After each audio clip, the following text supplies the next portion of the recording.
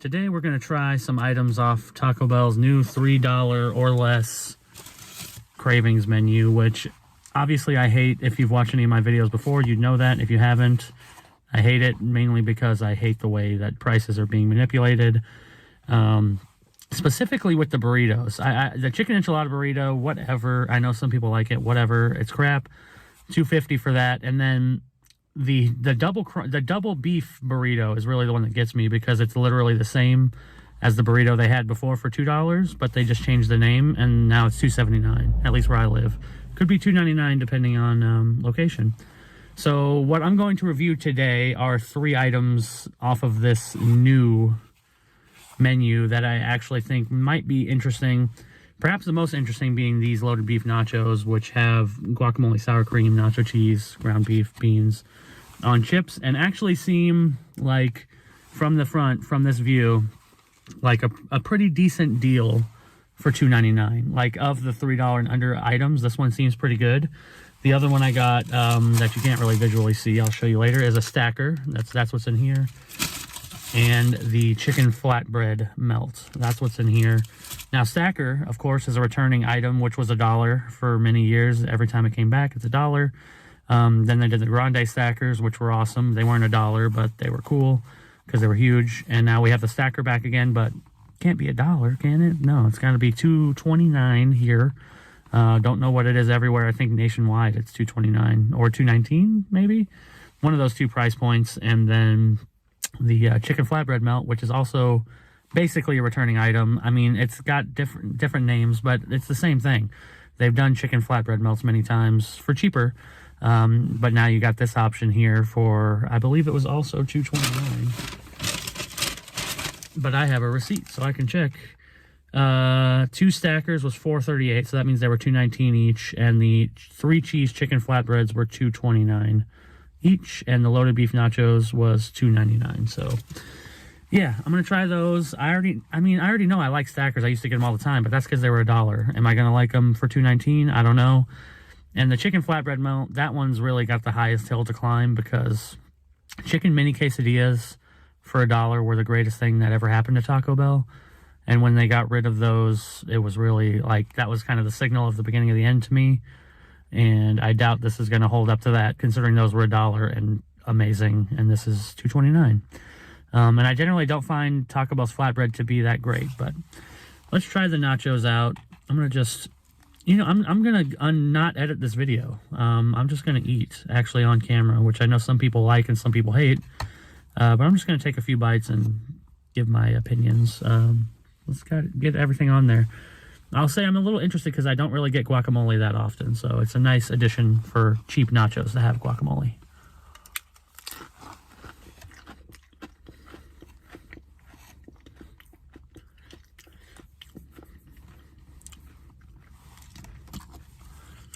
Yeah, this is decent. Even though I talked a lot of mess about Taco Bell, and I still will because this is what it is decent. As I said, for $2.99 for this kind of nachos, it does feel like something that's a little bit of a value. Like, this could be a meal in and of itself for a lot of people, or this and like some other thing. You could maybe get away for under $6, but we'll see. Maybe I'll soften up a little bit on my hardened stance. But I still very much resent Taco Bell. But then again, here I am giving them money, so who am I? Just a hypocrite like everybody else. Let's move on to the stacker, because I'm kind of curious. It does seem a little hefty. I'm kind of curious how these are going to be, considering they were $1, and they're fairly big for $1, and I think this is exactly the same thing. It's basically a quesadilla that they just fold up for now $2.29 or $2.19, which is not $1, but here we go.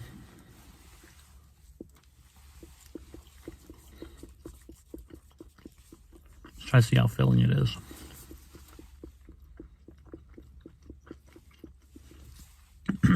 Not bad, not amazing either.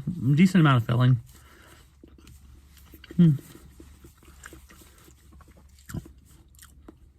You see, I wasn't sure I wanted to make this video. This will get into some interesting mind games for some people. I wasn't even sure I wanted to make this video because I talked so much trash about Taco Bell. And I still have all those feelings. But I also have a deep love for Taco Bell because I've been around for so long. And, Taco Bell's been a part of my life for a long time. So I still am here doing this video despite all that trash talking. And finding myself enjoying the food for the most part. I still like the taste of most things, including the stacker. So I wasn't sure I wanted to make this video because I was thinking to myself, man, what if I make this video and I like everything, which is starting to be the problem here. But it is what it is. I still hate the pricing structure and the way it is with the under $3 and under menu. And the fact that this is $1 and now $2.19, I hate. I understand that prices have to go up. I'm not stupid, I'm not ignorant of the world and everything. But it's a difference when you raise the price of something over 100% of what it was, Even if it's been a couple of years, it's still a big difference. It is a big deal to me because the dollar cheesy bean and rice burrito was still $1 here and it was a staple for me. And now it's $1.49. And you might say $1 to $1.49 isn't a big difference. And generally you'd be right. But the fact that it went from $1 directly to $1.49 instead of like $1.29 or $1.19 or something like that, that's what irks me. It's the fact that they just jumped the prices up and then they rename items. Specifically, the double beef burrito is the most offensive thing to me, that they would just rename something and then charge 79 cents more just after changing the name. And not doing anything else. That kind of bait and switch stuff really pisses me off, and it is a problem at Taco Bell. But I still do like the stacker. I can't lie, and I don't hate it for $2.19. If I'm honest, I don't hate it at $2.19. I just hate what it represents. Now let's get into the heart of the situation.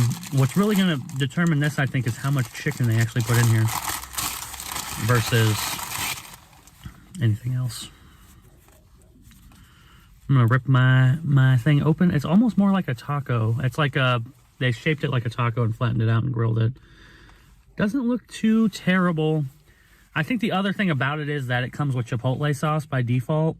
And to me, that's the wrong move. And the reason they're not putting in the best sauce, which is the spicy sauce that comes with the actual quesadilla, is that if you put the actual quesadilla sauce in here, nobody on earth would ever buy the quesadilla again because the sauce is what really makes it. So instead we get Chipotle, which Taco Bell's Chipotle is kind of like they throw it on things to kind of cover up other things. That's my opinion.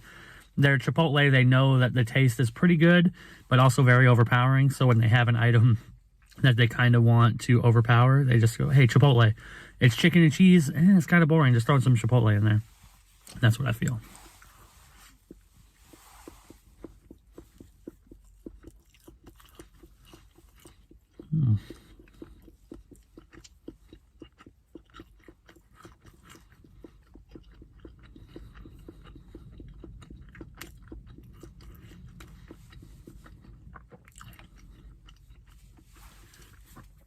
Yeah, I mean, that's about what I expected. Honestly, not a huge fan. Mainly because of the flatbread. It's just very chewy and doesn't have a great taste. I think the chicken and Chipotle mix is something that's good at Taco Bell. They've done it in many other items, chicken Chipotle burritos and things like that. They go well together. It's just not ideal. Like, this product is not ideal. I'm looking at this, and what I'm thinking to myself is I should have just got a chicken quesadilla because it's this version, but it's the ideal version of this same product. But it costs over twice as much for not twice as much food, for sure. So in that respect, I guess if you're looking for a chicken item, maybe this is decent, but I would not put this very high up on the menu at all. I'd give this a 3. If we're going to go on the numbers, we should go on the numbers. It's been a while. I'll give the chicken flatbread melt a 3 out of 5. It's okay. You know exactly what you're getting, though. If you like their chicken and Chipotle mixed together, you know what you're getting. It's just the flatbread kind of brings it down, really. And it's not the sauce that's in the quesadilla, so it can never win. Stacker is the easy 5 for me. Again, it's really just the price that throws me off, and the price really isn't that bad. in the grand scheme of things, when you really think about it. It's just the idea of it that I hate. And the loaded beef nachos I actually think are pretty genuine. If they make them like they make them for me, which were pretty good, it's not bad. It's actually pretty filling for $2.99, so definitely check those out. So I think if you're going to check out the new menu, the loaded beef nachos are really the major value item on the value menu now. Everything else kind of goes in scales, but please don't buy the double beef burrito, because that thing is just a straight rip for $2.79 when it was literally $2 like a week ago. So that's my thoughts on the new Taco Bell menu. I hate it, but I also like a couple things off of it. So I got to be fair, you know. I'll give Taco Bell their props. The loaded beef nachos are pretty good. So with that, I will see you all next time. Today we're going to try Subway's new foot-long sidekicks, which is a kind of eclectic menu. We have a $5 foot-long cookie here, which I got to admit right now smells delicious. We have a $2 foot-long churro, and it is long. It's a foot long, I think. Maybe it's 11 inches. They could be getting away with something again, but it's pretty long. And then, perhaps the most interesting to me, the Auntie Anne's presents foot-long pretzel, which comes with honey mustard dip. Unfortunately, they didn't give me honey mustard dip, but I'm not going to blame the Subway employee who was working completely on their own while there was a lot of customers, which is terrible, but kind of the par for the course for Subway. So, you know, I really wish they would work on that, but that's never going to happen. So instead, we've got some foot-long sidekicks to work on. And here's the packaging real fast, because they do have their own little packages. Subway sidekicks. You got the foot-long cookie, foot-long churro, and of course the churro is Cinnabon. I didn't even realize that. And Auntie Anne's pretzel. Good prices. I'll say that right off the bat. $2 churro, good. $3 pretzel seems pretty good. And the cookie is substantial. Like, it's a foot-long cookie, but I mean, it's a couple inches across. This thing is heavy. It's got a heft to it, and more importantly, it's hot, which I really appreciate in a cookie. In fact, I'm an idiot. When I walked into Subway, thinking about this menu, I was very curious. In my mind, I was thinking to myself, why did they pick these things? A churro, a pretzel, and a cookie seems so odd. Why would they pick these three items to go on a Subway menu when they really don't, you know, work with the kind of like sandwich shop vibe? Until I watched the employee open up the oven, put in the churro, the pretzel, and the cookie, and then I realized, of course, the reason these exist is because Subway has foot-long sized ovens that they bake their bread in, and they can put these things in there for, you know, 30 seconds, and bing, boom, bam, they're done. So that's why these were designed. That's why these items were picked. That's why they're a foot long. It's because they fit in the foot-long oven. It all makes sense. So I guess smart move on Subway's part. I don't know how these will sell, though. More importantly, if you got through that long preamble, let's get to the taste. We'll start with the churro, the cheapest item. $2. Easy to ruin a churro. I was about to say hard to ruin a churro, but it's not. It's really easy to ruin a churro.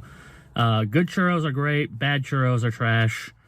Let's try this one out. Again, preparation involved them putting it in the oven for like, I don't know how long, 20 seconds maybe. So it's not fried.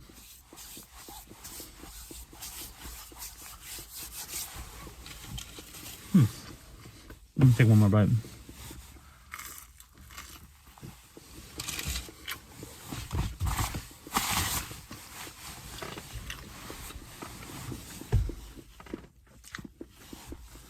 Which is going to cost it, I think.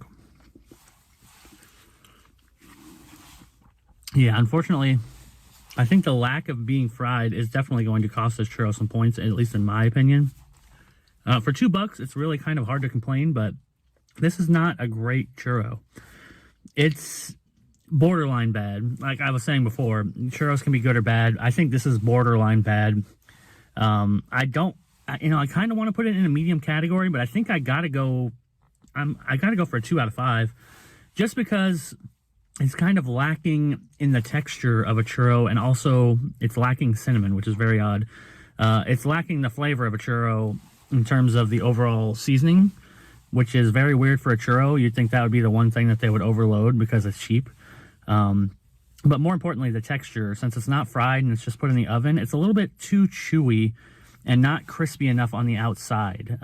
What you really want, of course, with a churro is the crispy outside, nice chewy middle, but this is overall just chewy. Maybe she could have baked it longer. I don't know. You know, again, it's just put in the oven on a preset, so it should be the same for everybody. But for me, it's a little too chewy. It's lacking that fried flavor, and it's also weirdly lacking cinnamon. But for $2, I can't complain too much, so I'll give it a 2 out of 5. I still wouldn't really suggest it. But now let's go on to the pretzel, which is the most interesting to me. Again, I don't have the honey mustard. They don't have a nacho cheese dip sauce, which would have been really preferable, of course. Honey mustard's a nice addition. Unfortunately, I didn't get it, but I'm fine with a plain salted pretzel, assuming that it tastes good.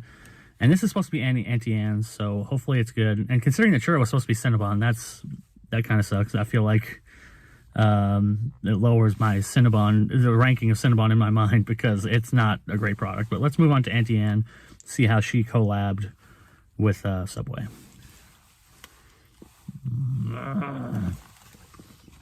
Oh, too big a bite. That was too big a bite.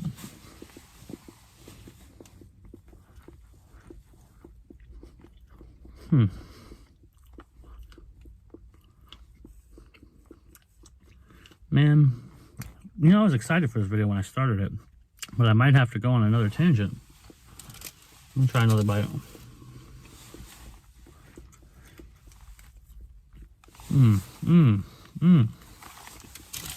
Texture. Maybe you can tell by the way I'm chewing.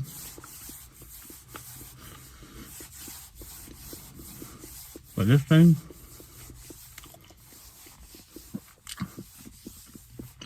is way too chewy, way too bready, way overdone. You know, I'm not a baker, bread expert, but it is dense. That's what I really wanted to say. Not bready, dense. This is the densest pretzel I think I've ever had, in a really bad way. It kind of has the taste of old bread. Like, honestly, it has the taste of kind of like, maybe it's stale. I mean, these things just came out, but that's the taste I'm getting, is like they left this pretzel out past the suggested date, but it's not like, you know, it's not bad, but it's just dense and old and like almost cardboardy, which is very strange to say about a pretzel, which they freshly heated up for me, but it is super dense and bready. I don't know if that's really going to get captured on camera, but there's no pockets of air in here. There's like barely any. It's so dense and unbelievably chewy that I don't like it. And it's also lacking in a good pretzel taste, which is very strange. It's a pretzel. It's one of the easiest things to do. You can buy frozen pretzels. Even the frozen box of pretzels taste better than these, which is very odd. So again, another disappointment from Subway. $3. No, just don't even bother. If you want a pretzel from a fast food place, honestly, Sonic's has a pretzel, which is not a foot long. It's probably like 6 inches. It's probably like half the size. And it comes with a cheese dip for $2, and it's excellent. That's where you should go. Get the Sonic pretzel with the cheese dip. That thing's great.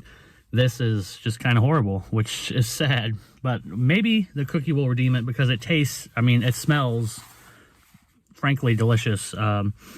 And it's very dense, and it looks very chocolatey, and their cookies are already good, and it's a hot cookie, so maybe there's no chance that it could be bad. Maybe 1 out of the 3 will be good. I've still got some pretzel in like the back of my teeth. Let's try the cookie. Let's see how easy it comes out. It's not too bad. There's kind of a good view of the inside. So again, I think it's going to come down to the texture of how well done the cookie dough is, I guess. I wasn't even really, when I came into this, I wasn't even really expecting that with the pretzel. There was nowhere in my mind that I thought it would be so doughy and dense. It just didn't even cross my mind. I thought it might have not enough, pretzel flavor, or not enough salt, or, some kind of weird taste or something, but not that. Anyways.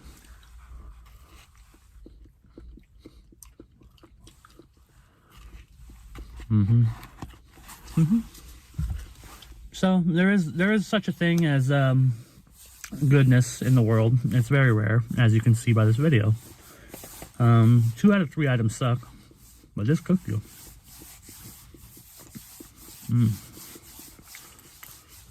This is a good cookie, and it's bordering almost on a brownie level, and I love it. It has almost a kind of a brownie taste to it.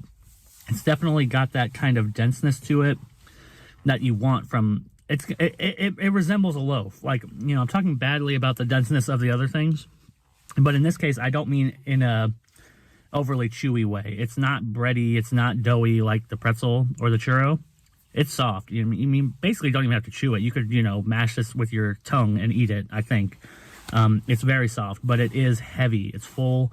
There's a lot of chocolate chips. It's rich, and it kind of has the taste of, it has kind of a homemade baked good taste, which is very interesting for a product like this. And I frankly am very happy with it, and it really has saved this video because my mood was going down quick.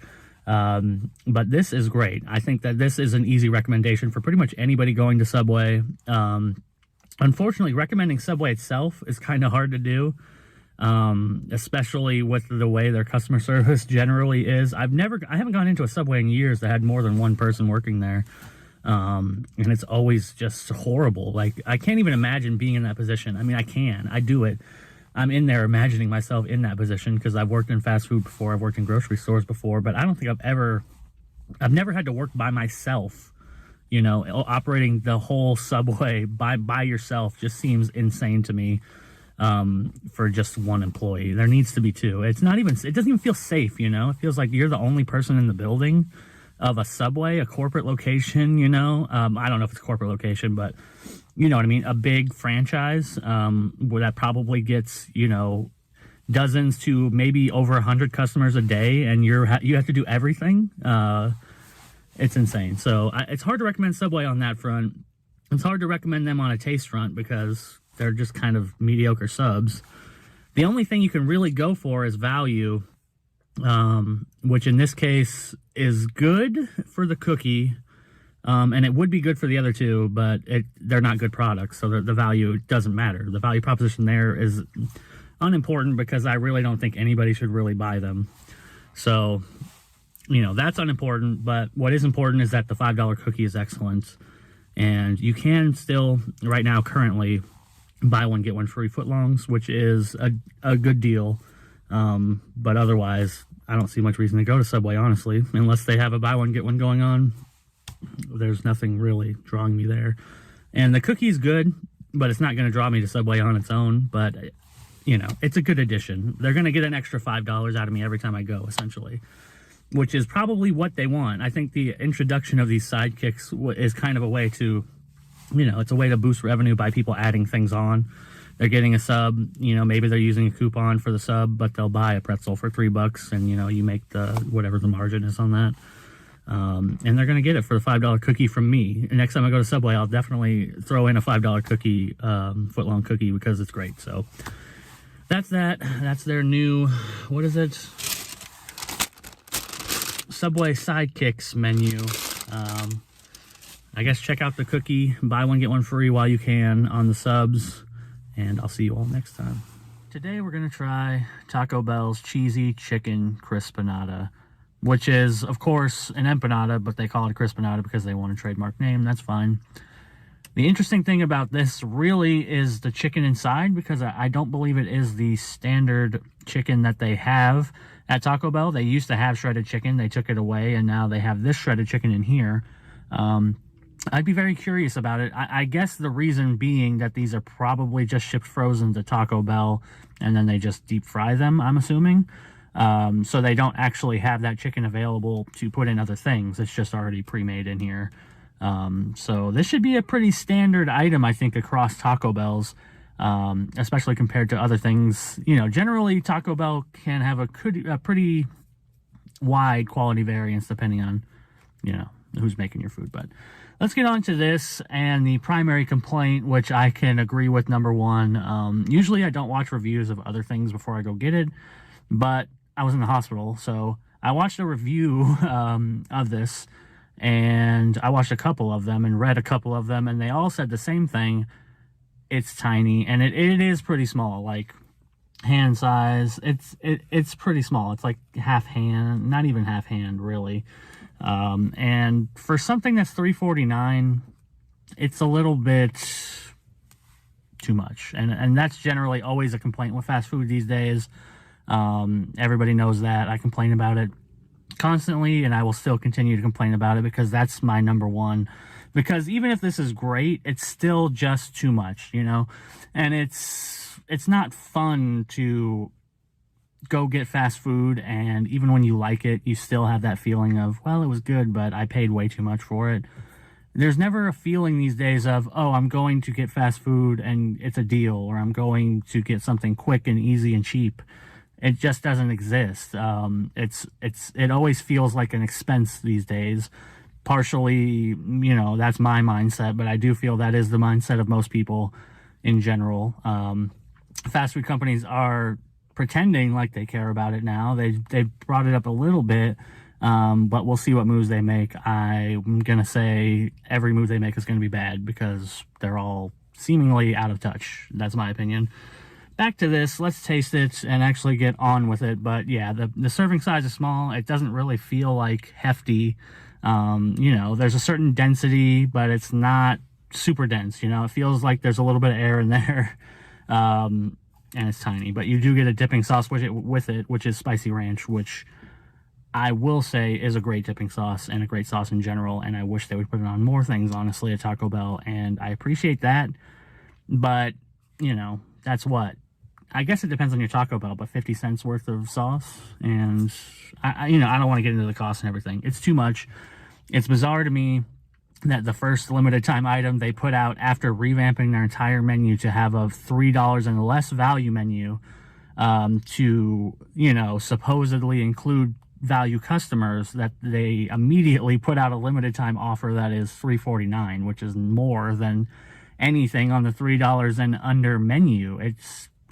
It's just an odd choice, especially since LTOs, which is limited time offers, but I read that thing so many times. I read LTO so many times, looking at food news, that I just got to say it that way. Sorry. But these LTOs are supposed to be, you know, driving customers to the store, and usually they underprice them, or at least make them cheap to kind of draw people in. But in this case, I guess they said, you know, forget that. So, all right, 4 minutes into this rant, let's go ahead and dip this. I'm a little disappointed by that. I mean, this sauce cup is halfway filled, but you know, that's to be expected. I want to really get a good amount on here because I like this.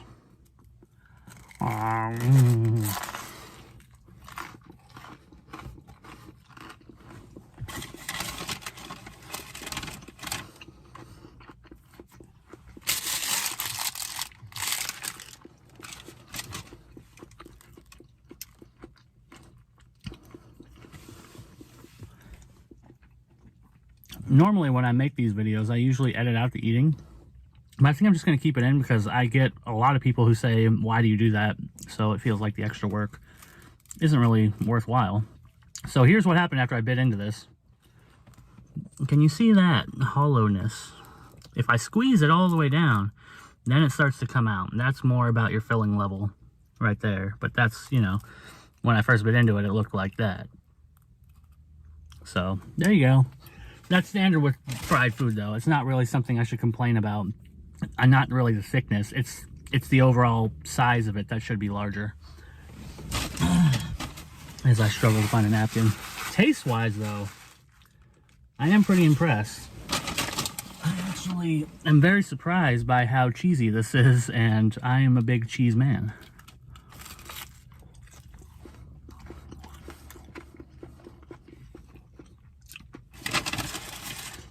You know what this reminds me of? It is slightly different, but I'm going to say this. If you like these, you might really like the Monterey Jack chicken taquitos from 7-Eleven, because these have a very, very similar taste to that. It's almost like they're using the same kind of chicken. There's something to that kind of, I don't know what it is, but there's something to cheap kind of frozen chicken that I feel that there's a taste to it. This might not make sense to most people. Maybe it doesn't even make sense to me. But there's something to kind of like cheaper chicken that has a distinct taste to it, and this reminds me of it, and it's very similar to roller taquitos at 7-Eleven. The whole profile in general, especially with the cheese, because that's basically the whole point of the roller taquito, and I genuinely am a huge fan of the chicken taquitos at 7-Eleven. So this is up there with that, and it also has a similar, it's very similar in almost all respects. It has a similar crunch profile, the only difference being the crimped edges and that it's not, you know, a taquito. It's a little, you know, wider, but not that much wider, honestly, because the taquitos at 7-Eleven are pretty big. I'd say this is probably, you know, 2 taquitos wide, maybe, but not as tall. So we're talking about taquitos you can get 3 for $3 at 7-Eleven versus 1 empanada for $3.49. But you do get the spicy ranch, which I will agree is a great compliment, but you don't get that at 7-Eleven. So I guess ultimately the best idea here would be to go to 7-Eleven, order, well, not order, you just take them out the thing, get 3 Monterey Jack chicken taquitos for $3. You have to have the app, I think. Roll by Taco Bell, order maybe 2 cups of spicy ranch, and you're set. I think that's the way to go. And then you can have like more food for $4 or $5. So I think that's the way to go. But as for rating this as it is, as somebody who reviews things a lot, in my opinion, reviews have to take price into consideration. Value is number 1 to me personally. You know, as somebody who's broke as fuck, value is very important to me. So I generally weigh it very heavily, and that's going to hurt this a little bit. But I can't really fault it too much because I like the taste. I like the flavor profile.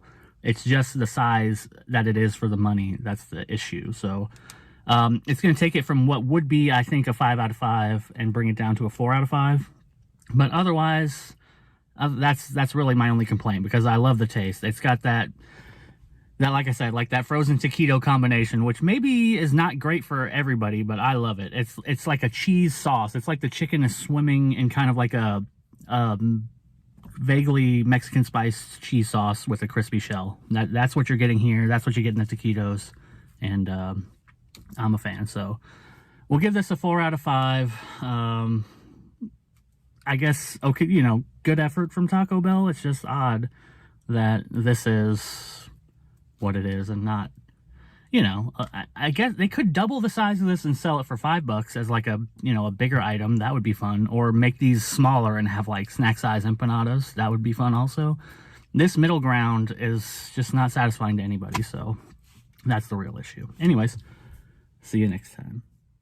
Today we're going to be trying the Chizza, or the Chizza, KFC's attempt at a chicken pizza, which is as stupid as it sounds and as messy as I think it's looking right now. Honestly, opening this box covered my hands with marinara. I'm not even sure how that happened, but I just flipped the latch. Suddenly my hand was covered with marinara sauce. It's going to be a mess. Is it going to be a delicious mess? I'm tempted to say no. It kind of depends on what the marinara sauce tastes like, honestly. Is this going to be a sweet sauce, therefore disgusting, or savory sauce, therefore interesting? Because otherwise, what you're getting here is literally the chicken patty that they put on the chicken sandwich, right? They just put it in a box, put some marinara sauce, mozzarella, and pepperoni on it, and then microwaved it. That's essentially what you're getting for this chicken pizza. Maybe they didn't microwave it because the pepperonis are kind of crispy. Maybe they bake it in an oven for like 30 seconds, but you're essentially getting, yeah, chicken parmesan with a pepperoni on top. Now, before I eat this, I got to mention the price because it's crazy. This is a $5.99 small Chizza or whatever you want to call it. There's also a $9.99 large Chizza, which is just 2 of these. If you read the app description, it says the small is 1 chicken fillet covered with sauce and stuff, and the large is 2. Otherwise, there's no difference. So let's try it out.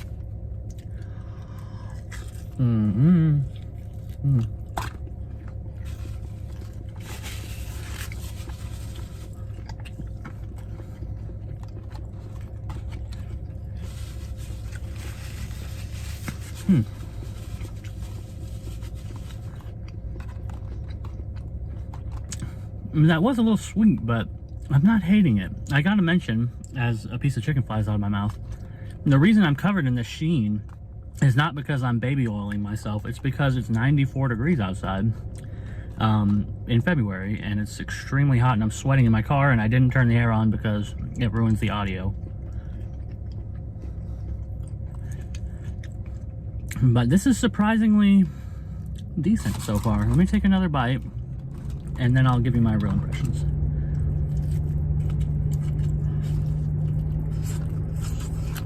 So sloppy.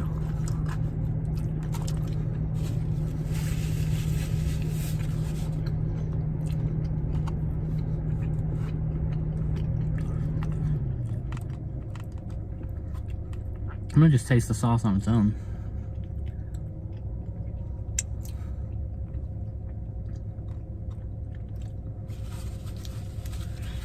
That is not a bad sauce. Honestly, I'm very impressed that Pizza Hut managed to make, or maybe they're just stealing it from, or I mean, maybe they're just stealing it from Pizza Hut. I literally just said Pizza Hut. I'm impressed KFC managed to make a pretty decent pizza sauce. But there's always the possibility that just crossed my mind, since they're Yum brands. I think they own KFC, Taco Bell, and Pizza Hut, that they're just taking the Pizza Hut marinara sauce. If they are, it's pretty decent. It's very garlic forward. It is a little bit too sweet in my opinion, but it has more savory elements than I was expecting. It's not a sugary sauce, which is what I was expecting, kind of the cheap sugar sauce that's so sweet you can't really taste anything else. You can taste garlic in this, which I appreciate. And it does make a nice addition to the chicken. And as I'm saying this, I realize that I kind of like the chizza. I just kind of dislike the price of it. It seems a little too high, but honestly, it's not necessarily out of whack when you think about it logically. A chicken sandwich at KFC is $4.99. You could say that's a little too pricey already. To make this $1 more and they add sauce, cheese, and pepperoni, but take the bun away, I guess that math kind of works out. But it just still feels like it's a little too expensive for what it is. And I wish that it wasn't such a kind of slapdash attempt at the idea. I think the idea of a chicken pizza is interesting, and if they had actually, you know, went to the effort to make a chicken patty fillet or something like that, or, you know, something that kind of resembled a pizza, a flattened out chicken piece. I don't know how they would do it with pepperoni and stuff on it. That would be interesting. But this, as it is kind of like they threw some stuff together, and then they must, I assume that the Pizza Hut connection has something to do with it, but I could be completely wrong. KFC could be operating just, and they got their own sauce and pepperoni from somewhere else. But maybe they worked with their sister company, Pizza Hut, to make it happen. But either way, it's good. The pepperonis are not remarkable. They're pretty crappy pepperonis, to be honest. They don't have much taste. They're okay. They just lack the, you know, bite of a good pepperoni. They don't have any spice really to them. They're just there. So, pizza, that leaves me in a hard spot for a review, but I think I'm gonna give it a 4 out of 5. Solid. I think it's, you know, I think it's a decent meal. If you're cutting your carbs or whatever, I guess this is a good option. I just don't see it really filling a niche for many people, considering how messy it is and how kind of thrown together it feels. But I like the idea, I like the concept, and I surprisingly like the sauce. So KFC Chizza, 4 out of 5, and we'll see you next time. Today we're gonna try McDonald's savory chili sauce, which is just a McDonald's sauce on here, and the sun is just blasting me. I gotta get this out of the way first. You might see me start sweating really badly in a minute because it is 94 degrees outside. It is February 26th today, the first day of the McDonald's takeover, and it is 94 or 96 degrees outside. I just looked. I think it's 94 degrees outside. It's super hot. I'm dying in my car right now. I hate it. But let's move on to McDonald's, which is possibly the best promotion that McDonald's has done in many years. I spent a lot of time complaining about how their promotions suck, which they do generally. This is a really cool idea, and they actually went out of their way to make it interesting. The only thing I don't like about this is the fact that this new sauce is the only new item actually associated with this promo. Regardless of how good it is, we'll find out in a second. I wish that there was an item that was more, I guess, substantial to go with this, because they really went out of their way to change things. We've got the McDonald's bag, which has a little QR code you scan to unlock a McDonald's anime short, created by Studio Perio. I don't actually know how to say their name, but I've watched many of their animes since I was a kid. Big name, quality anime shorts. They put money into it. They changed their cup to say McDonald's. They got the Japanese writing, even on the app.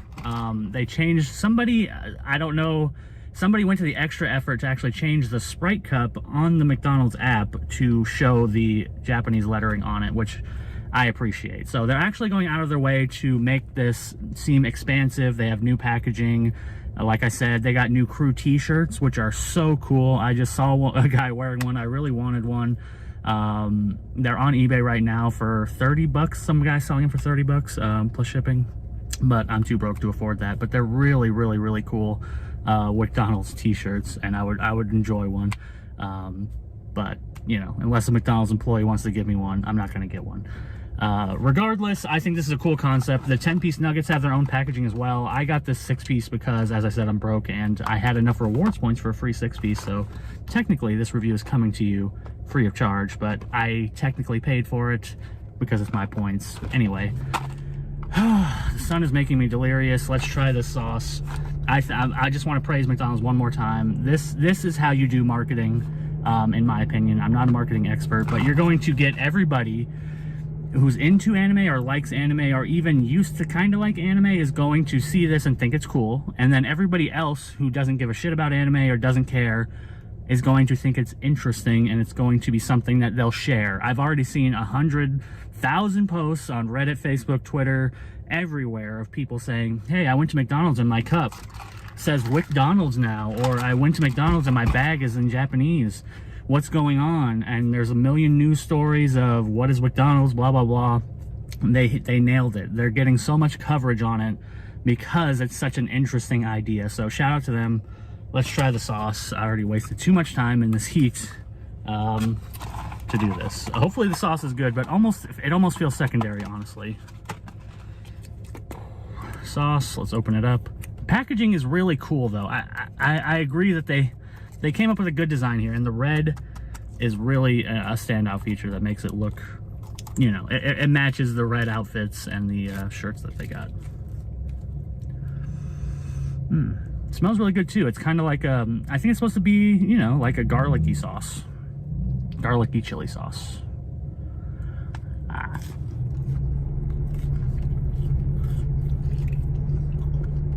And of course,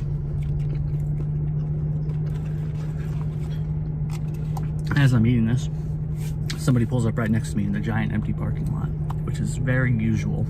It's something that's very interesting. If you ever start trying to make videos, notice how people will immediately park next to you. I kind of lost my train of thought, but that was actually delicious. Let me get another bite. This review is a train wreck, but I lost my complete train of thought when that guy pulled up next to me right when I bit into the nugget.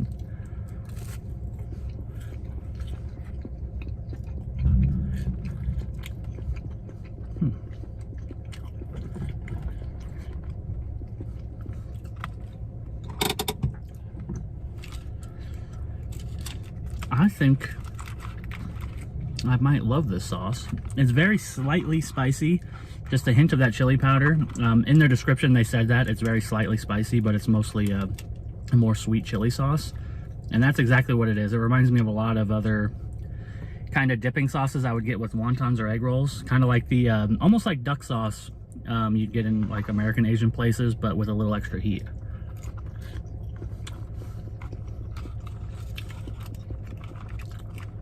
Yeah, it's a little fruity. It's definitely a little orangey, or maybe plum. I'm not sure. Apricot. What does it say here? Water, sugar, corn syrup, distilled vinegar, sugar, brown sugar, cornstarch, soybeans, wheat, garlic, ginger.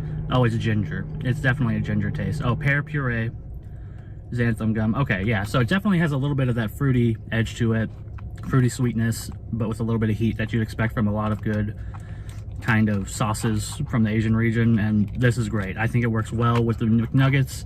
McDonald's has been nailing their sauces. This one is a good addition, but really it's all about McDonald's because McDonald's sucks. but McDonald's is lit, and I love it. So 5 out of 5. I'm gonna give this sauce 5 out of 5. It is genuinely good, and 10 out of 5 to McDonald's itself. And I'll see you all next time. Today we're gonna try Little Caesars new Crazy Puffs, which are just a fantastic idea. And I want to say shout out to Little Caesars for being one of the only fast food companies that still makes interesting products, doesn't just make obvious stuff, makes interesting products and then puts them out at a good price. Because this little box right here, minus the garlic sauce, keep in mind I had to pay extra for this. This was an extra 69 cents. This didn't come with any sauce, which it probably should, but you know, can't give them everything. But these 4 little puffs right here, which they're little, but they're not really insubstantial. There is a little bit of weight to them. So I will say for $3.99, I already feel satisfied by the amount of food. It's just a matter of the taste. But I will give a shout out to that, to Little Caesars for that. Also, I want to reprimand Little Caesars for never having any employees around, just like Subway. But it's even crazier at Little Caesars because this Little Caesars is so busy, and there's literally one person in there who's not only taking the orders but also going back and cooking the pizzas and stuff. I don't know how that works, but I do know that I ordered this thing and it was supposed to be ready at 1:12 to 1:17 was my time window. I rolled into Little Caesars at 1:13, sat in a chair and waited until 1:28 before they actually gave me my Crazy Puffs. So about 10 minutes after the latest estimate is when I actually got them. I don't blame the single guy working there, but I do blame the Little Caesars, or probably the franchise owner. But I'm not going to say where I am, so unfortunate, just all around. But it's generally my experience with Little Caesars that their customer service is crap. I guess maybe you can't get it always. Maybe I'm asking for too much to have good food for good prices and good service. In-N-Out does it, but they're pretty much the only one that I can really think of, and In-N-Out's prices are starting to go up now too, so whatever. Can't complain too much for the price. It's all about the flavor. Now, full disclosure, I bought 2. They come in pepperoni and cheese flavors, and I am not sure which one is which because from the look, from the off, they look identical. I got 2 here. They're identical, so I don't know which one actually has pepperoni in it because it's supposed to be, I guess I should explain this, it's like a little pizza muffin. They bake them in little muffin tins, and it's supposed to have cheese and sauce and pepperoni in the middle for the pepperoni one, and then just cheese and sauce for the cheese one. And these are so hot. And they look so good, and they basically have the Italian seasoning that they put on the Italian cheese bread on top, which is just beautiful. So I'm really looking forward to this. I guess I should stop rambling now and try it out. I don't know if there's a cheese or pepperoni though, so let's find out together. It's hot.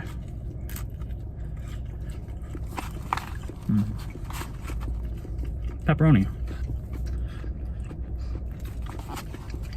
Let me try to get a better image of there. God damn, it's hot. I'm burning my fingers. Try to get a better look at the inside there. So there is quite a bit of bread, but there's not a bad amount of filling. It works out. I think the ratio is pretty decent in my mind.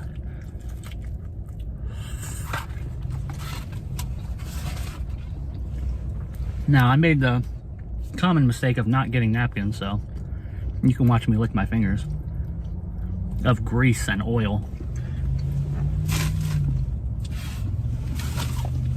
But yeah, let's get into the actual review. Now, normally in the past, now I'm curious about this.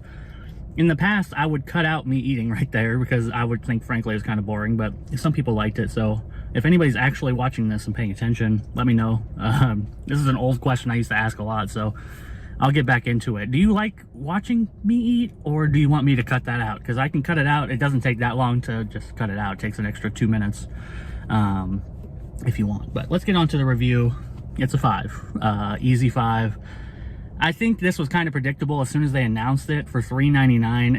It's almost a no-brainer. $1 for one of these is great. These are really, really, really good, honestly. I hope that these stay permanent because this is probably the best snack slash meal slash maybe lunch deal I think you can get right now. I mean, if you roll up to Little Caesars for lunch for $3.99, you can get 4 of these. I honestly don't think I can eat the 4 of these, and I eat a lot of food.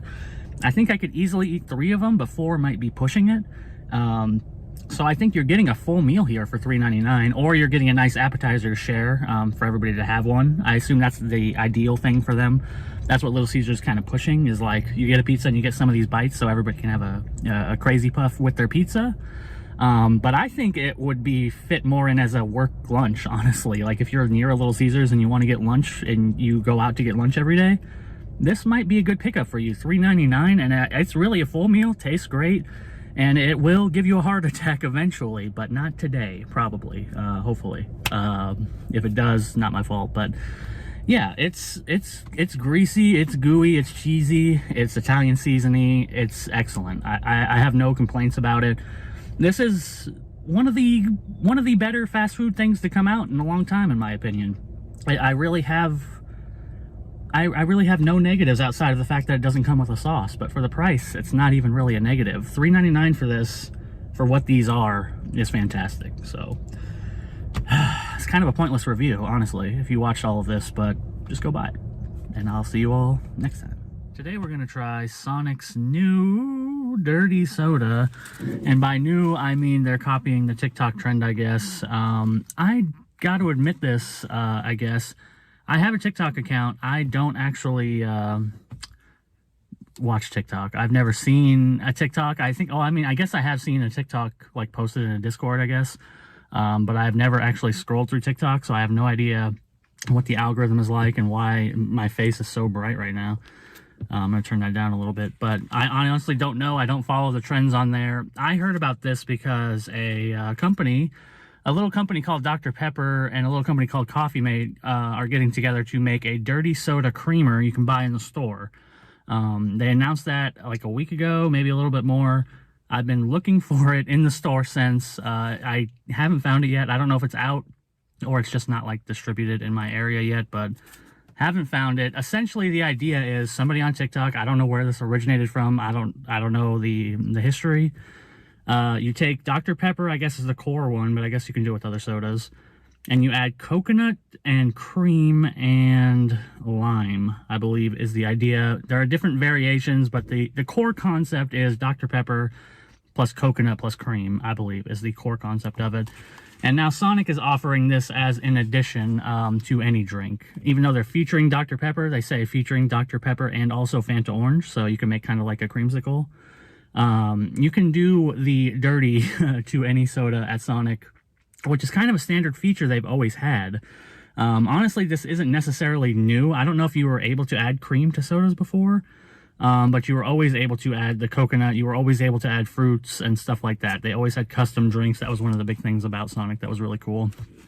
Anyways, here we have a dirty Dr. Pepper, a large dirty Dr. Pepper. I'm going to move the camera real fast just to kind of show you what it looks like, because the look of dirty soda is not good, at least this one.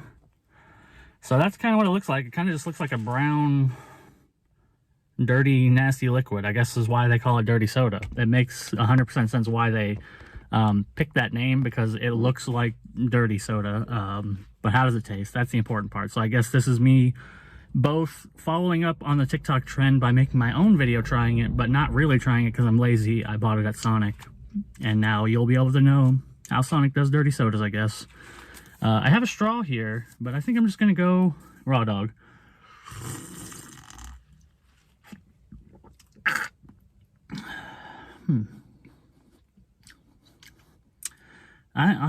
Hold on.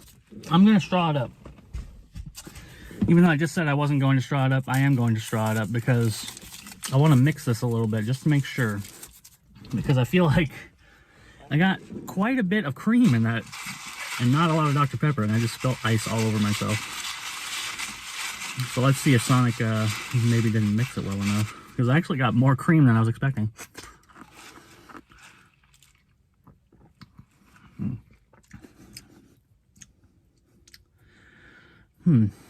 I don't know how to feel about this.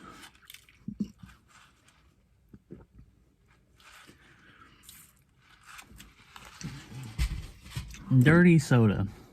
I'm not sure I'm necessarily a fan, even though I absolutely see the idea here. It makes it a creamy soda, like a cream soda, but without the cream soda taste, which I don't like the taste of cream soda myself, even though I love root beer. I think cream soda is nasty. This is better than a cream soda, in my opinion, but I really am not sure it necessarily is an upgrade for me. The coconut is just kind of there. I like it. I'm a big fan of Ocean Water, which is Sonic's own concoction, which should be more popular, involving Sprite and coconut. Great drink. You know, you get that coconut flavor here. It's pretty strong. Honestly, it drowned out the Dr. Pepper. Maybe the ratio is off at Sonic and they did it wrong, but this is very creamer heavy, and I'm not sure that I'm a fan. It loses the carbonation pretty much completely and becomes a very creamer heavy, like a sugary, even more sugary creamer, which is not necessarily something I'm asking for, and loses the carbonation, which is something I'm a big fan of in soda. I like a heavily carbonated soda. That's why I love Coke. I want the bubbles, and this loses it. It's doing its own thing. I get it, but I'm not sure I'm a fan of the dirty soda concept. Or maybe Sonic just has the ratios wrong. Maybe a little less cream would have been nicer in here, because it's almost too creamy. It just kind of loses the Dr. Pepper taste in it, and tastes almost like a creamy coconut sugar drink rather than dirty soda. So maybe Sonic got it wrong. Maybe I got it wrong. It's getting really hot in this car. My voice is starting to crack for some reason. I don't know what is going on, but it's very hot, and I'm gonna have to give this drink, I'm gonna give it a 3 out of 5. If you like the concept of dirty soda and you're already here and you know what it's like, maybe give the Sonic version a shot and let me know what you think, how it compares to the homemade version, I guess. If they use too much creamer, maybe. But for my thing, it's just a little bit too much, a little bit too creamer heavy, a little bit too rich to really be a great experience. There's nothing wrong with it. I'll still drink it. It's just, it loses what makes Dr. Pepper so unique, in my opinion. And I don't think it's necessarily a great concoction, but could be wrong. Could just be the ratios, could be the ingredients. Who knows? Sonic's version gets a 3 out of 5 from me. And with that, I will see you all next time. Today we're going to try Hidden Valley's new Cheesy Ranch, Cheez-It Cheese Ranch. I'm not exactly sure how to say the name in order. Technically, it's Hidden Valley, the original ranch, Cheez-It, Cheesy Ranch, condiment and dressing. We're just going to call it Cheesy Ranch, powered by Cheez-Its, I guess. Anyway, it's a Hidden Valley Ranch and Cheez-It collab to make Cheesy Ranch. We've teamed up with our friends at Cheez-It to bring you the cheesiest ranch yet, the original creamy Hidden Valley Ranch you love, now made with 100% real cheese, according to them. What does that mean exactly? Let's look at the ingredients. Number 1 ingredient, water. That's always the good first step for anything. Number 2 ingredient, vegetable oil. Now, that's how you know you're getting quality. Number 3, buttermilk, sugar, then cheddar cheese. So your top 4 ingredients are water, vegetable oil, buttermilk, and sugar, then cheddar cheese. So, yeah, I mean, Hidden Valley Ranch is not my favorite, I'm going to be honest. I don't think they're that good. I know they're kind of the de facto. As a kid, we used to get Hidden Valley all the time. I don't like their ranch personally, but I do like Cheez-Its a lot, and I wanted to try this out. And to do that, I had to think to myself, what do I dip into Cheez-It Ranch? And then I thought, I don't know. And then my next thought was, well, I'm going to Sonic anyway to get this dirty soda, which there should be a review up already of. So I'll just get some Sonic popcorn chicken, and then I'll be extra stupid and I'll take this from home. My dip cup. I have a few. I bought a set of 4 of these. I'll take one of these from home, bring it with me, so I can pour the Cheez-It Ranch in here, dip the nuggets, the popcorn nuggets in it, and tell you what it's like. So that's the plan. Cheez-It Ranch, let's try it out. It does say shake well and then refrigerate after opening, but shake it well. When they say shake well, I'm gonna believe them. Have to want me to shake it. All right, I think that's pretty well. Let's open it up. And I suggest this, even though I feel like a total loser, even having this dip cup, I really suggest it. Just go to your Dollar Tree. I think I got it at the Dollar Tree. Just go there and get some frickin' dip cups. They make life a lot easier. Highly suggested over putting condiments on your plate. That's a rube move. All right. Convenient squeezable container, of course. Here's the money shot. All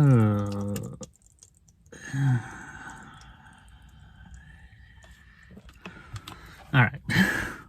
That was both more and less disgusting than I was hoping for. All right, so there's the sauce. It kind of just looks like a yellow cheesy sauce. You can't even really tell there's ranch necessarily. You could give this to somebody and say it's Thousand Island. They probably might not even tell the difference until they taste it.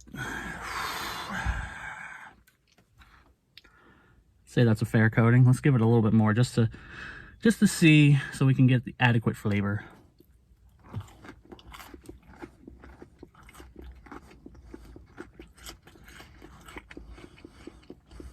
Hold the phone.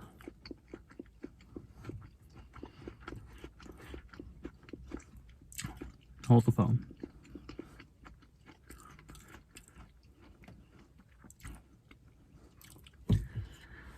I got a Cheez-It taste in there that I'm very much happy about. I'm going to finger this sauce and give it a pure taste because I actually quite enjoyed that.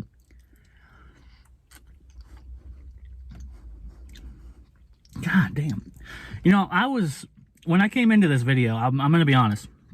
You probably already can tell. I was ready to really just tear this thing down because I don't like Hidden Valley generally, as I've already repeated. So let me repeat it again. Not a fan. I was really not expecting to like this, even though I am a fan of Cheez-Its. I think Cheez-Its are great. This combination is just fantastic. And it tastes exactly like one of my favorite things, which is Cheez-Its on a salad. This is the key for anybody who's watching this and is going to buy this ranch or is interested in this ranch. Use Cheez-Its instead of croutons on your next salad. I guarantee you it will be amazing. You will love it, unless you hate Cheez-Its for some reason. They are great croutons. They're, they crispy, they flake away, and they have that, Cheez-It cheese taste. And they mix great with ranch if you're having a ranch salad.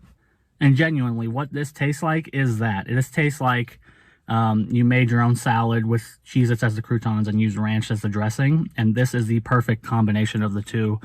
I'm genuinely impressed with the way they've balanced this out. Because it starts off, the first thing you get is the ranch. You immediately get the kind of tanginess of a buttermilk ranch. Like, this ranch tastes kind of different from Hidden Valley. I could be wrong. It's been a long time since I've had it because I don't like it and don't buy it. Maybe I'm wrong. Maybe they changed their formula and I do like it now. But the buttermilk was a good choice because you immediately get that kind of sour buttermilk ranch taste. But then after that, it's the Cheez-It taste, like the back end of a Cheez-It. Like you just ate some Cheez-Its and there's still some stuck in your teeth. That's the kind of flavor you get on the back end. And even though that sounded horrible as I said it, I meant it in a positive way. As you can probably tell by the fact that I keep just drinking the sauce by itself, I'm a huge fan. So Cheez-It Ranch, Cheez-It Cheesy Ranch, Hidden Valley, this is good stuff. I mean, if the concept of ranch combined with Cheez-Its excites you, they did it. They nailed it. This is a good product. I'm going to give it a 5 out of 5. I have no real complaints. I think that they combined the two things in the best possible way I think they could for a shelf-stable ranch product. I don't think you could get much better than this, unless you start talking about, like, higher quality brands or something. I think between the grocery store brands, this is probably the best you're going to get in terms of a Cheez-It Ranch collab, and it's beautiful. I'm gonna use it. So 5 out of 5 for the Hidden Valley, the original ranch, Cheez-It Cheesy Ranch condiment and dressing, and I will see you all next time. Today we're going to try Taco Bell's new Cantina Quesadilla, or Cantina Chicken Quesadilla, but more importantly, talk about the Cantina menu, and just talk crap about Taco Bell. But we'll do that later. First, we'll review this Cantina Quesadilla, which despite, it looks okay. I want to say the presentation was pretty awful, okay? I want to present it, that was basically, that whole setup was just for the thumbnail because I'm lazy and I'm going to take a screenshot of the first second and use that as a thumbnail. This is how it looked when I got it. This is what it looked like. They put it in a Mexican pizza box, right? You open it up. And that's it. You got guacamole here, sour cream here, and then a paper square. That's how it looked when you opened it. Presentation, not great. Not really important either necessarily, but just a nice thing to have when you're spending $6.49 on a quesadilla. It would be nice if it looked good. And that's really the core conceit and really the core problem with this product, is that it's just too much money. What are we paying for here? I guess the sides. It comes with a little dollop of sour cream and guacamole. Great, that's worthless. And then they put some cheese on the outside of the quesadilla, which I'll try it in a second and let you know, but I get the feeling that it's not going to add too much, considering the whole point of a quesadilla is that it's cheese and meat in a tortilla.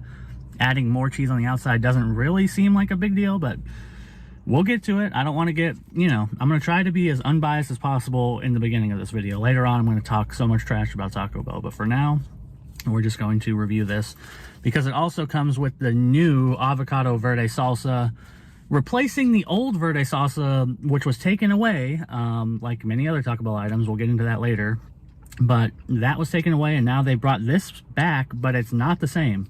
The old one did not have avocado in it. This one is best chilled, shaken sauce, keep refrigerated. So that's why they give you one packet of this.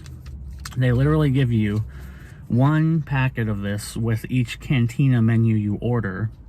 And as far as I can tell, there's no way to actually buy them separately. But I think when the Cantina menu officially launches, since this is technically early access, you just have to have the app to do it. But I think when it officially launches, they're going to start charging for these packets, and that is really the herald of the end, in my opinion. But we'll get to it later. But this sauce comes with it, so we're going to include it in the review, and I'm going to use it on the quesadilla to let you know about the taste. But know right off the bat that the fact that I paid $6.49 for this is definitely going to influence the review negatively, and I got a lot to say about it. So let's just get into this without further ado. This just stuck to it. Now the other interesting thing about this is the sauces. The thing about the chicken quesadilla, the standard chicken quesadilla, that makes it so good is the sauce they use in it is amazing. This is just using the chipotle sauce, which is a weird difference. I mean, and it also might kind of explain why their at-home quesadilla kits use the chipotle sauce and not the other sauce that I'm forgetting the name of, even though I love it, because my brain is actively being destroyed. But yeah, this uses chipotle sauce and not the standard sauce that the quesadilla uses, which is weird. Let's get into this avocado salsa, which is very oily. I guess that's why they said to shake it. I probably should have shaken it up a little more. As you can see, all the oil is there at the top.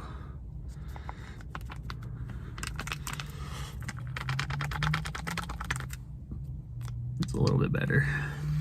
All right, let's take a bite. Stop delaying this. Pour some of this stuff on here. See what we get.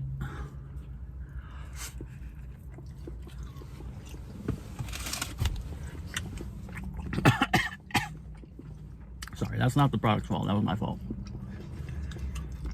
I was not expecting the sauce to be quite as strong as it is.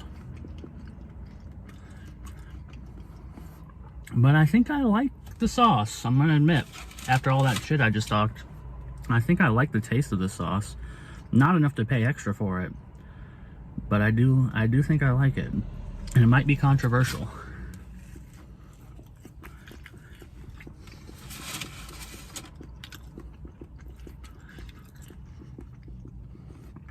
Yeah, this sauce is good. I know I talked a lot of trash about it.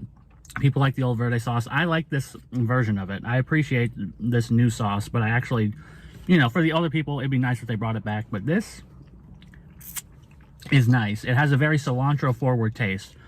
It's almost like a chimichurri sauce, kind of.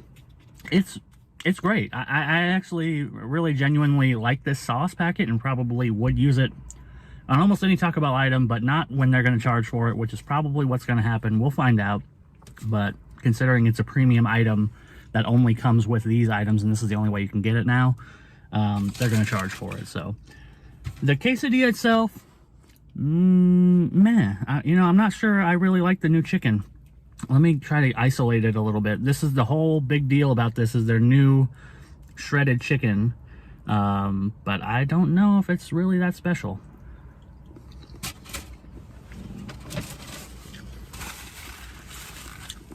In fact, I'm going to go out on a limb and say it's not. I'm tasting this on its own right now. It tastes very similar to their old shredded chicken, which was okay, but not anything special. I'm not sensing the premium aspect of it. And that's really what they're trying to push here, is the premiumness of it. And that's why they're charging so much.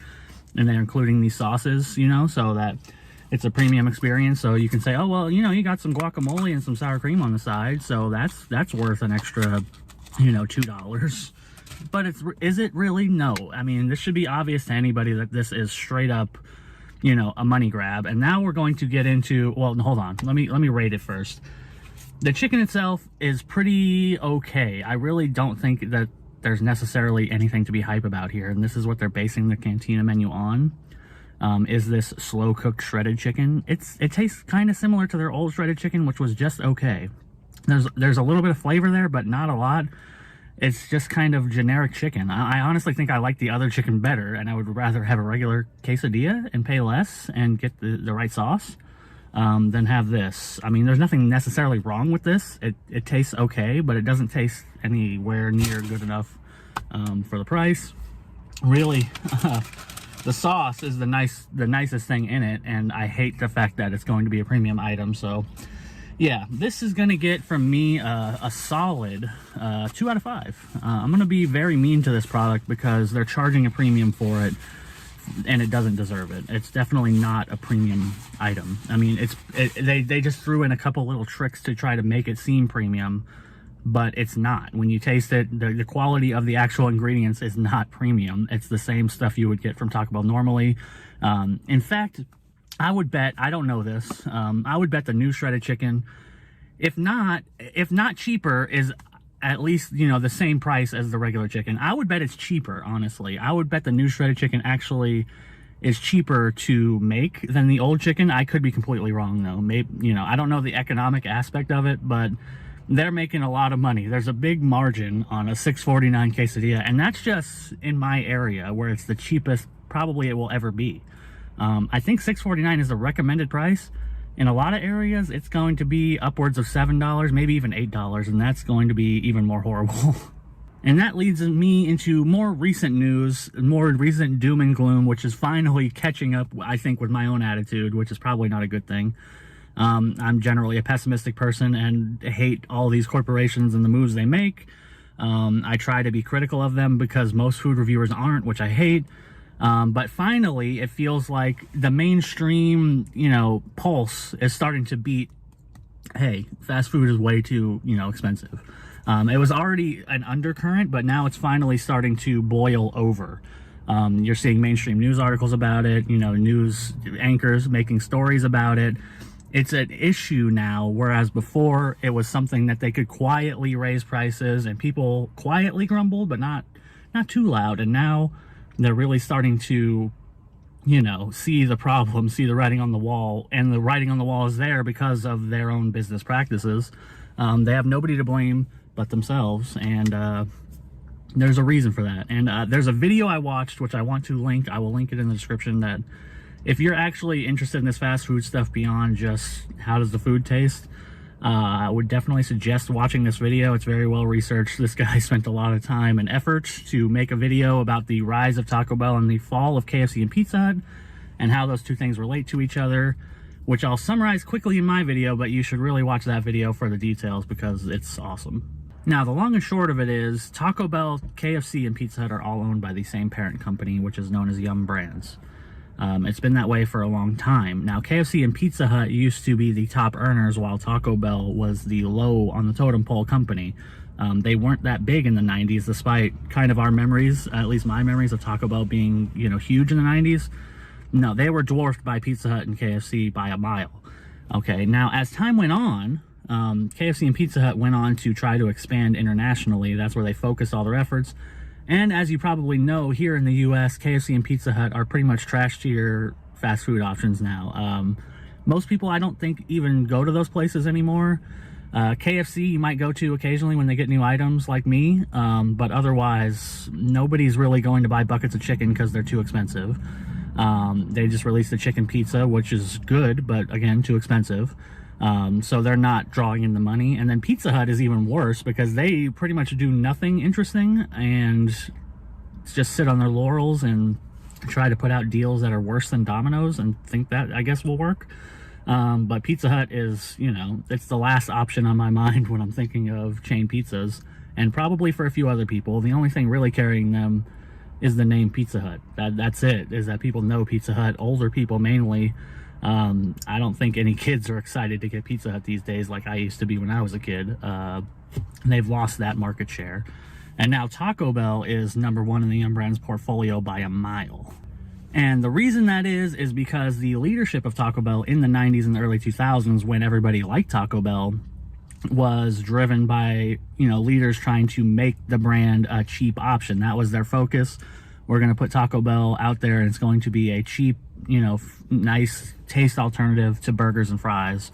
And we're going to drive value and all that good stuff. And that's what they did in the 90s and early 2000s, and everybody loved them. Now, COVID accelerated this, but the problem really became that money men, like bottom line men, came up in the executive positions. Now, obviously the executives before were about money, but they had broad visions to grow the company into something that would sustainably grow forever, which is the point of a business in, you know, capitalist society. You want a company that will grow sustainably, grow an audience, all that good stuff, which is what they did. And then the money men came in and said, well, how about we just exploit what we already have and forget about building for the future and make as much money as possible in the near term, because we need to turn a profit, because that's the way the world works.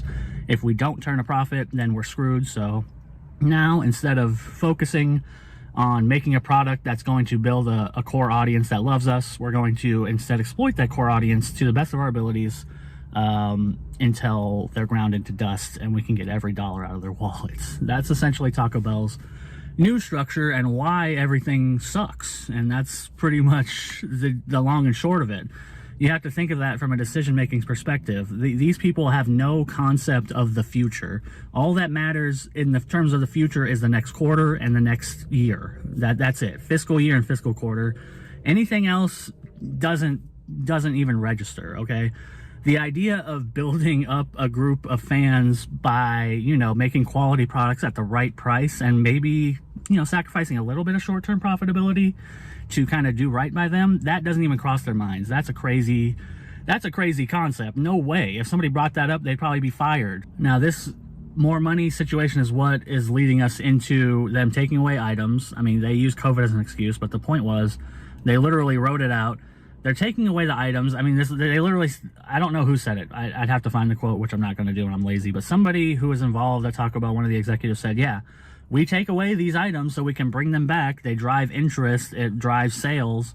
That's the whole point. They know what they're doing. It's not a real excuse. They took away those things and said, hey, the pandemic, blah, blah, blah, just so they could reintroduce them later to sell them to you for more money. That's it. There's no fan buildup here. They try to put these things as engaging with the fans, and this is what I hate. And I wish people would just take a second to realize, like, the manipulation level, which, I mean, I think most people understand that, then they just don't care. But for example, the Taco Bell voting in the app, the whole point of that, besides driving people to the app, is to, you know, drive engagement. And then they're going to release a product, like, for example, the double-decker taco and the Mexi Melt voting situation, right? I think that was the two that were against each other. I could have made that up in my mind, but I'm pretty sure Mexi Melt won that, and then they brought it back for literally 2 weeks, which makes no sense to anybody, because the ingredients are there, especially with the double-decker taco. The ingredients are there. In fact, all of the employees, not all of them, but probably most of them, understand how to construct a double-decker taco. They may have been there when the double-decker taco was still an item. They have all of the things there, but if I go there and say, hey, can I get a double-decker taco? I can't, because it's not on the menu. They took it off to artificially create scarcity. Same with everything else they bring back. And then they did that with the Mexican pizza, but they screwed it up so bad that they had to correct and leave it as a permanent item. But I don't think they were going to in the first place. I think that, you know, their idea is they want to replicate something like McDonald's, which is what they're doing with their fries that they constantly bring back. But it just doesn't work with the fries because they don't understand the idea of a seasonal item either. The reason a McRib and like a Shamrock Shake and stuff work and people love them is because they come back seasonally at the same time every year, and everybody knows this and they can plan around it, and they can say, hey, I got my McRib and my Shamrock Shake this year or whatever. Not with the fries. The fries, they bring them back, they take them out, they'll bring them back a month and a half later, and nobody really knows. People go to Taco Bell and they want the fries, and then the fries aren't there. They advertise the fries, they're there 1 month, they're gone the next. It's not like they space them out and say, it's not like fries is every, you know, summer they bring back fries at Taco Bell. They do it haphazardly, and it's just resulting in people not understanding and being frustrated by the fact that the fries aren't permanent. That there's no reason that they shouldn't be permanent, and the reason is because they want to drive engagement. But it's like, it's all short-term thinking, you understand? It's all, how much money can we make now? And the writing is on the wall. It's going to, you know, be a problem soon, but it's not going to matter for these executives because they're going to make the money anyway. They're just trying to make the decisions to make as much money now so that they can bail out and not worry about it. That's essentially the idea behind the whole thing. So that's my Taco Bell rant. You should really watch that other video. It'll explain why Taco Bell has gone downhill, in my opinion, extremely, and it helps to kind of reason out their decisions. It makes decisions that seem baffling make sense when you think about it from the perspective of an executive who's just trying to make as much money as possible in the next 3 months or the next year and doesn't care about anything else. Suddenly things make sense when you think about it from that perspective. But yeah, that's the Cantina Quesadilla, another premium item designed for people like me to go and buy it and try it. Designed to get people to, you know, go spend too much money on food so that they can say they tried it. And then that's it, even though it's a low effort, you know, piece of crap. So there you go. I guess the salsa's pretty good, but if I end up paying for a salsa packet, like, I feel like that's the end, you know. If I end up going to Taco Bell and paying, you know, 30 cents for a freaking salsa packet, I feel like it's over. I've given up. The fight's done. So I don't know. That's it. See you next time. Today we're going to try Chester's new ranch fries, which I guess came out in the last month or two because I Googled it and there was one thread on Reddit about somebody finding it a month ago, but we just found it at Walmart. Yes, we did. And I guess I'll start by introducing you. This is my sister, Tab.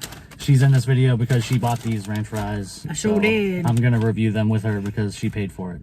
And I'm very interested in trying ranch fries because I don't think Chester's never made ranch fries, right? I've never seen it. I think Andy Cap made ranch fries or still makes ranch fries, yeah. But they're okay. But not Chester's. We're going to try theirs. I have high hopes. And I don't think Chester's ever makes new flavors. I can't think of a new flavor. They don't. They don't. Chester's they at all. Certain... It's just hot fries and cheese fries, right? And cheddar fries. Yep, I'm excited. Well, they smell very ranchy. Put that up there so you can kind of see. Ooh, I can smell it from here. Yeah, it's very, very ranchy. Creamy, what did I say? Creamy, tangy, zesty in every bite. There you go. It's got more of a bottle ranch flavor or smell. Yeah, that's not necessarily a good thing. It kind of smells like Hidden Valley Ranch. Yeah.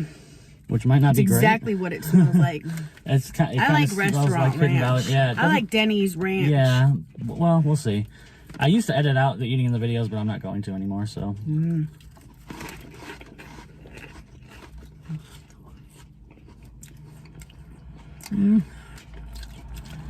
I like it. I do like it, but I'm not sure. It's exactly what I thought it was going to be. I'm not sure if I love it. I'm trying. In my mind, I'm comparing it directly to Cool Ranch Doritos. I don't know if that's a good thing to do or correct, but they do kind of have a Cool Ranch. They got a Cool Ranch. I like.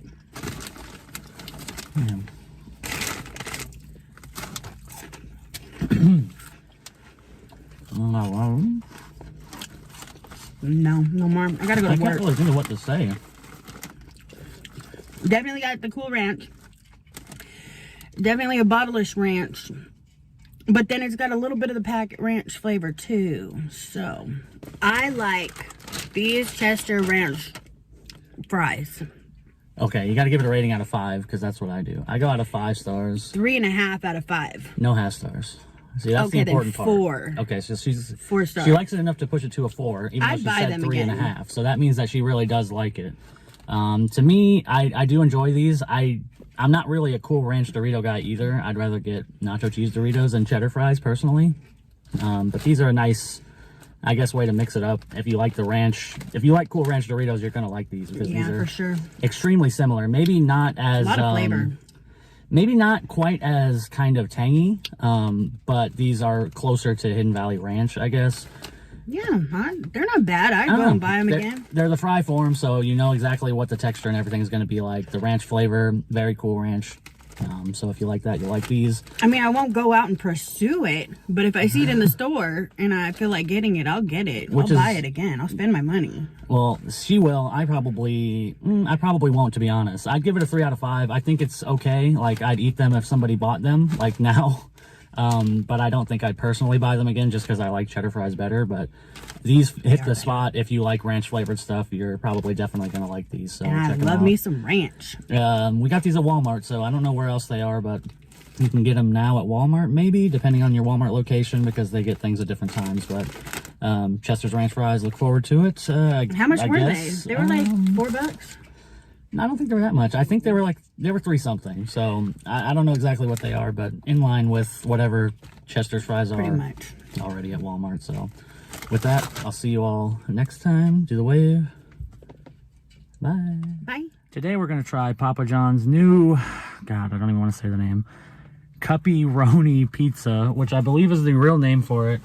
I'm going to show you something. We'll look on there. On the little tag on the box, you can see it says this is a Cuppy-Roni Pizza, which I hate and is a stupid name, and I'll get into it later. But for now, we'll focus on actually reviewing the pizza before I go crazy and start ranting about Papa John's and fast food in general again. We'll start with the actual food so that everybody who wants to know how the pizza tastes can get out of here. So this is what it looks like. It looks really good. It's essentially just new cup pepperoni. That's what's here. They're featuring it on a new kind of menu. They have a cup pepperoni papadilla and a cup pepperoni papa bites, but you know, it's just the same things they always had, just with cup pepperoni now, which I'm a fan of cup pepperoni. I love it. Also known as old world pepperoni. I don't know if Marco's originated that term, but that's kind of where I got it from and where I know it from. So that's what I usually call it, or just cup pepperoni, but I never call it Cuppy-Ronis. I can't say I've ever said that. Even as a young child, would I refer to these as Cuppy-Ronis. Now, I would forgive if a young child came up with that name, but I don't forgive Papa John's for coming up with that name, because it's really, really insane how childish and terrible that name is for a franchise like Papa John's. It's not like this is appealing to children, I don't think. But we'll get into that later. The other interesting thing, though, I want to mention, on the description for this, it said it came with a creamy tomato sauce base, which might be, from my understanding, that is different from their pizza sauce. I've been trying to do online research for the last, 10 minutes while I've been waiting for the pizza to cool down enough to eat it. And I could not really find this information. I was looking up ingredients on Papa John's. I looked up their sauces. Their regular sauce is not creamy. So I have to assume that this is a new sauce. And sorry about my voice. I don't know what's going on, but I don't know if this is exactly a new sauce, but I'm 99.9% sure it is, because their sauce is not creamy. So I don't know exactly what they added to this. I assume that they just added cream, maybe kind of like a vodka sauce. Is that a New York thing because it's supposed to be a New York pizza? I don't know. Let's just taste it.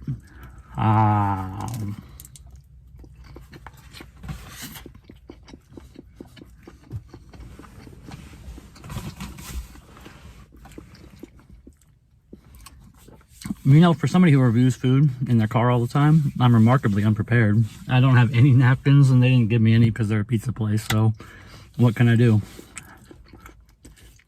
I'm just gonna have greasy fingers the rest of this review, I guess. But damn, that is good. I can't lie. I came into this with a little bit of righteous anger, and I'm still going to get into it. I'm still going to get into my rant, but as for the pizza itself, that was pretty delicious. I can't really argue with that.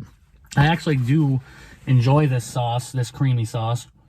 I'm not sure how different it is from the regular sauce. I think I'd have to have them back to back to make a comparison. It's definitely different, but I'm not sensing anything that's making me not like it. Even though it's a creamy sauce, I'm not really tasting any sweetness, which I don't really like sweet sauces. I prefer a more savory sauce on my pizza. Sweet tomato sauce is not my style, and this is not sweet. I'm getting more of the focus on the pepperoni kind of spiciness, which is great. And the pepperonis themselves are really good. These are quality pepperonis. I can't really argue with this. Little Caesars put out their Fanceroni pepperoni.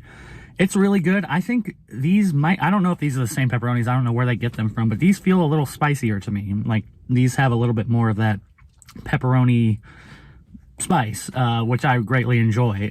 These have more of a strong flavor of pepperoni, whereas the Little Caesar ones were kind of a little more generic. It's still a great pizza, but they weren't quite as sharp as these, and I do appreciate that.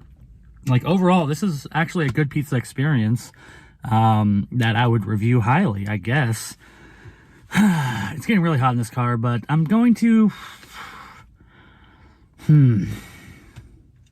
I might have to give this pizza a 5 out of 5 right before I talk trash about Papa John's, but this is really good. I mean, it's just a simple pizza, simple concept, cut pepperoni, a new sauce, but it all works together into a pizza that I greatly enjoyed. I was not expecting that when I came into this.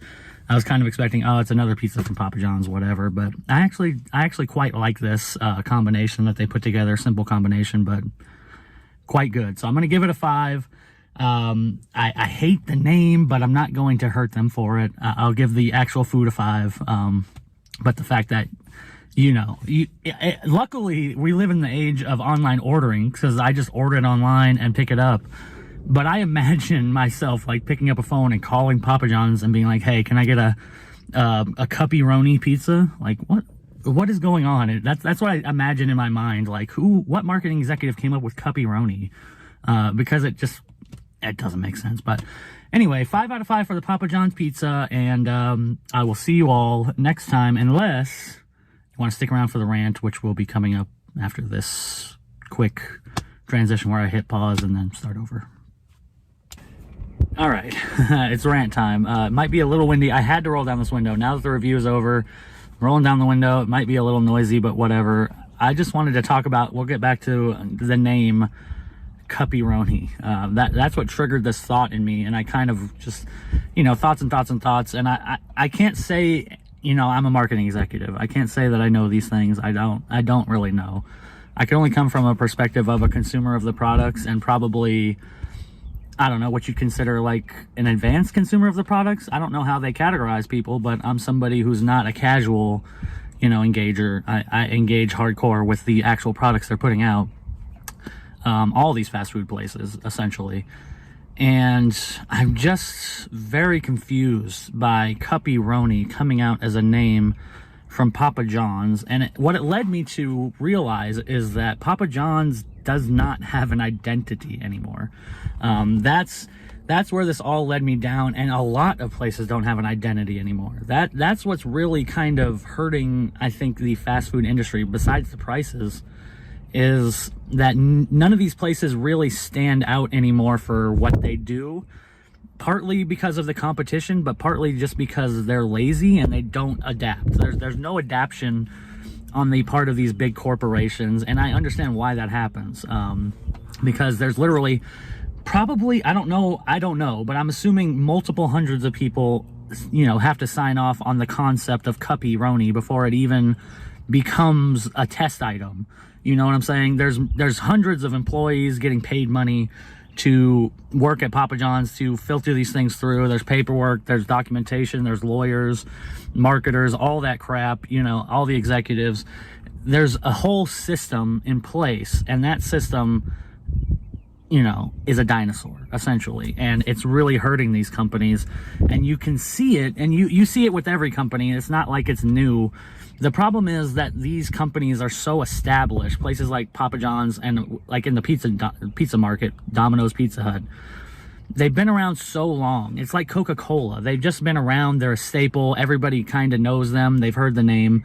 So there's not really, it feels like they don't feel like they need to compete on the same level as a startup or a like lower tier company. For example, like Little Caesars. This is just my perception though. This is not true. Little Caesars is a huge corporation, but it feels like they have a system where they can innovate and make new products quickly, and cheaply and fast, and they know what they're doing, and that they have a good business model in place. Whereas Papa John's, Domino's, and Pizza Hut feel like they did that through the 80s and 90s and the early 2000s, and then they just kind of have coasted ever since. And the reason being, they don't make as much money anymore. These franchises are just not as big as they were in the 90s because there's so much competition. It's not just me. Most people would prefer to just order a pizza from a local place if they're going to order. Or if not, they're going to get a frozen pizza or a grocery store pizza or something like that. There's plenty of good grocery store pizzas now that are, you know, $9-10 that are compete and are better than Domino's and Pizza Hut sometimes. And that situation has just led to Domino's, Pizza Hut, and Papa John's just sitting on their laurels and not really doing anything. And with the Papa John situation, see, they had an identity in Papa John, but I mean, they were already losing it before, but after he was gone, it was clear that now there's no direction. They haven't done anything interesting or unique really since then. They've introduced papadillas, which are just, you know, a ghetto calzone. I mean, they're good. The taste is okay. The taste is there. It's just there's nothing new. It's just the same exact thing, just folded over into a calzone. The same thing Taco Bell does nowadays, where they used to have more innovative items. Now, occasionally you'll get something new, but for the most part, it's the same crap. And it's the same situation with Domino's and Pizza Hut and Papa John's. There's been no innovation in the pizza business in many, many, many years. Like, it feels like the last thing that was really, like, new for pizza was probably stuffed crust. Like, I can't think of anything that hit the culture that big since stuffed crust. Has there been any pizza innovation since stuffed crust that anybody really cares about? I don't think so. I think everybody's just looking for a good pizza. They don't want gimmicks necessarily unless they're new. See, that's the problem, is that there's no new gimmicks. Like, if you want to market on gimmicks, you got to go like Little Caesars. They know what they're doing. They put out constantly new products that are actually kind of new and interesting. Even though they're using the same ingredients, they come up with ideas, you know, like the Batman pizza, things like that. They at least try to kind of innovate, or the pretzel crust and things like that, to get people in the door. But Pizza Hut, Domino's, and Papa John's, what do? They come out with new pizzas all the time, but they're not new. Like this. This is not a new pizza. It's just a different version of a pepperoni pizza, which is great, but it's not going to draw people in. Like, I wouldn't have even gone to get Papa John's if I wasn't going to make this video, even though I'm a fast food person, because I feel like Papa John's is generally a waste of money. Unless there's a good deal, I don't want to go there and spend my money on Papa John's when I can, get a local pizza place, which is going to be a little bit better and a little bit bigger for the same price. That there's no competition. That's essentially the problem. And since they're all franchises and things like that, it becomes kind of almost even a worse situation where they can't even compete with the local businesses because they're on this national guideline. I mean, they can change their prices a little bit, but they can't innovate at a local level necessarily. Like, a local Papa John's can't come up with their own local item because they're a franchise. They're Papa John's, whereas the local restaurants can do whatever they want because they're owned by, whatever, the owner, not a huge corporation. So I don't know how to solve these problems. It just feels like the stagnation has been coming for so long. You can feel all of these big companies have just been, rolling, just coasting, just trying to raise prices and get as much money as possible in the short term for, I guess, executive payouts or whatever, but none of them are actually thinking about long-term visions. It really doesn't feel like that. Maybe a year out is what they're thinking, but it feels like 10 years from now, like, what is Papa John's going to do? Because, like, the last 10 years has just been a slow decline. Same with Pizza Hut and Domino's, as far as I know. It's just a slow death There's no coming back. I don't feel like they're fighting to become bigger anymore. They're just existing to be a line item. I don't really understand how it all works. As I said, it's a huge corporation, so they can't be flexible, but they need to be, which is a problem. So maybe they'll figure that out one day. I don't know. For now, I'm in front of a graveyard right now. I don't know if you can tell, but I'm gonna get out of this graveyard, go home, and eat the rest of this pizza, because it is a really good pizza. Like, honestly, you might want to go get it if you're interested.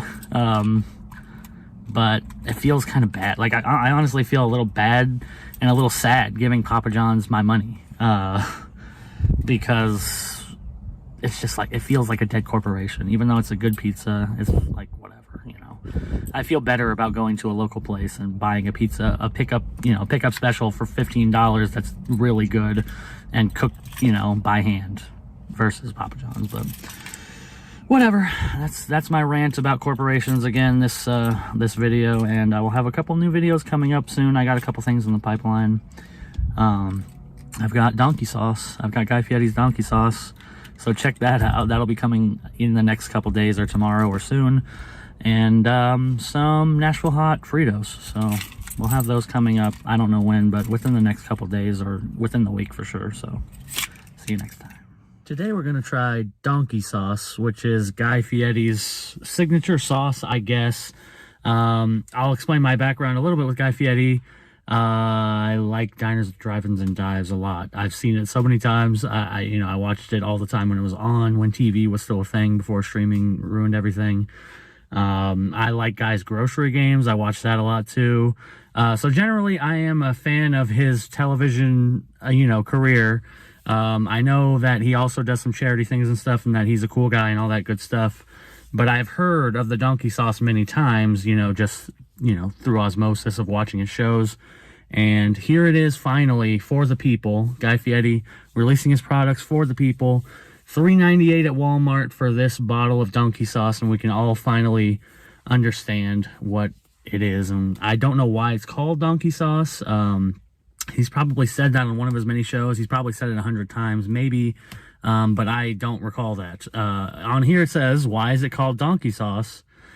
I don't know if this is true, if this is something he said before, or they're making this up for the sauce, but it says here, why is it called donkey sauce? Because if you don't dig this creamy, garlicky, flavor-bombed aioli, you're a jackass. So, but they put dollar signs over instead of S's, which I don't think is better. Like, I guess technically it's not a curse word anymore, but it really seems like it's more of an insult to me for some reason.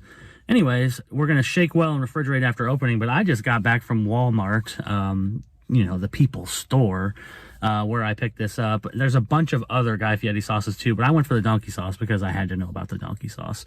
And we're going to test the donkey sauce on what I believe is the appropriate vessel for this sauce, for this creamy, garlicky aioli that we can take home and have for ourselves outside of one of Guy Fieri's restaurants. And that is a Walmart sub, a Walmart deli sub. This to me feels like the ideal combination to really try this out. And what I got here is a turkey ciabatta marketplace sub, which is also, this is going to be a stealth review for this because I didn't know that they made ciabatta sandwiches. I used to get Walmart sandwiches a lot because I worked there in the past. And I'm not generally a fan. They're mediocre sandwiches, which is exactly why this stuff should hopefully kick it up a notch, to quote Emerald. But I don't know about this ciabatta sandwich. I've never had a ciabatta sandwich from them. It must be relatively new. Maybe it must have come out in the last year or two, because I used to be kind of up to date on their sandwiches. Also, they've changed their packaging. It's very interesting. They have a sealed over plastic that has the sauces in a separate thing. So this is coming with this separate avocado ranch dressing that's supposed to go on there to complete the sandwich, but we're just going to not put that on and instead opt for the donkey sauce because obviously it's going to be better. And usually Walmart sandwiches, I'd say the one complaint I used to have about them is that they're dry as hell. But now they come with their sauce packets, and they all had packets. The other ones had like mayo and mustard packets and stuff, so they solved the problem. I don't know when they invented this little fold-over plastic combo with the sauces in it. I don't know when that became a thing at Walmart, but it's a nice improvement, and I appreciate it. So let's open up this sub, and I might have to cut the video here instead of fumbling with the sub for 20 minutes because I'm never going to be able to open it. I like the improvement of the packaging to a degree, but what I would have liked also is some kind of easy open tab, which it doesn't seem to have. So I'm just going to cut this video and get a knife and open this, or use my keys or something. All right, I managed to get the sandwich free, and as you might be able to tell on video, I don't know, but it's a very dry affair in here. The bread is so dry, the turkey, all the moisture has stuck the bread to it because there's nothing else there. So hopefully this aioli is the answer. And I've also opened it up. I'm going to shake it up a little bit because it does say to shake well. I've unleashed the seal, but I have not actually tried it out yet. So I'm going to do it. You know, I think I'm going to just do a line like that just to try it out, like in a little more concentrated form. But normally, obviously, I would just put it across the whole sandwich. But for now, I'm just going to put it on the top right there and give it a shot.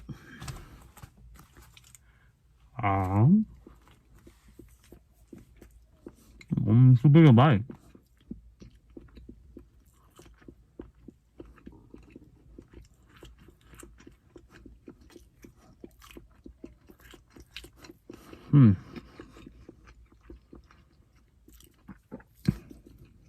Honestly, the sandwich is so dry that all the moisture got absorbed so fast I could barely taste it. So I'm going to take a smaller bite and actually try to taste it. Most of what I got there was just garlic and then ciabatta.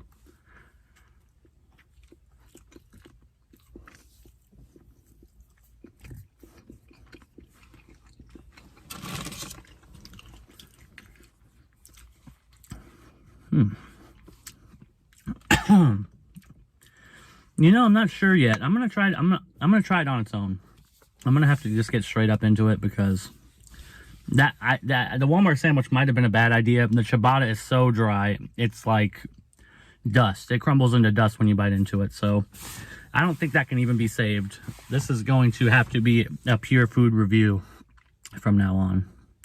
Just pure sauce tasting.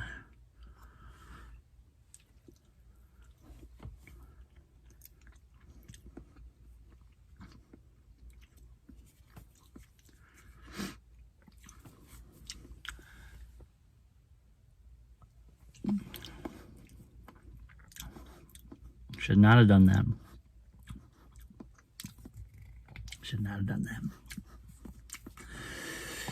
that. I gotta say, I am a bit disappointed by this. It's not bad. It's not bad at all. It's good actually, but it is not donkey sauce. It is not the flavor bomb that I was promised. I don't feel like a jackass.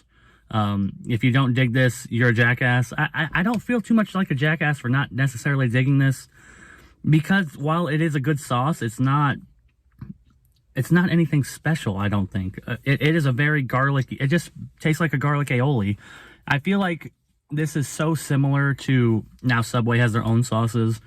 I haven't done a review of those, I'm sorry, but my sister got a bottle of the roasted garlic aioli, and this tastes very similar to that. This is very close to the Subway garlic aioli. There's not really anything turning me on to this over the other ones. I'm not tasting anything special in here that separates it from any other garlic aioli. There's no real back end either. It just tastes like a strong garlic aioli. That's it. Maybe a little stronger than Subway's, but otherwise I don't really detect the difference. And that could just be my not refined palate, but I feel like it's not anything that I want to write home about. So I'm a little let down, and I think that's partially because I built it up in my head, because literally I've heard about this donkey sauce for I don't know how long, 15 or 20 years. On TV, I've heard the name donkey sauce, and I've wanted to try it. And when I finally get it, and for it to just be a garlic aioli, basically, that's the kind of disappointing part. I wanted some kind of innovation. I heard donkey sauce. I expected something kind of new, some kind of difference, but it really is just a pretty good garlic aioli. So I guess I'll give it a 4 out of 5 because I do like it. It is good, but it is not great. It's just a garlic aioli, and if you already have your own garlic aioli that you buy, get that. You can get the Subway one. They're pretty much interchangeable in my mind. I maybe if I had them back to back, I would say something different. But in my head, they're both like, they're pretty good. You should use them over just like a standard mayo if you're gonna make a sandwich. Definitely step up to a garlic aioli, because it's a nice flavor addition to pretty much any sandwich or burgers or whatever. But that's it. It doesn't have to be this one. It could be, the Subway one or some store brand. I don't know. But this one doesn't really stand out. So donkey sauce, 4 out of 5. Good, not great. And I'll see you all next time. Today we're going to try the new cup noodles everything bagel flavor with cream cheese, which is a real thing. It's not an April Fool's joke, even though it kind of corresponded with that a little bit. No, it is out now at Walmart. You can buy it with money. I bought it with money, and I'm here to review it for you, even though, honestly, the idea of it is a little bit off. Now, I know, like, cheese soups are a thing, obviously. I love broccoli cheddar soup. I love a bunch of creamy cheese-based soups, but something about it being in this form where it's just, like, powdered whatever, which, I should be used to that. It shouldn't be a problem for me because I eat a lot of trash, but even I'm a little turned off by the idea of cream cheese in this cup noodle, this dry cup noodle. So I'm going to give it a shot and rate and review it for everybody out there who watches this, which is probably not a lot of people, but for everybody who's interested and finds this video and wants to know what an everything bagel with cream cheese cup noodle tastes like, I will tell you. What I won't show you is me making it because my microwave is disgusting, so I will just cut the video back with the made noodles. But first I will open it up and show you what's inside, since we're going to open it up anyway to put the water in. Let's check out what it looks like. Interesting. It smells like a bagel, and it looks like sesame seeds. That smells very bagel-y. And it looks just like everything bagel seasoning in a white powder, which is presumably the cream cheese, artificially flavored cream cheese sauce. So yeah, I'll heat this up and be back with the finished product. Alright, I got it back out of the microwave, fresh and hot, as you can see. I'll try to show it to you through the steam. And get a good look without spilling too much liquid, but there's not too much liquid left, honestly. Most of it evaporated in the cooking process, and we're left with some fairly seasoned noodles with a lot of little specks in there. And it smells really much like a bagel. Really much, that doesn't make sense. I don't know why I said it that way, but it smells very much like a bagel. But I'm still very confused. I don't really smell cream cheese. It looks a little creamier now, of course. But I'm just kind of delaying this because I'm not sure I really want to try it, but I am going to try it. It's not that big a deal, whatever. If it's bad, it's bad, but the people gotta know, right? I'm just gonna have to cool it down because it is really hot.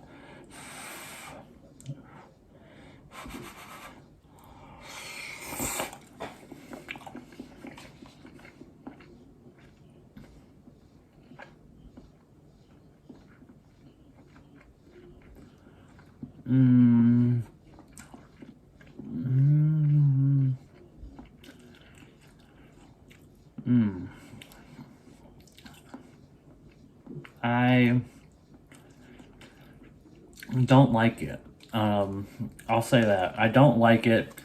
It's not quite as disgusting as I was expecting. Let me swallow it all. But it is still rather disgusting. I gotta be honest. It's still rather disgusting. Just the combination of those noodles with the kind of like... It's not even the cream cheese, because it doesn't really taste like cream cheese. It's just creamy. And maybe that's the problem, because you taste more of the everything bagel seasoning in the noodles, which is fine, but then the creaminess just kind of adds a weird texture to it that makes it off-putting. And I think it's kind of like in my head, partly, but I also think that the everything bagel seasoning doesn't really work that great with the noodles, to be honest.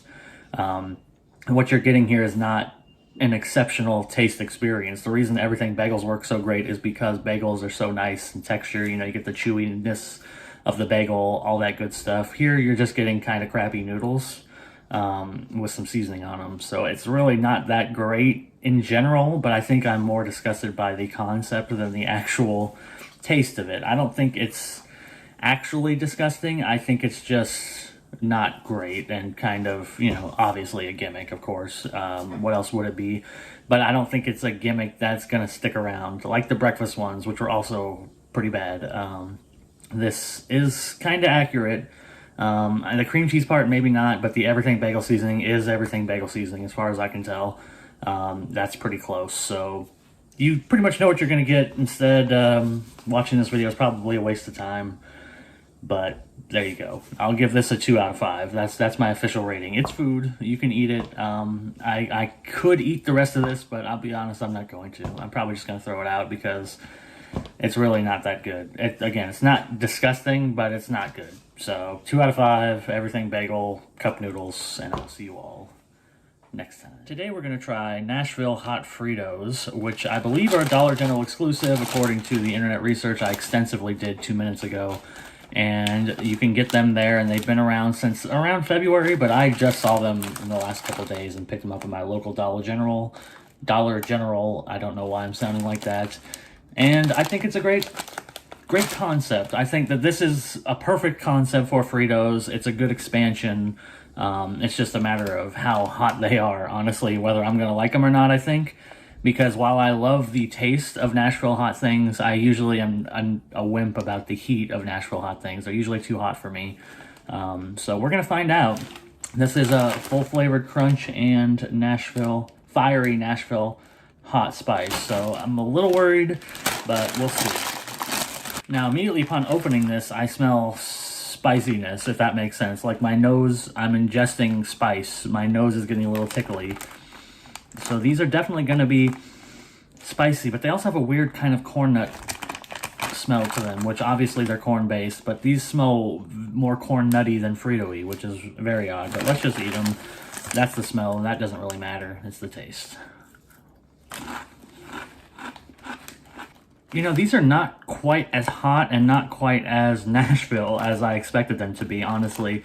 The heat of this isn't screaming Nashville hot chicken to me, which is exactly what I'm expecting. Obviously not the chicken part, but there's a very, you know, strong paprika kind of forward flavor of Nashville chicken and kind of greasiness, I guess, that I'm missing here. It really is just kind of like generically spicy, and not like a hot and spicy like the name brand, like Cheetos or anything like that.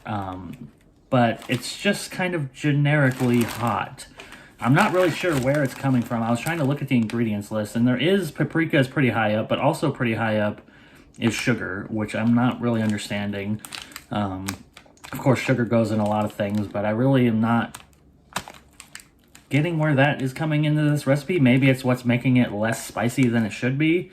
But otherwise, above sugar is spices. That's the ingredients go corn, vegetable oil, maltodextrin, and then salt, spices, sugar, onion powder, then paprika. So maybe paprika should have been moved up above spices, and I'm not sure what's even in spices, because as far as I know, and I'm not an expert, but Nashville seasoning is generally just like paprika and garlic and onion powder, I think. I mean, they're all different recipes, I suppose. People do it differently, but it's fairly simple in concept that it's mostly paprika. And this just doesn't have that signature taste. Like when you say Nashville hot, there is a very signature taste that you kind of know you're going to get, even with all the different signature Nashville hot blends and things like that. There's a core taste to it, and this doesn't nail that. So that kind of ruins the concept off the bat. Otherwise, you're just kind of getting a hot Frito, which, you know, could be good for some people. But for me, it's just an addition that I don't really want. I'll just get chili cheese Fritos or, regular Fritos and bean dip or whatever. But unless you're looking for a generically spicy Frito, I don't think this is going to hit any big buttons. So Nashville hot Fritos, to be fair, I'll give it a 3 out of 5, because it's fine. But it's just, even if you're looking for a hot Frito, it's not very spicy. I just ate a bunch. I'm fine. So I just don't really know what the audience is necessarily for these, because they're not Nashville and they're not very hot. So 3 out of 5. It's okay, I guess. Just get regular Fritos, and I'll see you all next time. Today we're going to try Domino's new New York style pizza and also New York style pizza. Because I have a few things I want to discuss about this new release of New York style pizza. The first being that it's not new. I guess maybe you could technically call it new, but I'll get into the details in a second, because really it is just a replacement for Brooklyn style pizza, which they've had, forever. I usually get Brooklyn style from Domino's. I like it. I like the thin floppy crust. I'm a fan. If I'm going to get Domino's, I will usually get the Brooklyn anyway. And now they're calling it New York style, and there is a very, very, very slight difference that I learned from about an hour of Google searching Domino's employee Reddits and things like that. So if you're a Domino's employee, maybe you can corroborate some of this information if you know, or if you're in on it, because I'm not, of course. This is all secondhand information. But from what I understand, the Brooklyn style pizza, essentially Domino's gets dough balls shipped in pre-made. They're pre-formed dough balls, and they have small, medium, and large dough balls and extra large dough balls for the different size pizzas, right? They get shipped in, and then they take those doughs and spread them out to the edges of the pan to make the pizza. That's it. Now, what the Brooklyn did is it used a smaller dough for a larger pan to spread it out to make the crust thinner. So the Brooklyn was 2 sizes smaller, which means that for a large Brooklyn style pizza, you would have to use a small dough ball to make it. And that apparently led to a myriad of issues. Apparently with Domino's small dough, I guess a lot of franchises don't really order it because many people don't have small pizzas, or they don't have small dough ready, which leads into the other interesting thing about the Brooklyn style is the employees have to learn how to stretch the dough.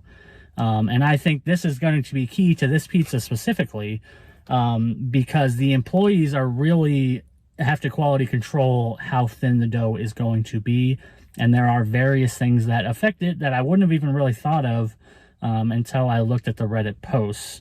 First, it's the coldness of the dough. If you're getting cold dough right out of the fridge, which is what used to happen with a lot of Brooklyn style pizzas, because they didn't have small dough like ready to go for, a pizza, because people didn't order small too much. So they'd usually end up getting cold dough, and they'd have to try to stretch that over a large pan, and it wouldn't really work because it can't be stone cold, otherwise it doesn't stretch right. It has to be left out a little bit to proof. And if it doesn't work. And since not many people were ordering small pizzas or really Brooklyn style necessarily, if you ordered a Brooklyn style, you were most likely going to get not a Brooklyn style, because they wouldn't be able to spread the dough as much as they should, and they would often use a medium dough instead, because they didn't have smalls ready. Now, the New York style is an update, and what it does is essentially change it from being 2 sizes smaller to 1 size smaller. So on the New York now, if you're getting a large New York, which is what this is supposed to be, they're going to use a medium dough ball and spread it out on the large pan to make it a little bit thinner. So essentially, you are technically getting more dough in this New York style. It's less thin than the Brooklyn, which I think is a problem. But what's also a problem, as I explained before, is just employee knowledge. And I don't blame them, because this is a skill you got to learn. Most things, and I don't want to sound like an asshole, but like if you go into Domino's, you can learn to make a pizza pretty quickly. It's not that hard, I'm assuming. I don't know. I don't work there. So I'm sure there's a lot of intricacies and things like that make it difficult. I'm sure it is a hard job because I've worked fast food. But I think you can learn to put together the Domino's pizza way pretty fast. But spreading out the dough like that, I feel like that's like a learned technique. That's something you really have to have experience with. It's not something you can just watch happen and then do right away and still have the same consistent quality. I think if you're going to order a Brooklyn style from a Domino's near you, your experience is going to greatly depend on who is making the pizza and how much experience they have with spreading the dough out, which is why we're getting to my New York style large, which should be a medium dough spread out to a large. And as you can see, what I essentially have here is not that. What I essentially have is a medium pepperoni pizza, because this is not really spread out at all and has a prominent crust on the edge. They just cut it into 6 slices to make it seem like it, but a New York style or even a Brooklyn style would not have this prominent crust edge on it. It's supposed to be spread out to be thinner all the way across. And instead what you have here is a slightly thinner medium pizza, essentially, not a large Brooklyn style. And that's my opinion. But that's all that's really separating a New York style or a Brooklyn style from a regular Domino's pizza, is just spreading the dough thinner. That's it. There's no secret technique. There's no new pepperonis. There's no special. I think actually, you know what, to be fair, the Brooklyn style used a different blend of cheeses that use provolone, and this might also use that. So to be fair, that is also there, but there's no special items to it to make it New York style. It's just a thinner crust. They didn't add any ingredients. They didn't add any like sauces. They didn't get a new pepperoni or a new cheese. It's the same stuff. It's just spread thinner, and it's the same exact thing as the Brooklyn style. So really, it's nothing. It's just a Domino's pizza that you can get the same as always. They just changed the name and put out a press release. And since they did that, I thought, you know, it's a good excuse for me to get a Domino's pizza. And I was hoping to get a, you know, better one. At least it looks decent in terms of the cook quality. I'll give them that. But it is definitely not as thin as it should be. I would not by any means call this New York style with that kind of crust and thinness. That's just a regular Domino's pizza. So that's disappointing in that respect, but otherwise it doesn't even really matter. I just got that pizza kind of, you know, as a video prop. It was really an excuse for me to get a pizza because I've been trying not to spend money on fast food because I'm broke. And you know, it's hard to come by some money. So I figured, hey, Domino's pizza, it's only $7.99. It's because it's the same as every other pizza, large one topping pizza. It's $7.99 to pick it up. So I gave it a shot just to make this video and then to kind of complain about it being exactly the same thing. It makes me laugh when a company like Domino's puts out a whole press release about their New York style pizza when they have done literally nothing. Nothing has changed except the guidelines to make the dough 2 sizes smaller is now 1 size smaller. You're still going to have the same issues with the Brooklyn style, with the New York style in terms of employee training and things like that, as you had before, where you're going to end up with not too many actual Brooklyn styles because they're not prepped. It's just, you know, it's the reality of fast food. I don't know if there's any way around it. It's just how it is. So that's that New York style pizza from Domino's, or really Brooklyn style pizza. That's what I would call it. And I will see you all next time. Today we're going to try Taco Bell's new Secret Aardvark hot sauce fries, or Secret Aardvark nacho fries, which is essentially Taco Bell bringing back nacho fries yet again. I don't understand. Every time they're brought back, there's rumors that they're going to make it permanent, but they never do. Instead, they leave nacho fries as a crutch so that if they have nothing, they can put nacho fries in its place because people like it. But it's really obnoxious. I hate it. And this is technically a new experience, but really it's just a new sauce, and it's not even Taco Bell sauce. Instead, what we have on this dish is beautiful Secret Aardvark Sarabanero Ranch, which I believe is the technical correct name. I'm going to read the description here of this item so y'all can see what it's supposed to be. Secret Aardvark nacho fries feature a unique blend of flavors derived from the hot sauce brand's signature Sarabanero sauce, which incorporates green tomatoes, roasted tomatillos, serrano, and green habanero peppers, all expertly combined with savory, zesty ranch for an unparalleled sauce, exclusive to Taco Bell. So this is a new blend, I guess, for Secret Aardvark, which is their own hot sauce company.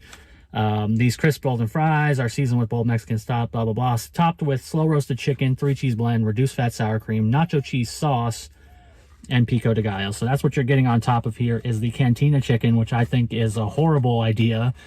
Personally, I don't like the cantina chicken. I don't like the cantina menu. I think all of it was a bad idea. Doesn't taste great, overpriced. I'd rather have the other chicken personally, but I'm getting the secret aardvark fries as they come for the review purposes. And really, at this point, you probably already know where you stand on that. It's about the sauce. How does this secret aardvark sauce actually taste? Now that I've got that long preamble out of the way and we've talked enough shit about Taco Bell, we'll actually try it. So let me stop talking and actually give this a bite and tell you how it tastes and how spicy it actually is. I was a big fan of truff sauce. I talked a lot of crap about truff sauce before it came out, and then when I tried it, I was a huge fan of Truff as a brand. I like their sauces. Way too expensive. I don't have any because they're too expensive, but I really enjoyed the Truff sauce at Taco Bell. So here's a bite with all the good stuff on it, some sauce. Let's give it a shot.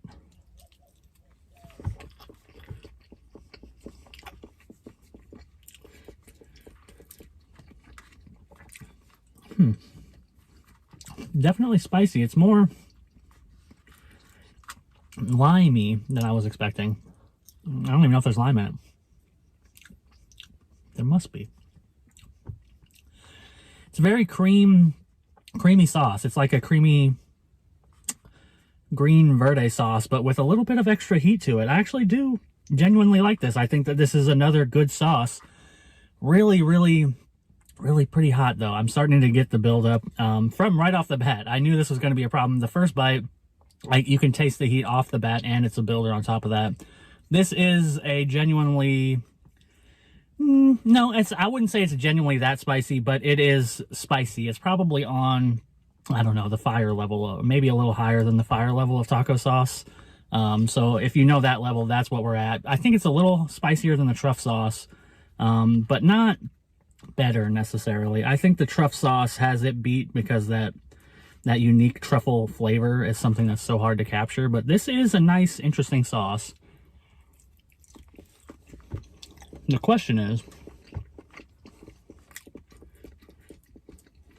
it worth paying $1 to put this sauce on your fries? And I think the answer is no. While this is a great sauce, I think the idea of them charging $1 to add it on or to get a side of it is kind of ridiculous.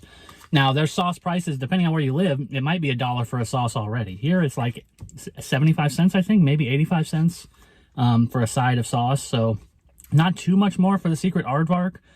But the idea of it is just, you know, it's like they're collaborating with another brand I've never heard of. And now I'm going to pay a premium for this sauce that from a company I've never heard of to add on to my Taco Bell items to make it better. Even though it's an exclusive Taco Bell sauce, they're really just getting the name and I guess maybe getting them to help formulate it with them. But it's not a pre-existing product. They made it new for Taco Bell. So it shouldn't be premium priced. That's the odd thing to me, is Taco Bell is doing the very, very bare minimum with their advertisements, with their promotions.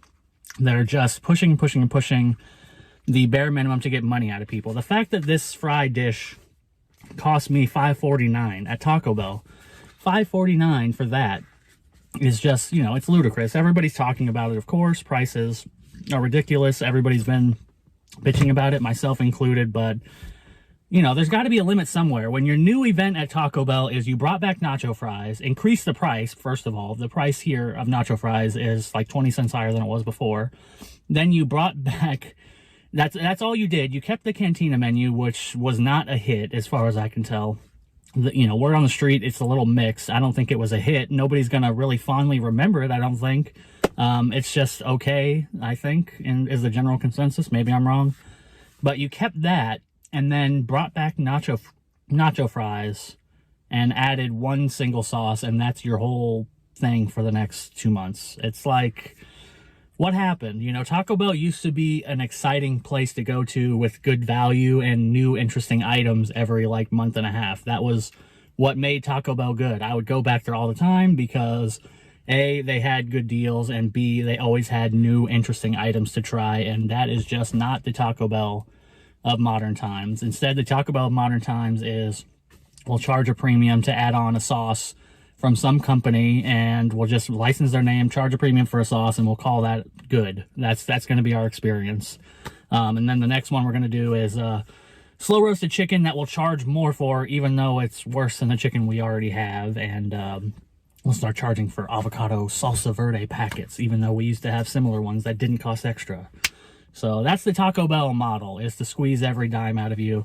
Obviously, that's the model of every fast food company, but I feel like it's, you know, and I know everybody can feel the shift in the air the last couple of years from trying to kind of appease the low value, or not low value, but low income customer like me, low value like me, trying to, you know, appeal to them on value and price and things like that, and getting good new items and interesting things to get people in, blah, blah, blah. Now it's, well, we already have a built-in customer base. They're getting fast food because they have to, or it's, you know, the only thing that can fit in their schedule, blah, blah, blah. Now fast food is so well integrated into society, we're just going to increase the prices and nickel and dime everybody to the maximum amount that they can possibly spend to make the most amount of money. And then what? That's the question. It's very, you know, it's very short-sighted, but that's just the way of the world. All that matters is the money coming next quarter, next year, not 5 years down the line, not 10 years down the line. What does it matter? You know, what difference does it make, you know, how society is going, how the word on the street, the cultural zeitgeist, all that stuff? Forget about it. All that matters is we get the maximum amount of money from each customer that we have, and who cares if we lose a few along the way? That's how it feels. It feels like we built the customer base. Now it's time to start milking them. They've stopped trying to really expand, at least in my opinion. They've stopped trying to appeal to a new generation. They know we're locked in. They know people already go to Taco Bell, so now they're in the exploit phase. So great. That's Secret Aardvark fries. I feel like a dummy for spending $5.49 on them. They're not bad, but I just hate the price. I'm going to give them a 4 out of 5, though, because honestly, the taste is good. I can't talk too much crap about the taste of it, but maybe just support Secret Aardvark if you like their stuff, if you've heard of them, buy their sauces. I don't know anything about their company. Maybe not. I don't know, but I like their sauce that they made with Taco Bell. But I am never going to get it again, and I'm never going to get this nacho fry dish again because it is insanely overpriced, and that's all there is to it. With that, I will see you all next time. Today, we're going to be trying Taco Bell's new Big Cheez-It Tostada, which, I'll be honest, from first look, is a big disappointment. I got to be honest, based on the price, but I'll get into that later. This is their new menu item. They tested it a couple years ago. It was going to be a thing, and then it was canceled for some reason. Maybe supply chain issues, whatever. Now it's here. It's early access. If you're watching this video right when it comes out, until June 6th, it's just on the app because that's how they all do it now. Early access on the app if you want it now, but if you want to just walk in the store and buy it and not have to download an app, then you're going to have to wait a couple days. So June 6th is when it's going to come out for real. But, I mean, I got to be honest, straight up front, the fact that this costs $3.99 is a little offensive, honestly, for what is essentially a big cheese cracker, which probably cost them like 2 cents to make, and tostada toppings. Now, Taco Bell hasn't had a tostada in a while, but the thing to remember is that the tostada was a value item, and it was one of the valuest of the value items. It was a $1 item for a long time. It was the spicy tostada. It did not have meat on it. That's the important thing to add here for some context. To be fair, it did not have meat on it, so it wasn't premium in that sense. It was just a bean tostada, but it was good, and it was a good tostada that was on the value menu that they took off because I guess they didn't want to keep tostada shells around. Fine.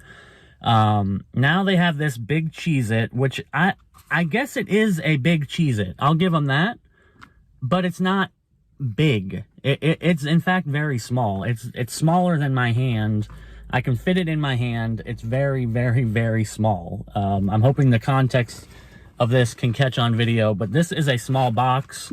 This is not a big box. This is a small box. The Big Cheez-It Tostada is not that big.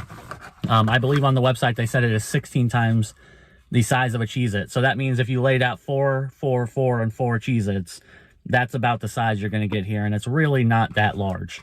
So in that respect, I feel a little ripped off, but I like the idea of the big Cheez-It tostada as a concept. I like I don't know why I said Walmart right there. I like Taco Bell pursuing an item like this because, frankly, the last couple of years of Taco Bell and of fast food in general have been terrible.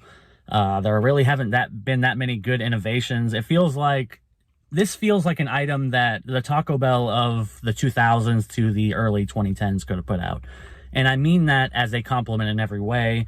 You know, it feels like an item that actually people would be interested in as an interesting collab versus the Cantina chicken menu, which sucked, and trying to bring back items that people already love as a trick and bringing back nacho fries, all that crap sucks.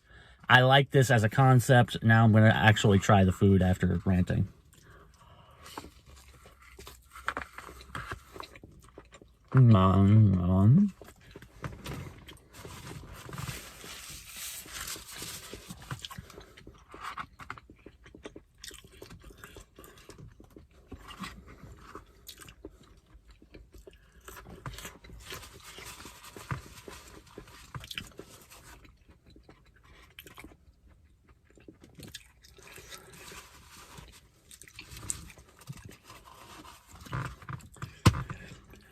Well, I'm not going to edit that out for all the people who like to see people eat. Congratulations, but this is good. It's not great. It's good. It's exactly what you would expect. The Cheez-It is a Cheez-It. They didn't change anything. It's not like a lot of collaborations between companies where they put out a different product or a interpretation. This just is a big Cheez-It. This is exactly a Cheez-It. I'm sure it's the same exact formula, probably the same exact factory. They just have a different press that makes a bigger Cheez-It because the taste is identical. And I am a Cheez-It fan. I like Cheez-Its. I like Cheez-Its a lot. The only thing you can really say bad about Cheez-Its is they're dry, which this does counteract. I'll admit the sour cream in the meat is a nice touch. It's a nice snack. That's what I would say about this. This is a good option as a snack item, or it would be if it was priced that way. But at the price of $3.99, at least by me, and probably more, I would guess in a lot of areas, it's just unbelievable because it's a Cheez-It cracker. You know, it's not really a premium item. I would not consider a cracker any sort of premium item. It doesn't make sense that this is that much more than a tostada would be. And there's no direct comparison, which is good for Taco Bell. They don't have a tostada on the menu, so nobody can directly compare a tostada to this price-wise, because if you could, you'd be confused as to why a Cheez-It costs so much more. Now, there's also a Cheez-It Crunchwrap, and if you do the math on that, it is only, in my market, 30 cents more to upgrade your Crunchwrap to a Cheez-It Crunchwrap. That, to me, is a worthwhile upgrade price, but I honestly wouldn't pay the price for a Crunchwrap a la carte anymore at Taco Bell because it's like $5.69. So I don't want to pay $6 for a Cheez-It Crunchwrap versus $5.69 for a regular Crunchwrap. I wouldn't get either. So that's kind of out of the equation, which leaves you with a $3.99 big Cheez-It tostada, which is very, very small. Very, very, very small. The name and the marketing and everything about it makes it seem like it's going to be a bit more substantial, but this is honestly quite small, and I would consider it a snack and not a meal by any means. And it is not priced that way. $3.99 is not a price I would consider, you know, cravings or munchies or value. There's nothing here that's value. It's a premium item at a premium price, but it is not a premium product. It is, in fact, a Cheez-It, which is not something that is high quality that you should be paying that much more for. I mean, and I love Cheez-Its, as I said. I understand it's a brand, and that probably raised the price a little bit, but it should not be raised to this level. It's insane. So it's good. If you want to try it out, go ahead and try it out, but it's going to be exactly what you think. Like, you could make this at home. I mean, you could literally...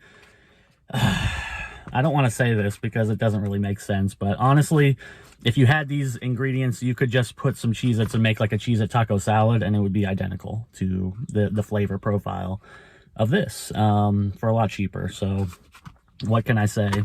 Price, again, is the constraint here. It's not really the product, it's the price. But the product itself, you know, it's good, but nothing special. So with that, I will see you all next time. Today we're going to try Sonic's new Sonic Smasher, or, well, their Smash Burger, which you can see a little bit here, which is not quite as smashed as you might expect a smash burger to be. Comes on a potato bun, supposedly. I'm not sure if this is actually a potato bun, but whatever. We've got crinkle cut pickles, onions, and their smasher sauce, which is a new sauce to try out.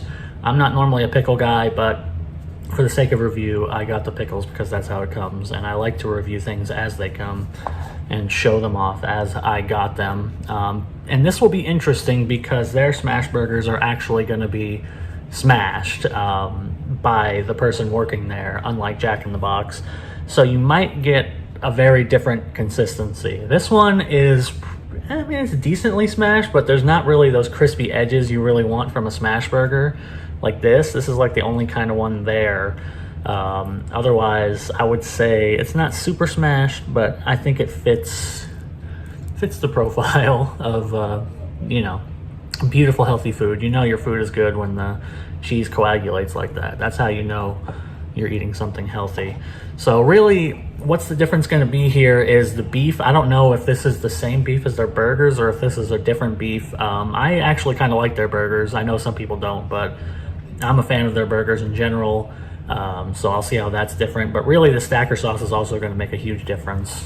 So let's go ahead and try it out.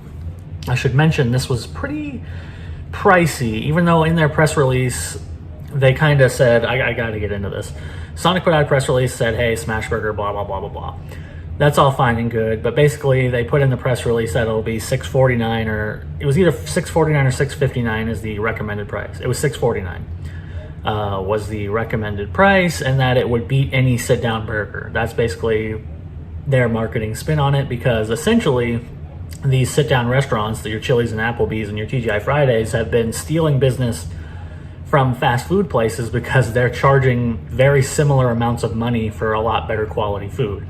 Like you can go to an Applebee's oftentimes or a TGI Fridays or something and get a burger and fries for like $10. That's a lot better than a McDonald's burger. And now that a Big Mac meal is like $10 anyways, you see where the trade-off is. So Jack in the Box said here $6.49 for this. So it's a premium burger. It's not cheap, but if it's good, it's good. So let's try it out. Wow.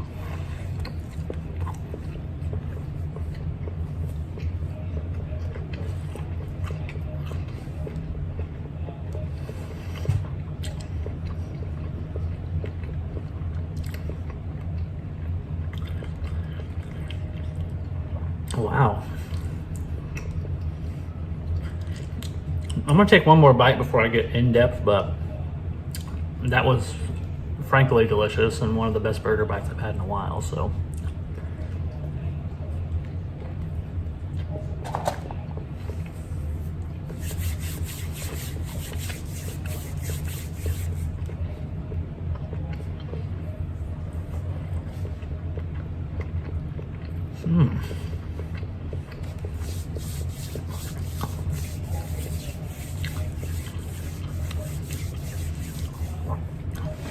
well, yeah, no, this is different. I don't know if it's a different meat necessarily, but 100% is a different seasoning blend than the regular Sonic burgers, because it tastes like a steakhouse burger.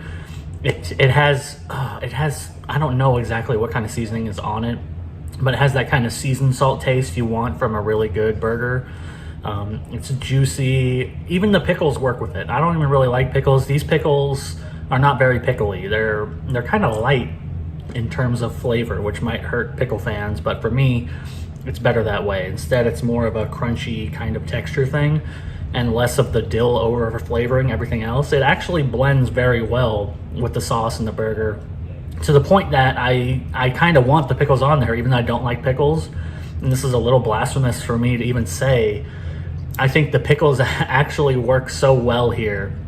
The formula is so keyed in that you do want the pickles here. Even if you don't like pickles, I suggest trying it that way, because I would have never thought it would be good with pickles.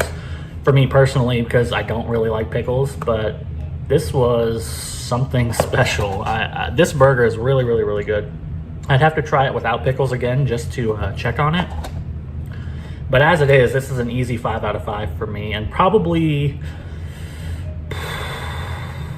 the best fast food burger I think I've maybe ever had. I gotta be honest. Outside of maybe In-N-Out, if you count that as fast food, I would take this. I think I would take this over a Five Guys burger, to be honest. I'm not really a huge Five Guys fan. I like In-N-Out better. But in my rankings, this of fast food burgers, if you're not counting kind of like regional chains that nobody, not many people have access to, like In-N-Out or Whataburger or whatever, this is the best fast food burger you're going to find from a nationwide fast food restaurant, in my opinion. Now, to be fair, I have not tried Jack in the Box's Smash Burger that came out and sold out. And the reason it sold out, to be clear, is the patties, their smash patties are coming in pre-smashed, frozen, pre-seasoned, essentially. Every patty you're getting at Jack in the Box is going to be identical because they come that way. They come pre-smashed, pre-seasoned. So they're guaranteeing that you're going to get quality every time. And from what I understand, the Jack in the Box burger is really good. I haven't personally had it, but maybe I'll have to try it sometime soon to compare it. But the difference here is that you're getting a burger that is going to have a human working on it, which can be a good or bad thing. Usually it's a good thing, but there is always the chance you're going to get somebody who doesn't really care and doesn't smash it enough, or maybe doesn't season it enough, and blah, blah, blah, blah, blah. You're going to get some variance, whereas the Jack in the Box ones, they're pre-frozen. They fry them, for the exact amount of time, and that's what you're going to get for the most part, unless they leave them out or something.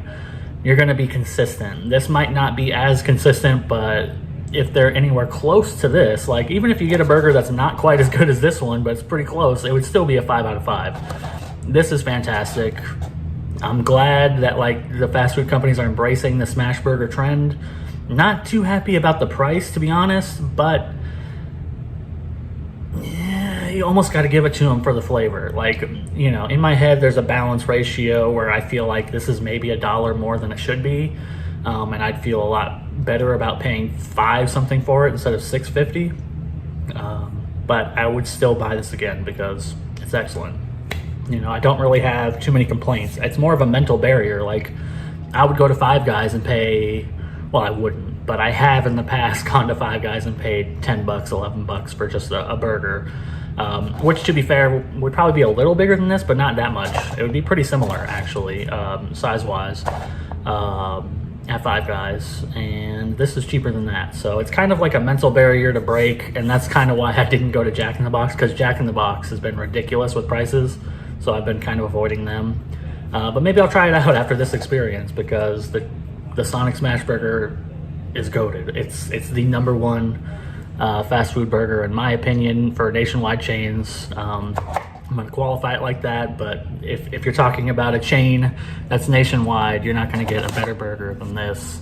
So I suggest checking it out, even if you're not somebody that likes Sonic. Even if you say, hey, I don't like Sonic burgers, you might like this one because it's different and in a good way. So with that, I will see you all next time. Today we're going to try limited edition mystery Twinkies.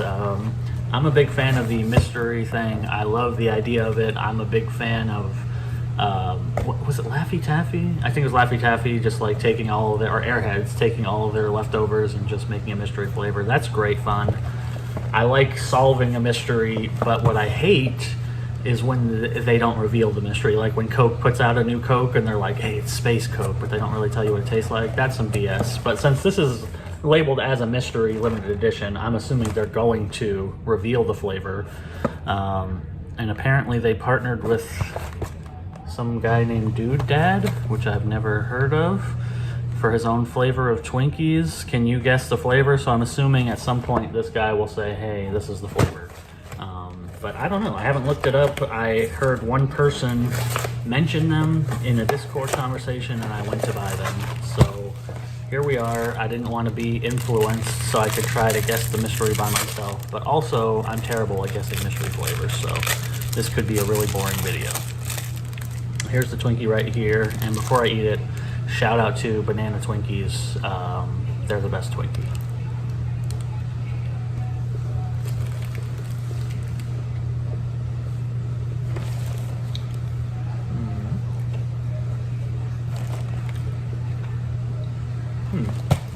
There's a strong candy flavor. That's what I'm getting. Like sweet tarts. Hold on.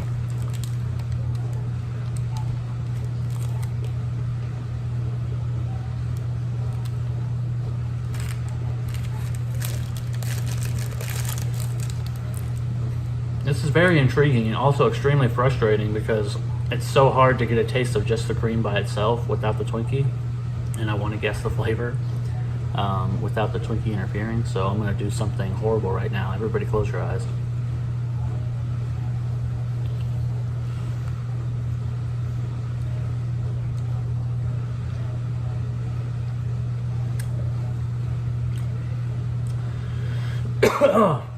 I almost want to say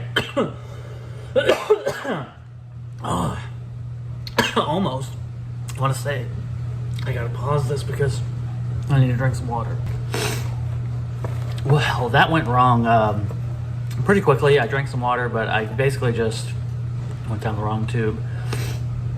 Unfortunately for me, that happened, but fortunately for me, it did give me a good chance to taste it as it was stuck in my throat. And I'm going to go with some kind of sour candy. I want to say it's either Sweet Tarts or Pixie Sticks. Those are my two guesses, or something along those lines. There's a very strong kind of sugar tartness to it, but also a hint of sour. That's what I was getting as I was choking to death, and as I currently am recovering, was a hint of like tart sourness, which leads me to Sweet Tarts. That's my number one guess. Or Pixie Sticks, or if they're not going to do a branded co-deal, which they probably aren't, they'll say it was sour candy or whatever. So that's my guess. Don't do what I just did. Choking is bad, and I will see you all next time. Today we're going to try breakfast tater kegs, which is apparently a thing that I've never heard of. I don't know what is going on in here. I looked in the box. Frankly, they didn't look very appetizing. I guess the idea is that it's like a super tater tot with sausage, cheese, red pepper, and bacon, and egg in there. I get the idea of like a breakfast bite. I've had things like that, but I've never heard of breakfast tater kegs. And here's the important part. These are from Walmart, from the hot deli section. So I got these from the heated deli section. These were at the front of the store on like the hot plate where they would have like hot dogs and chicken sandwiches and rotisserie chickens and stuff like that. They had this made at 12:35. It's currently about 1 o'clock. I got these at the perfect time. They were fresh. They're still kind of warm, so that'll be good for review purposes. $2.50 for this, so pretty cheap for a breakfast item of tater kegs, and you get 6 of them in here, and a serving is actually 3. So maybe a good deal. Depends on the taste. Tater kegs. I mean, I like the idea. I like the concept of this. I liked the Jimmy Dean idea of it. The problem with theirs is that they're too expensive. Like the Jimmy Dean ones that you microwave and stuff like that. And if you hear that in the background, it's the dishwasher. Sorry, but they're just too expensive. The prepackaged breakfast food industry is just so insanely overpriced that I pretty much avoid it. This is for $2.50 for actually being hot food. Is interesting. Now I'm gonna show you what it looks like. I gave one to my dad. He said it was good. I didn't ask too many details because I just really wanted him to try it. So there's only 5 in here right now, and I'll pull one out so you can see it in a little better detail.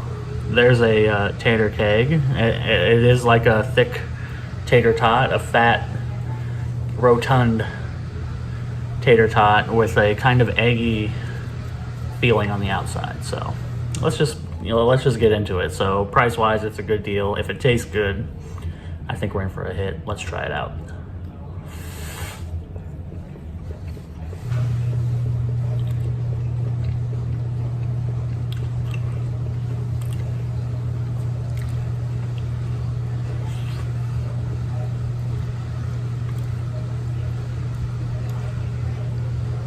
try to show you what it looks like a little bit, but it's really kind of indistinct mush for the most part, with some little bits of bacon in there and sausage.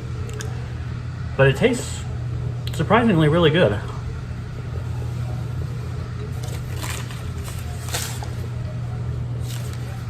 This is my receipt, by the way. Now, the interesting thing about these, besides the fact that they're cheap and delicious, is that I don't really know who makes them. I'm not really sure where these came from. They're tater kegs, which seems like a name somebody came up with. It's a registered trademark, so I have to assume this is some kind of company. I haven't looked it up. Maybe I should have. But came out of nowhere. I've never seen these before, never heard of them. Now they're at the Walmart hot area, and quite frankly, fairly delicious. Like, if I picked this up for $2.50 at Walmart breakfast, I'd be pretty happy. You know, outside of the fact that this is horribly unhealthy, I'm assuming, and I can feel like kind of greasy just kind of eating it. I'm not sure if these are fried or if they're baked, but they definitely have the feel of fried food.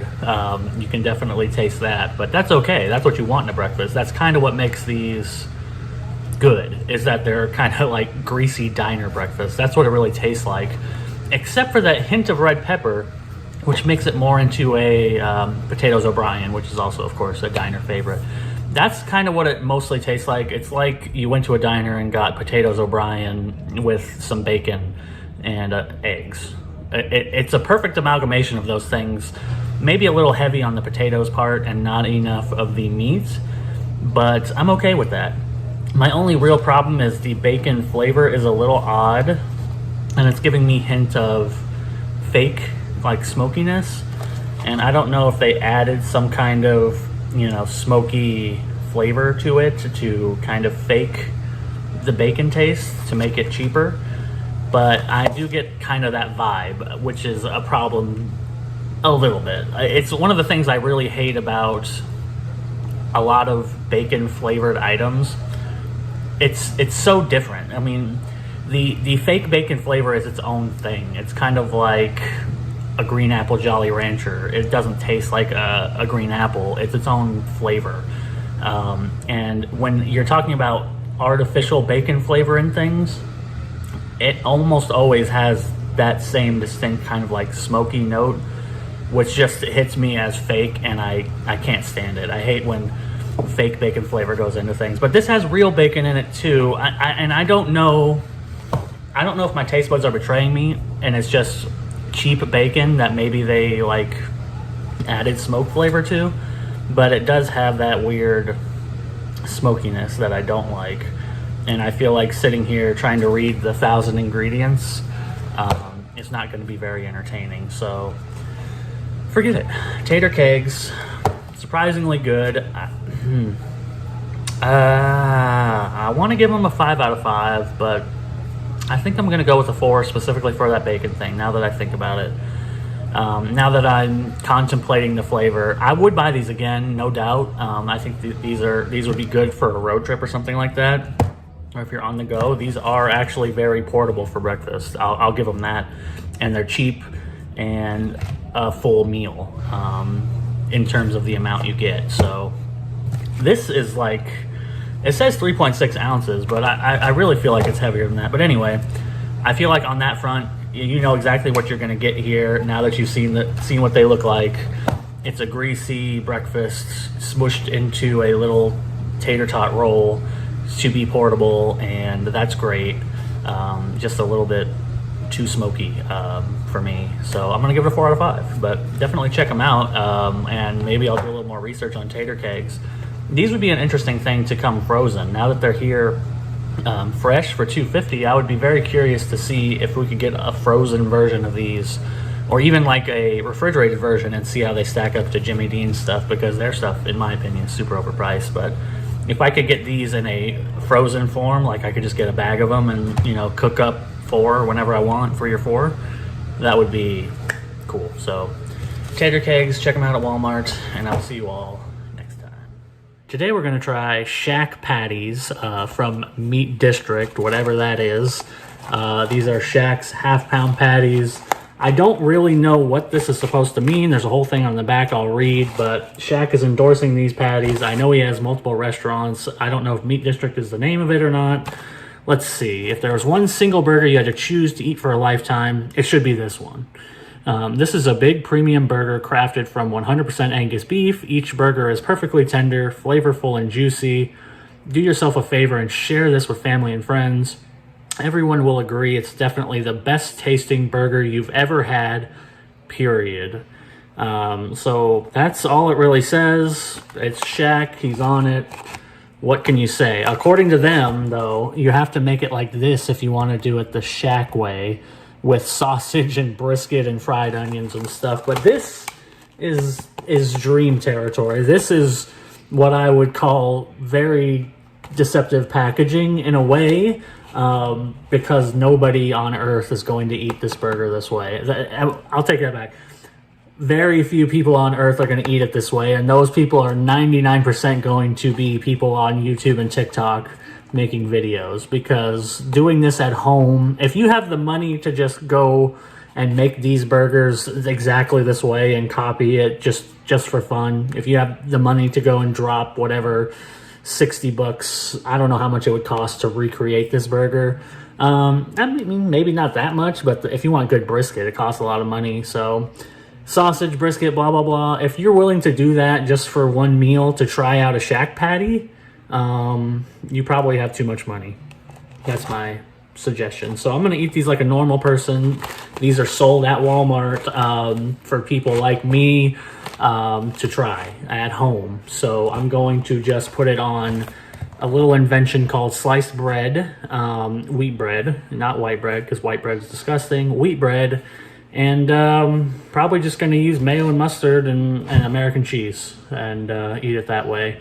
But one last thing before I start cooking it and show you the finished product, I'm going to use this burger seasoning, which I also picked up at Walmart for kind of expensive. I mean, $7 for this, so I hope it's good. So I'll kind of be doing a review of this at the same time. But the reason I did that is because these aren't seasoned. They sell pre-seasoned frozen patties and all that, but these are not seasoned. These are literally just beef. If you look at the ingredients, it's literally just Angus ground beef.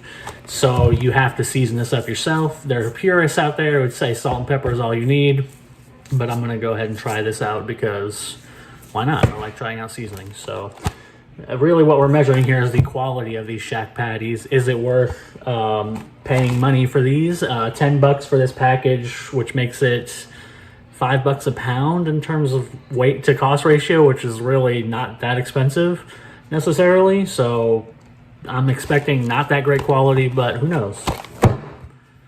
Meat District. All right, here's the patties right here. They're actually very sizable. I mean, they weren't lying. These are very big half-pound patties. They look maybe a little freezer burnt. But they also do come in a resealable package, which is really nice. I appreciate that. I have my skillet over here heating up with some oil. According to their instructions, you should cook these for, hold on, let me show you this. You should cook these for 22 to 24 minutes on the skillet, turning patties every 3 to 5 minutes. That sounds crazy to me, but I mean, I guess they're thick patties, but also turning every 3 to 5 minutes seems weird. But you know what? I'm going to follow the instructions. They're frozen, so maybe that's why they want you to do that. Maybe that makes a difference. So I'm just going to follow the instructions and then slap on some Kraft American cheese. Well, here's my plate with the pathetic fries and some groovy sauce that I have left over from Sonic, which is actually really good. But more importantly, there's the beautiful burger, which is just meat and cheese, mayo, and mustard on some wheat bread. Now, here's what it looks like on the inside. It's fully cooked because they said to cook it for 22 minutes, so it's well done. So we'll find out how it goes. Whew. I'm kind of excited for this, but also kind of worried, so.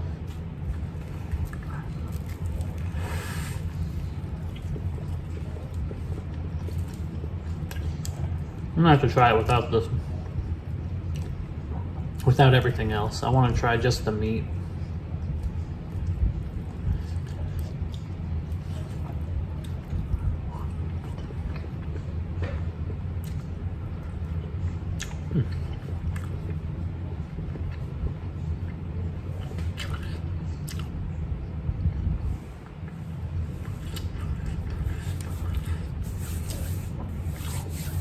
Mm.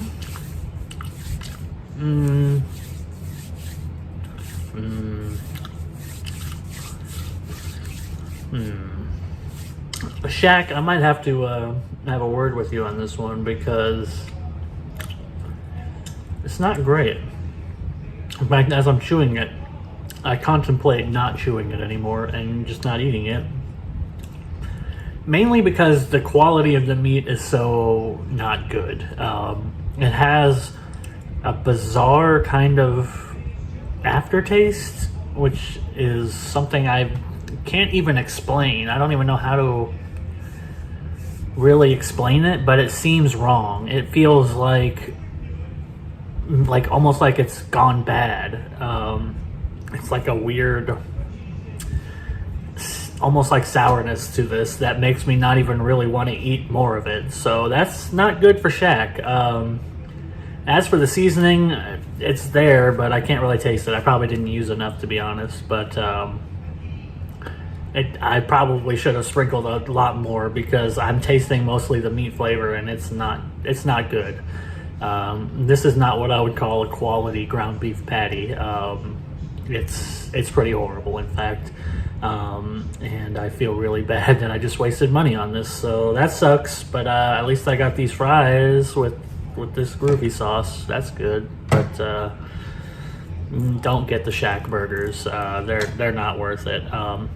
In terms of frozen burgers, I think probably the best one I've ever had was the Bubba burgers, and they're decent.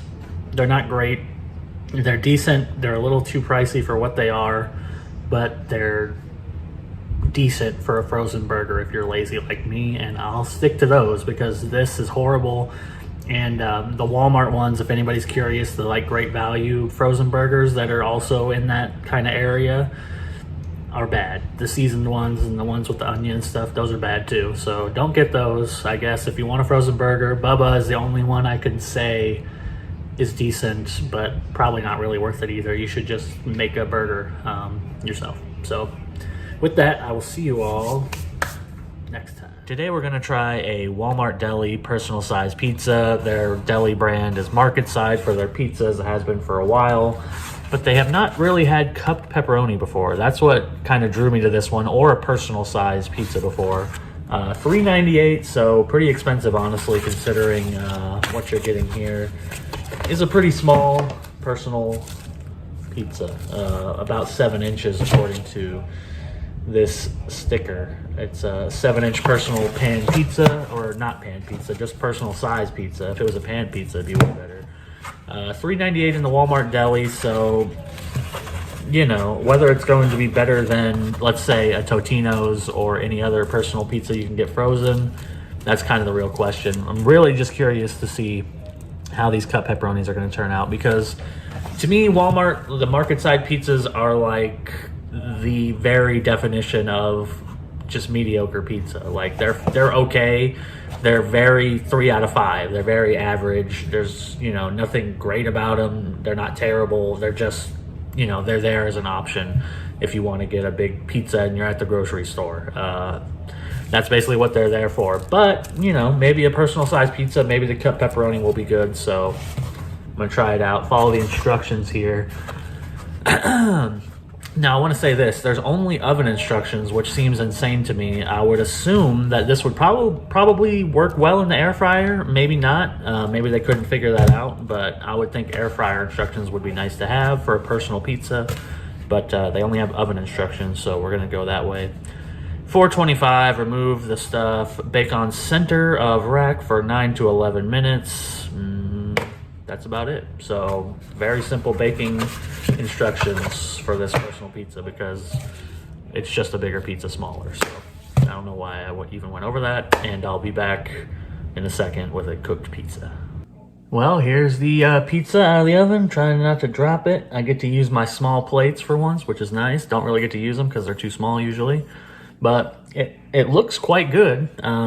Taste is what's going to come down to. I'm just hoping that the pepperoni, cupped pepperoni, which did cup, I'll give them that, it did cup, is spicy. That's all I want, is a spicy pepperoni and not a crappy, tasteless pepperoni. So let's go ahead and get a piece. and take a bite.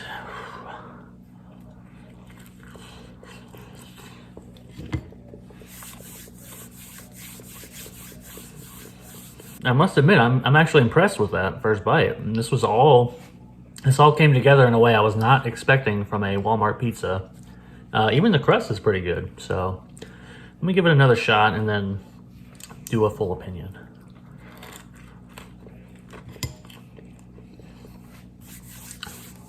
Well, I gotta say, I'm a little bit blown away by market size / Walmart great value, whatever you want to call it, because this is quite delicious.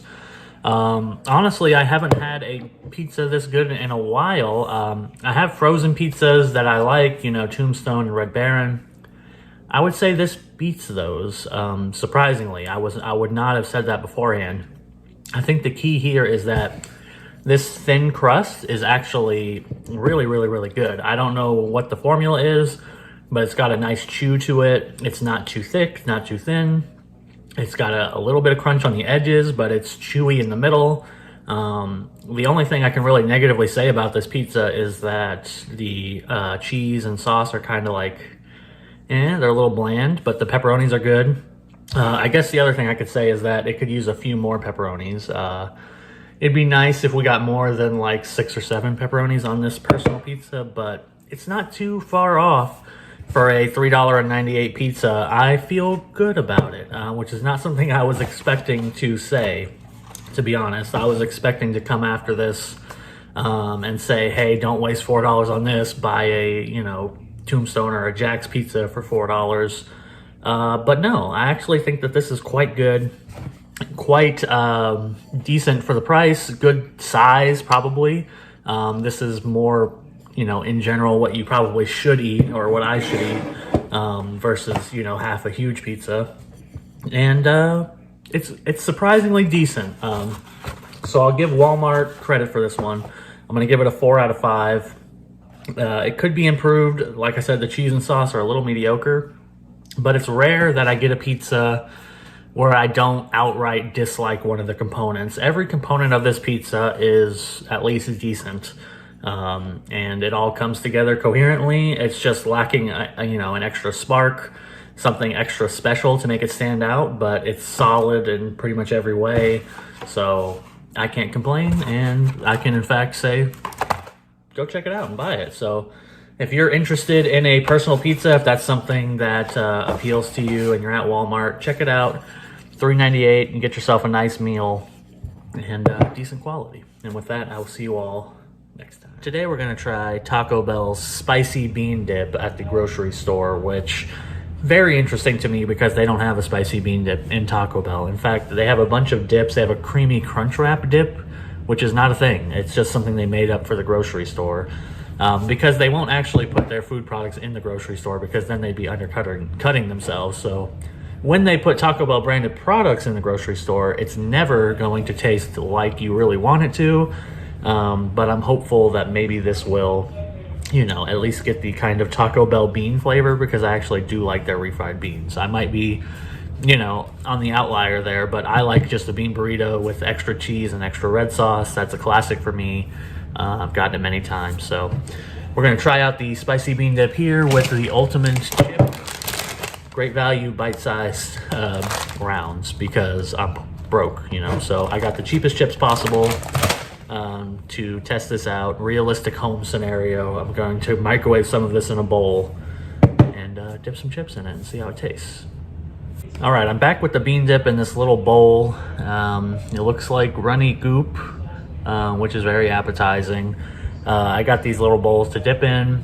Pro tip, don't microwave them. They're not actually microwavable. This is in fact burning my fingers as I do this. You should heat it up separately and then put it in the dipping bowl. Tortilla chips. Now, I don't know why, but I just prefer rounds over what do you call them? Triangles. I just forgot what a triangle was, but I prefer the rounds. I don't really have a reason why. It's just in my head.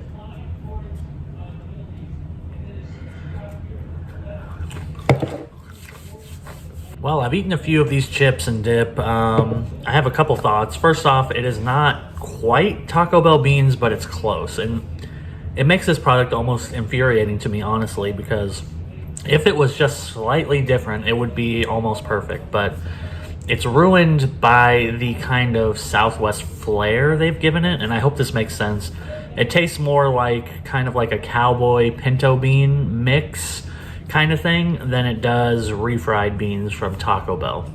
The refried beans from Taco Bell are pretty mild. This has a very strong kind of, I'm not sure what exactly the spice is, but something in that kind of like Tex-Mex beans spices, maybe jalapeno, I'm not sure, overtakes it, and especially the tomato.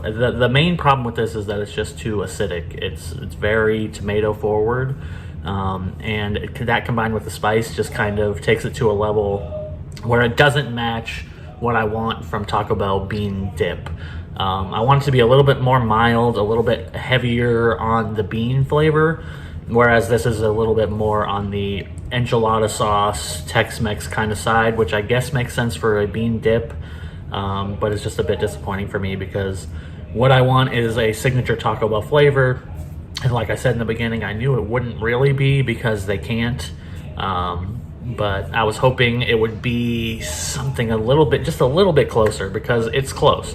And it's not bad. It's pretty good. It's pretty decent. It's maybe a little spicy, but for anybody who is used to spice, they're going to say it's not spicy at all. But for me, it's maybe a little bit on the high end of spice, but you know, in the consumer level, the consumer don't eat spicy food level, so not really that bad. So bean dip from Taco Bell, I don't know if it's worth checking out. They have the Crunchwrap dip, and then they have Mexican pizza sauce, which is potentially interesting. I might try that some other time, but I'm not really sure what to do with that. I don't know what, do you just dip chips into Mexican pizza sauce? I have no idea. I guess for this spicy bean dip, I think this will be really good actually in like homemade nachos. Even not dipping, I think that this would be great, like kind of poured on nachos with your own cheese and put in the oven. This would work really well in that aspect, or in kind of a burrito. Honestly, you could use this in place of refried beans, but you're definitely going to get more of a kind of Southwest Tex-Mex flavor versus a more neutral refried bean flavor. Hopefully that made sense, and I will see you all next time. Today we're going to be trying one of H-E-B grocery store's soups of the world. This is the Greek recipe lemon chicken soup. Now they have a bunch of these different soups of the world from around the world that are supposed to be like, you know, favorites from those areas. I honestly cannot say I've ever had Greek lemon chicken soup. It sounds very interesting to me. I like the idea. I've just never really had a lemon-based soup, to be honest. And I'm kind of curious to see how this is going to work out. Delicious lemony chicken soup loaded with chicken, onion, celery, carrots, tubatini pasta, which is those little tubes with the crinkles, herbs, spices, and seasonings, which according to the back, our herbs are salt, sugar, potato starch, lemon juice concentrate, dried whole egg, sea salt, onion powder, garlic powder, canola oil, dried oregano, and black pepper, which all sounds fine to me. Nothing on that really stands out as being very bad. I mean, it all seems fairly straightforward for a soup, at least, because canned soup is usually really terrible. This one is also, in terms of sodium, we're going to be getting 75% of our daily value in this one box of soup, which is approximately the size of a can. So let's shake it up, because it says on the back, shake well before opening, pour into medium saucepan, simmer over medium heat. Yeah, I mean, it's soup. We're just heating it up, but it says to shake it. So I'm going to shake this up, get it in a pot, heat it up, and we'll show you what it looks like. Actually, let me show you what it looks like first before I cook it, so we can get a nice comparison. Rip the thing.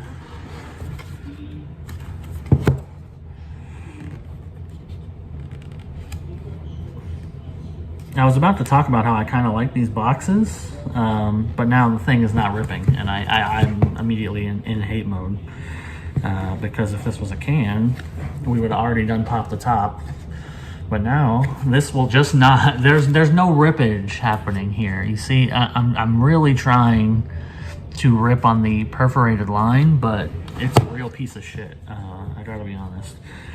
There we go. And it did not rip on the line either. It's coming off the rails here. Come on, HEB, you can't get better boxes.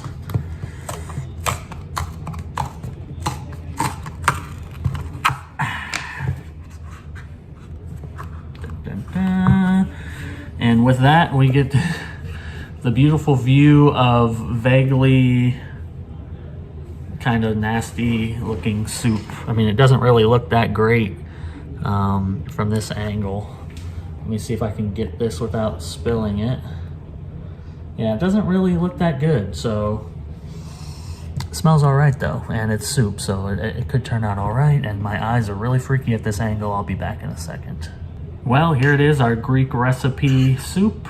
I don't want to spill it, so I'm not going to angle it too close to the camera, and I don't really feel like moving the camera because then I have to move it back, and I'm lazy. So this is basically the best view you're going to get of this soup. It is creamy, and it smells really good, but I am still a little bit hesitant because something about lemon soup feels off to me, even though it really shouldn't, because lemon's fine, but I don't know why. I have like a weird reaction to lemon in soup, which doesn't make sense to me.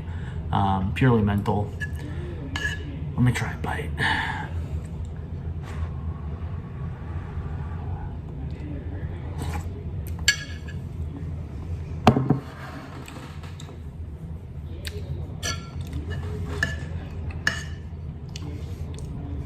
And this is not quite as lemony as I was kind of actually hoping for, to be honest.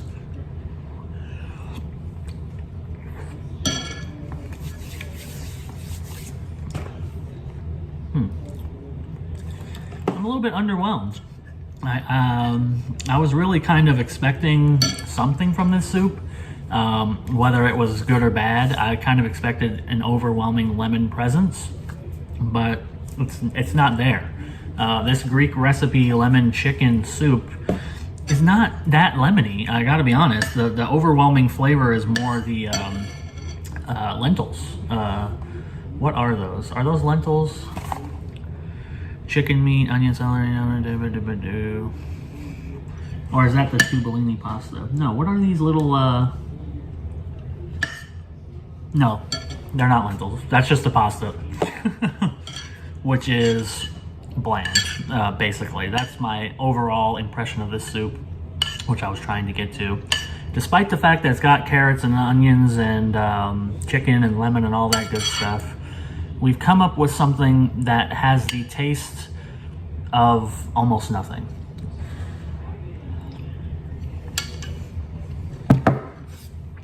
It's very boring. The lemon is there a little bit, but overall it's just kind of a boring soup. Like, you could hand me this soup, I would not be able to tell you it's lemon chicken. Lemon would come up, but it would be a component of a fairly bland soup that somehow has lemon in it. Because calling it lemon chicken soup feels a little bit disingenuous. It's just bland. So unfortunate for HEB. We get hit and miss with HEB brands. Sometimes they're really good, sometimes they're not. It's the same thing with Walmart and every other, brand, house brand. Sometimes things are good, sometimes they're not. And the only way to really know is to try them, which is kind of why I make these videos a lot of the time. So if you're in Texas and you shop at HEB, just go ahead and pass this soup up if you were looking at it and wondering. If you're in the aisle, Google searching this soup and somehow come across this video, just go ahead and pass it by. I'd say it's like a 3 out of 5. It's totally okay to eat. I mean, it's fine, but it's just very bland. It's a bland soup. It's a waste of money. Like, you might as well buy, you could buy a Campbell's soup and get a little bit more out of it, to be honest. That's just how kind of bland this is, which is a shame. So that's HEB's Soups of the World Greek recipe lemon chicken soup. And with that, I will see you all next time. Today we're going to be trying Casa Verde's red bean pozole soup, or stew, however you want to call it. I'm not an expert. I've never had a real pozole. I'll say that up front. only fake versions like this, and here's another version for everybody to try, but this one is a vegetarian version. It is 100% natural, plant-based, no preservatives, all that good stuff, healthy for you. According to the back, for us at Casa Verde, food means love. We are proud to share with you the flavors of our culture and heritage of good nutrition. We will lovingly give back 4 meals per case sold to nourish communities in need across America. Okay, good, I guess. I mean, I don't really know anything about it. It could be good, could be bad. Doesn't really say much about it. Stovetop boil. Okay, now this is interesting. Boil sealed pouch in water for 5 minutes. That's their recommended instructions.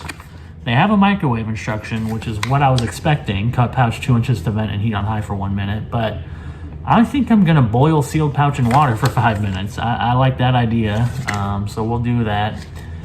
But essentially here, it's just a vegetarian soup. You can see the ingredients there. We got corn, red beans, guajillo, chilies, and this one's interesting because it's got grilled tofu to replace any pork or whatever you want to do in your own pozole. Now I don't have these things. I don't have limes or fresh onions or what else do people use? Radishes and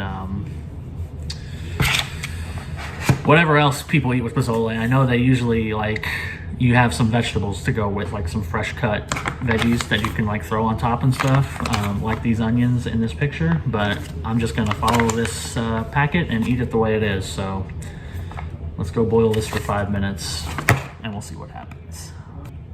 All right, here's our red bean pozole fresh out of the boiling water pot.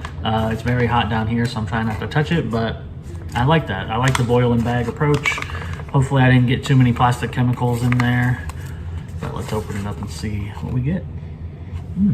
Smells pretty good, smells like hominy, which is normal. Steaming, here's my bowl. So you can see it as we pour. I'm trying not to burn myself.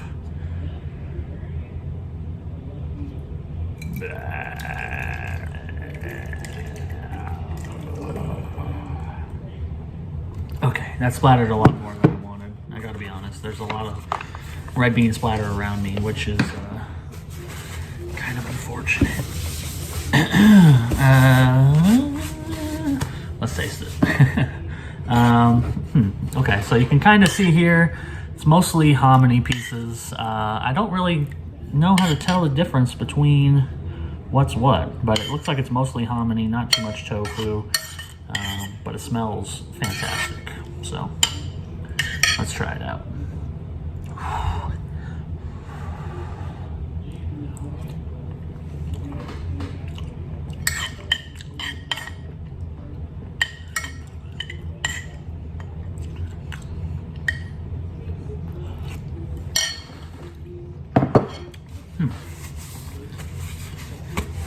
I think, as I predicted when I, right before I made the food, this would be enhanced so much more with some fresh onions, some maybe lime or lemon juice, radishes, whatever, cilantro.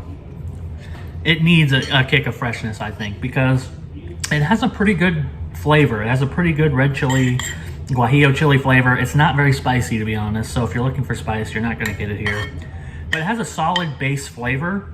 And the problem is it's so overwhelmingly packed with hominy that that's all you're really gonna get is basically, this is like a hominy soup and you're not really getting the mesh. You're not getting everything together. The hominy is overwhelming it. I feel like it needs something to cut it, which is, would be some onions and some cilantro. Just to give it a little bit more freshness because it's very earthy, it's very filling. You know, hominy forward. If you like hominy, you know what it tastes like. But it needs that extra element because as it is, it's very one note. Even though that one note is pretty good, it gets boring quick. So that's the only real problem I have with this red bean pozole. As a vegetarian dish, I think it works good. I have no real problems with making it. I have no problems with the preparation. The price was good.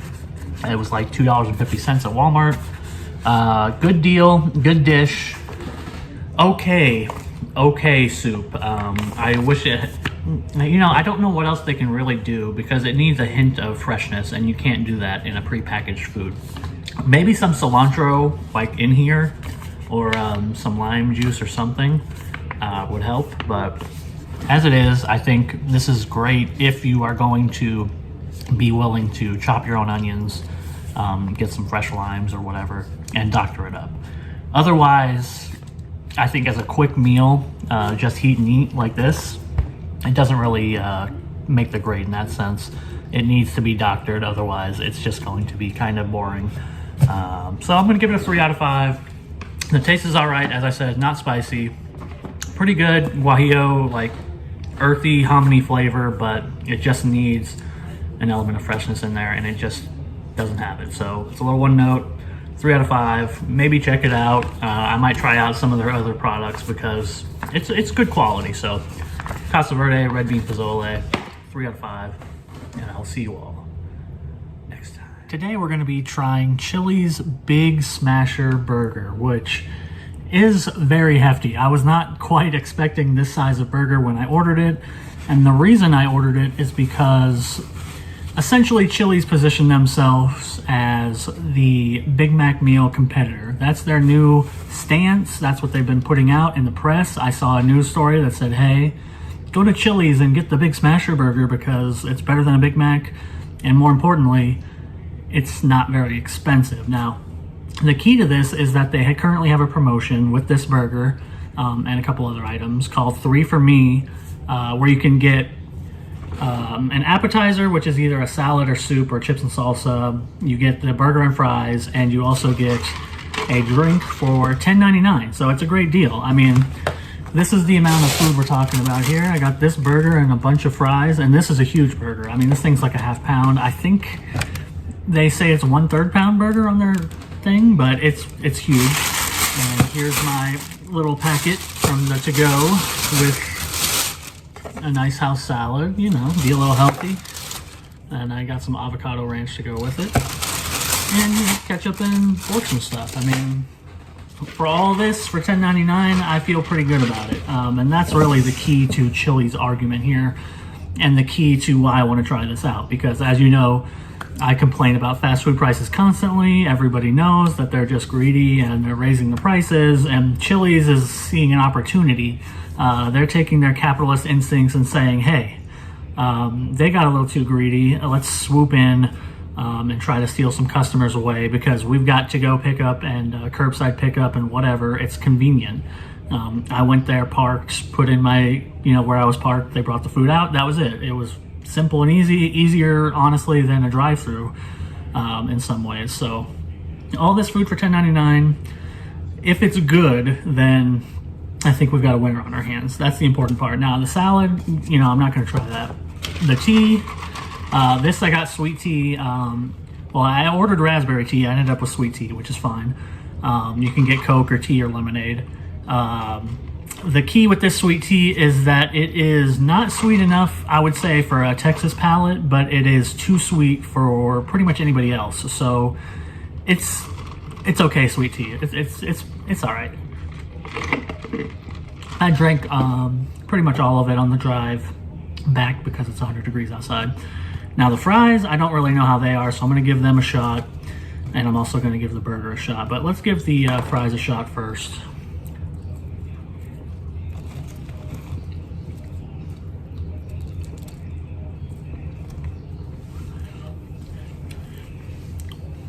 Not bad. Those are solid fries. There's some kind of seasoning. I think it's just, it might be just black pepper, but there's definitely a little bit of seasoning to them. They're cooked right. They're not McDonald's fries. I'll say that. I do like McDonald's fries maybe a little better than these, but for restaurant fries, they're solid. I'd say these are solid 4 out of 5 restaurant fries. So we're good so far. Now let's get to the main event and actually try this burger before it's too cold. So again, they're trying to take on the Big Mac here. But instead of putting 2 patties and all that good stuff, they have Thousand Island dressing and onions and lettuce. That's what we have here. Onions, lettuce, pickles, and Thousand Island. So you've got the main condiments of a Big Mac, but you don't have the structure. Instead, you just got a huge patty. I mean, this thing is fairly monstrous. It's big. It's the biggest burger I've seen in a while. So thanks, Chili's. And let's take a bite.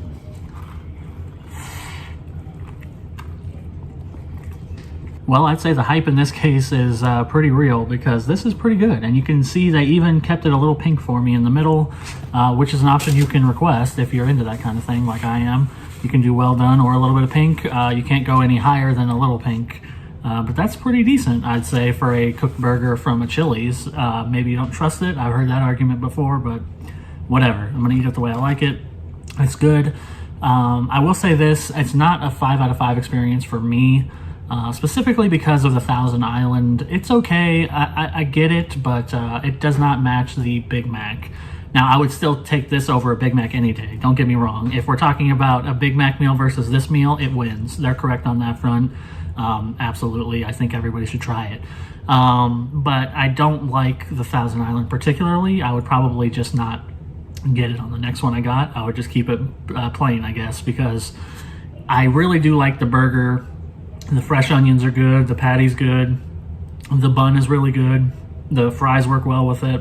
Everything's coming together. I'm about to burp. Everything comes together into a good bite. It's just really the Thousand Island that throws me off, and the burger could definitely be a little bit more heavily seasoned, I will say that. It does have a lack of punch, which I'm mainly comparing directly to the Sonic Smash Burger, which I would say is superior to this one for sure. I would definitely check that one out before this one.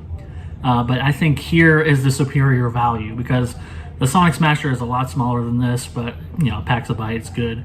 But you're paying $6 or whatever for that versus $10.99 for this whole giant meal with the salad and the drink and everything.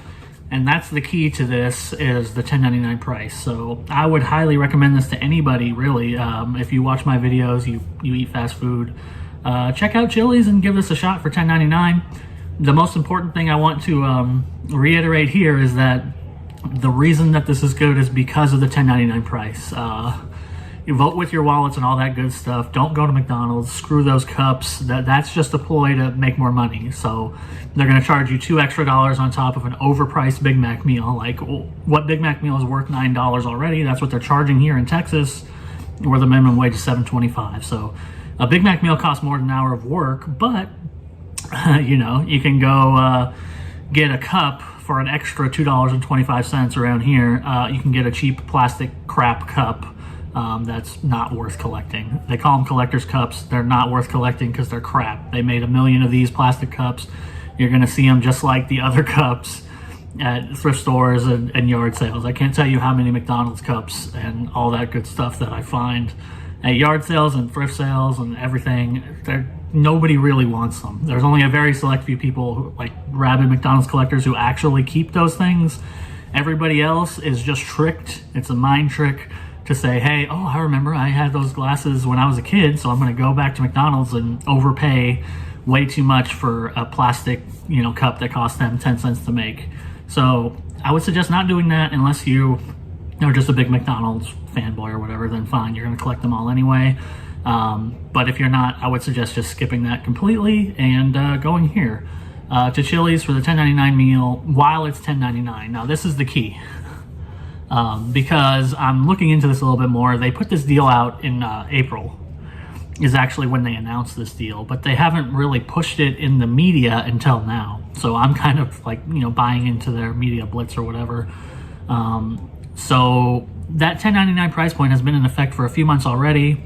They're pushing it now. I'm sure they'll keep pushing it for a while, at least a couple months. But they will eventually raise the price, and that's when we got to recalculate. They're either going to raise the price, or more likely they'll just get rid of it and put a new promo burger in its place that's not quite as big and not quite as good of a deal. That's the way these things generally go. So when this deal is not $10.99 anymore, when you can't get a salad and a drink and everything else for $10.99 at Chili's, don't go back. That's my advice. Go for this deal. Go for as long as it's available. As soon as they try to weasel out of it, stop. Hopefully they have a new deal at that time, and I can recommend them again. But that's my point. They're pushing this as the value alternative. They're saying, hey, come here instead of McDonald's. You get a meal for like a couple dollars more, like literally a couple dollars more, for way more food of a better quality with a salad. So that's great. I think it's cool. I think it's a great idea.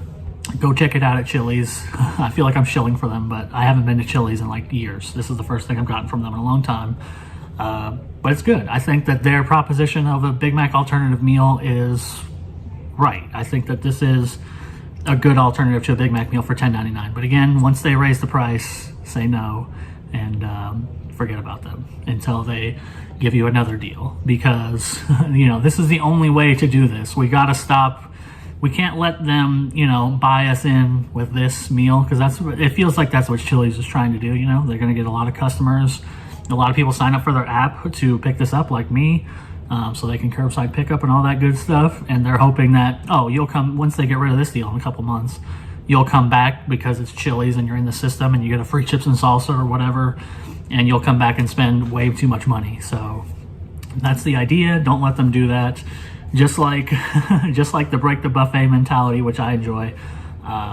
Always go for, at the buffet, you always go for the meats, always go for the expensive stuff, skip out on the pastas and the rices and all that crap. That's where they get you. You got to get them.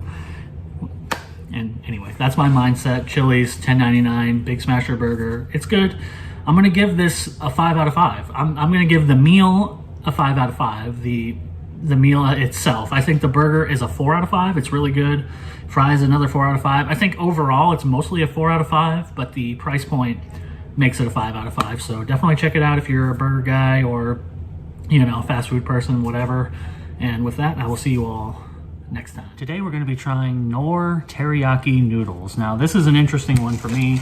I came across this at Walmart. It said it was a new product. I've never had teriyaki noodles from Knorr. Now if you know Knorr, which you should, they are the company that makes the goated chicken bouillon powder. Okay, now if you're ever going to make anything recipe that calls for chicken bouillon, this is what you want right here. This is the goated stuff.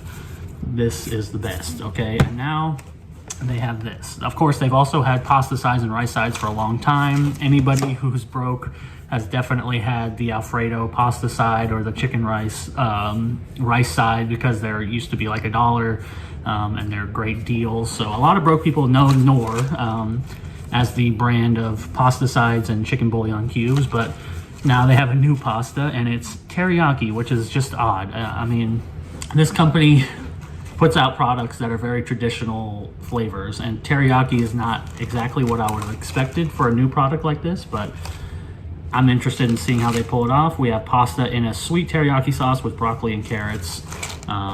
Let's see the instructions.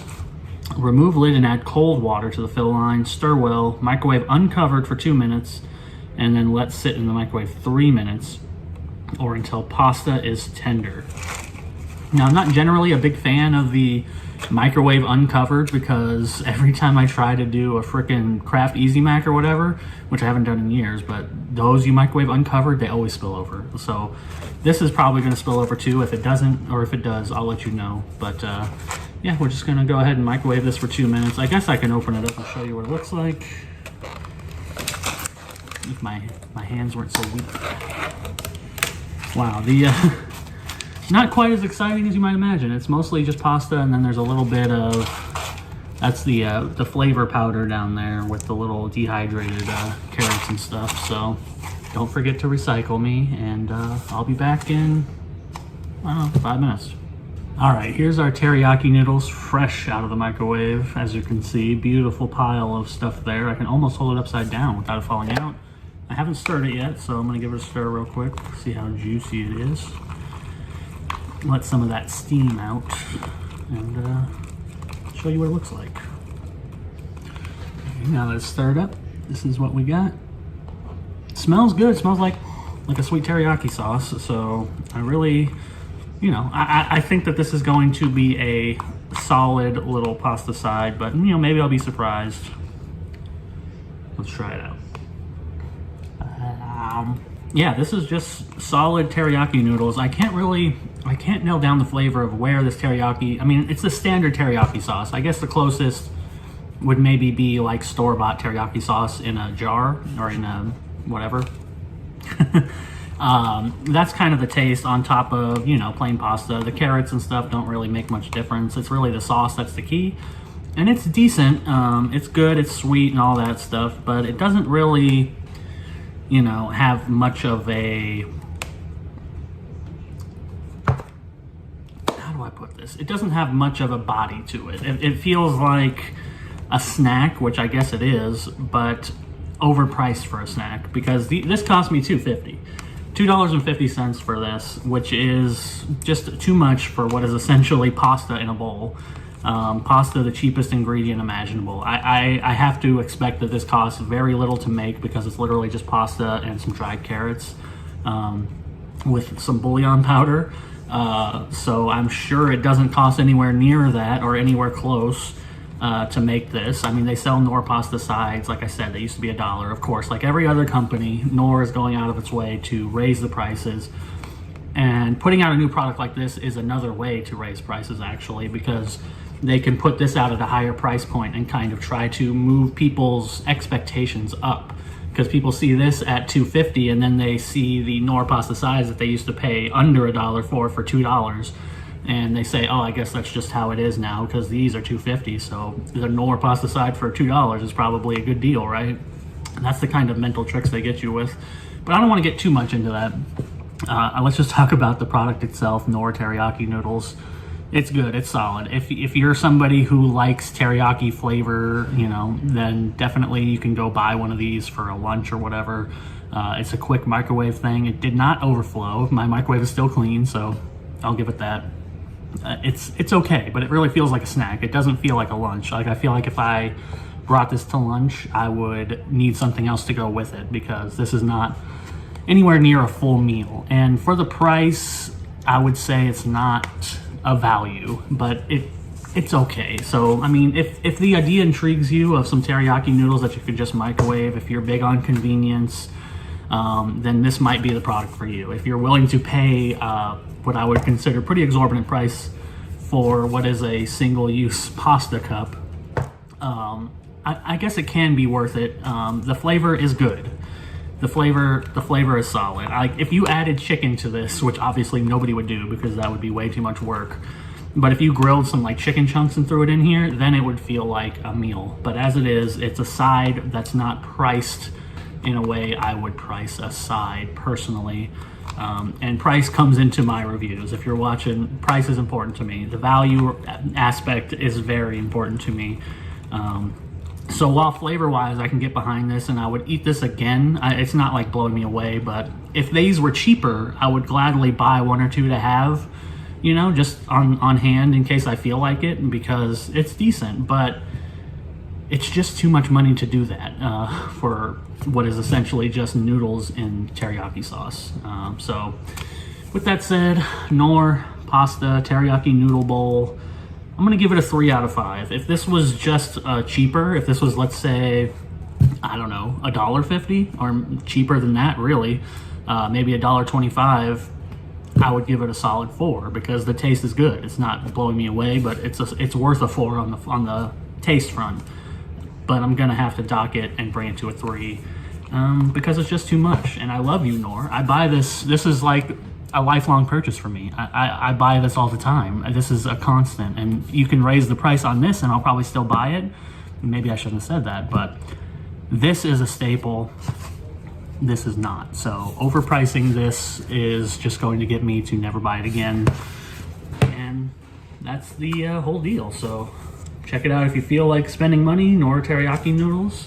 And if you don't feel like getting ripped off, then just skip it. And with that, I will see you all next time. Today we're going to be trying Norita's Tonkatsu Ramen, which is in fact from everybody's favorite Dollar Tree, as you can see there with the $1.25 symbol. This is the only place I've ever found this ramen bowl, and I'm sharing this because it's my favorite now. This is basically what I'm eating if I'm eating ramen. I've skipped all the other ones. This one is so good that I just get this one at Dollar Tree. I just buy 5 of them at a time and keep them in the pantry, and I wanted to share that with everybody. So this is going to be a little bit different of a review, because as far as I'm concerned, this is a 5 out of 5, so it's not necessarily even a review. It's just kind of a sharing video to say that this is excellent and kind of show it off and talk about it. So again, this is at the Dollar Tree. It's $1.25, you know, in the aisle with all the foods. They have one that's a shrimp one too. I didn't try that because I don't like shrimp. But this is perfect because it has a great miso flavor. If you like miso soup, it has a great core miso flavor combined with a nice pork flavor, and it's just incredibly delicious for what it is. I'm sure it's horrible for you. If we look at the ingredients in the seasoning, number 1 is salt, number 2 is sugar, number 3 is MSG, number 4 is fat powder, and number 5 is miso powder. So yeah, you're not getting what I would call a healthy meal here, or even, you know, non-detrimental maybe. I mean, this could actively kill me, but it tastes great. We've got way too many carbs in here, and more importantly, way too much sodium. So 83% of our daily value of sodium in here, but I'm still doing it anyway because it's really, really, really good, you know. I've been trying to be a little bit more healthy and cook my own dinners and stuff, but on some days for lunch, I'm just heating up some water and making one of these. I know it's bad for you, but it tastes so good, and I'm gonna show you exactly what I mean. Let me rip the plastic off from this. Now, $1.25, and you're talking in the realm of ramen, is maybe a little pricey, but I think that this is an okay deal. It's an okay deal if you're getting a bowl type ramen, and honestly the flavor here is so good that I wouldn't complain. But I think in terms of price, it was better at $1, of course, when everything was $1 at Dollar Tree. You could get this for $1 too. Now it's $1.25, but I think it's one of the things that is worth still getting at $1.25. And even if they raise the price, which they will, coming soon, Dollar Tree is going to be $1.50 tree, but even if they raise this to $1.50, I think I would still get it. It's one of the few things I would still buy at Dollar Tree for $1.50 because it's just so good. Let's open it up here. Now, of course, it's not going to look very interesting. It's just, you know, noodles. This is the seasoning packet. This is the key here. It's a big boy. It's a thick boy. There's a lot of seasoning in there. A lot of salt. That's where you're getting all your daily sodium. Now, this is another interesting thing that I have not tried. Now, and this is partly the reason why I'm making this video, to be honest. I'm hoping that somebody will go and buy this and then use this, because this is on their thing. You can see it says there, chili packet included if you like it spicy. I don't like it spicy normally. I like a little bit of spice, but not a lot. And I have not experimented with this spice packet because I'm scared of it. Like, look at this. It looks like, you know, liquid death, essentially. Not the brand, but like, if you took this as a shot, you would die, essentially. So I haven't tried it. You're supposed to be able to just, you know, pop it into your soup or your ramen and make it spicy.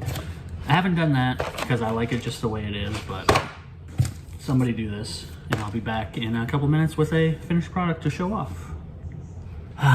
Well, here it is, my favorite ramen. I'm trying to show without spilling too much. Let me just angle this a little bit.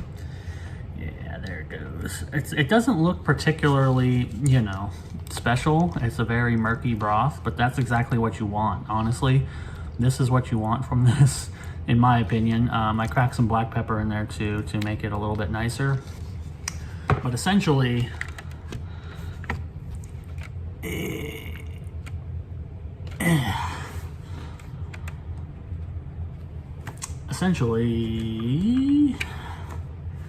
this is the best ramen you're gonna get anywhere.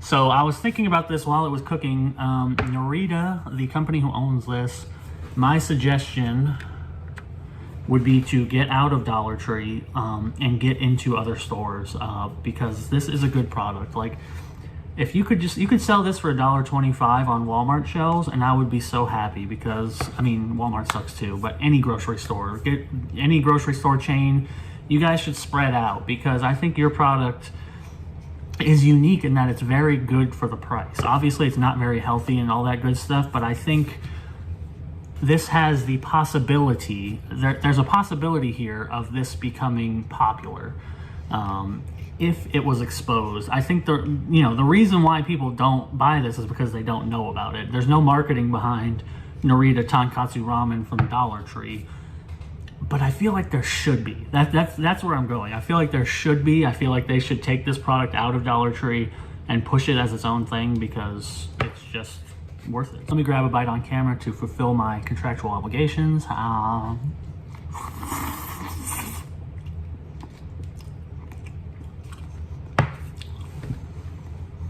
It's great. This is just solid. I feel like I'm shilling a little bit, but this is an okay shill. I wasn't paid. I love this product. I buy it a lot. I hope other people try it out. Somebody try the spicy version. Let me know how it goes. I just love this. All you need here, and the key here, if you're a ramen connoisseur or really any kind of person who makes noodles, you just buy, just really buy an electric kettle. This is one of the things that changed my life. It's one of those products that you don't really think about. Kind of like a handle in your shower. Like if you have a shower at home and it's just a regular shower head, you fucked up. You need to buy the handle that you can, go all around and has like different massage settings and stuff. That's the way to go. And I don't even mean that, as a rich thing, because it's not. That's the key to this. This is from the Dollar Tree. It's good. It's obviously not good for you, but you check it out. But the shower handle, you can get a good, like a decent one for, $20. And it is a little pricey, but it's going to be the best $20 you ever spend to get that handle, because it's really going to be a worthwhile investment. It's one of those products that you should just, take the plunge to invest a tiny bit in your own life, and you'll reap the rewards 10 times on a shower handle. So anyway, the point was electric kettle, another thing you should also buy. You can get a cheap electric kettle for like $20. Again, this is the entry point, $20. And it doesn't matter. You don't have to get an expensive electric kettle. Just get a cheap one. That's all you need, but it will boil your water within like 2 minutes. That's the key. Trying to make ramen on the stove top sucks, because I have an electric stove. Maybe if you have a gas stove, it's not so bad, but an electric stove, it takes like 10-15 minutes to boil water on. It's horrible. Even if you're trying to do tricks like covering it with foil and stuff, it won't boil fast enough for me. But a kettle will just get it done immediately. It is a one-time machine, but it is a one-use machine, but that use is very key. It's good for coffee, it's good for tea, it's good for ramens. Just having hot water available quickly is nice. It's really nice. And it's good for cooking too. I think that's the thing now I'm shilling for electric kettles, but it's really good for cooking too, because you can just fill up the electric kettle and get a full electric kettle boiling in like 5 minutes versus 15 minutes on the stove. And then you can just pour the electric kettle into the pot, and there you go. You already have boiling water. That's just a time saver, and eventually, time is money, however you want to conflate it, it's worth the investment. I'm broke as fuck. I don't buy a lot of things, but I do buy that. And I would always try to keep an electric kettle on me from now on, and I will always try to have the shower handle. Those are the luxuries of the broke, and I would suggest everybody invest in those two things, because they're just gonna really improve your life. So yeah, that was my shill for shower handles and electric kettles, but more importantly, it was a shill for this product right here, which you can get at Dollar Tree, but I'm hoping in the future you can get anywhere. That would be ideal, but that's that, and I will see you all next time. Today we're gonna try Flip's churro flavor, which is just incredibly interesting to me, but what's more interesting is where I found it at, which was your friend and mine, Dollar Tree, which means that this product is on the way out, which makes sense because it is State Fair themed, and summer should be over soon, but really it's never going to end. Of course, it's extremely hot, but the point is they put these out as a summer flavor, State Fair, obviously, and I'm guessing it didn't do too well, considering I never heard of it. I never heard anybody bring it up, and I've never seen them before. And I like Flips. I eat them, and I buy them frequently. I never saw these hit the shelves at my local stores. If they were next to the regular Flips, they weren't there. If they were on promotion, I didn't see it. And now they're at the Dollar Tree on their way out, I'm assuming. So great time to pick it up and make a review, right?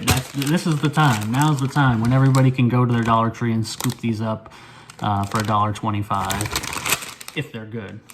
So I'm going to try these out. On the back, we've got a little blurb. Enjoy the taste of a fresh churro that's perfectly golden, lightly dusted in sweet cinnamon sugar and dunked in a creamy milk chocolate.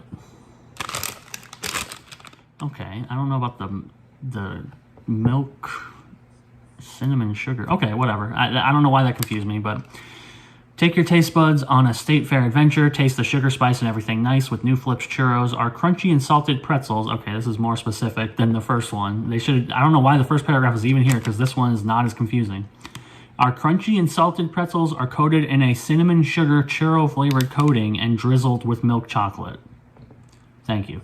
Pass the bag to friends and family and bring back fun times at the state fair with a sweet, salty, crunchy taste of Flips. No admission ticket required. Very nice. Very nice copy on the back, but I just want to know if this tastes like a churro. Because if it does, I'm going to go back to the Dollar Tree and buy a bunch of these. All right, so here's what they look like. They have an interesting, very caramel smell. Or caramel. Not so much cinnamon. All right, let's hit it.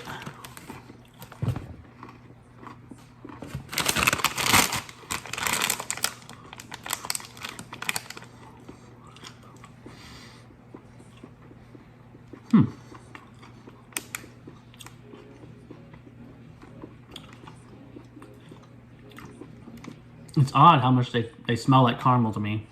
Maybe I'm just identifying the flavor wrong. But that's the aroma I'm getting strongly. It's like fresh caramel. But it's not caramel. It's their churro-inspired flavor. And I don't see caramel on the list of ingredients here. Of course, sugar number 1, palm kernel oil, non-fat dry milk, dry whole milk, soy, cocoa, corn syrup, whey, natural flavor, artificial flavor, malt extract, vanilla powder, paprika oleoresin resin for color, and leavening. So I don't see anything that would really explain that, but obviously all those things don't explain why it has a churro taste either, because, you know, it's a mess of ingredients. That's just the way the world is now. But these taste really great. Despite the fact that they smell like caramel, and it's kind of, you know, it's a little bit off-putting, I'm going to be honest, because it kind of is a little artificial, like a Werther's kind of smell. They taste amazing, and they do have a very churro-y taste.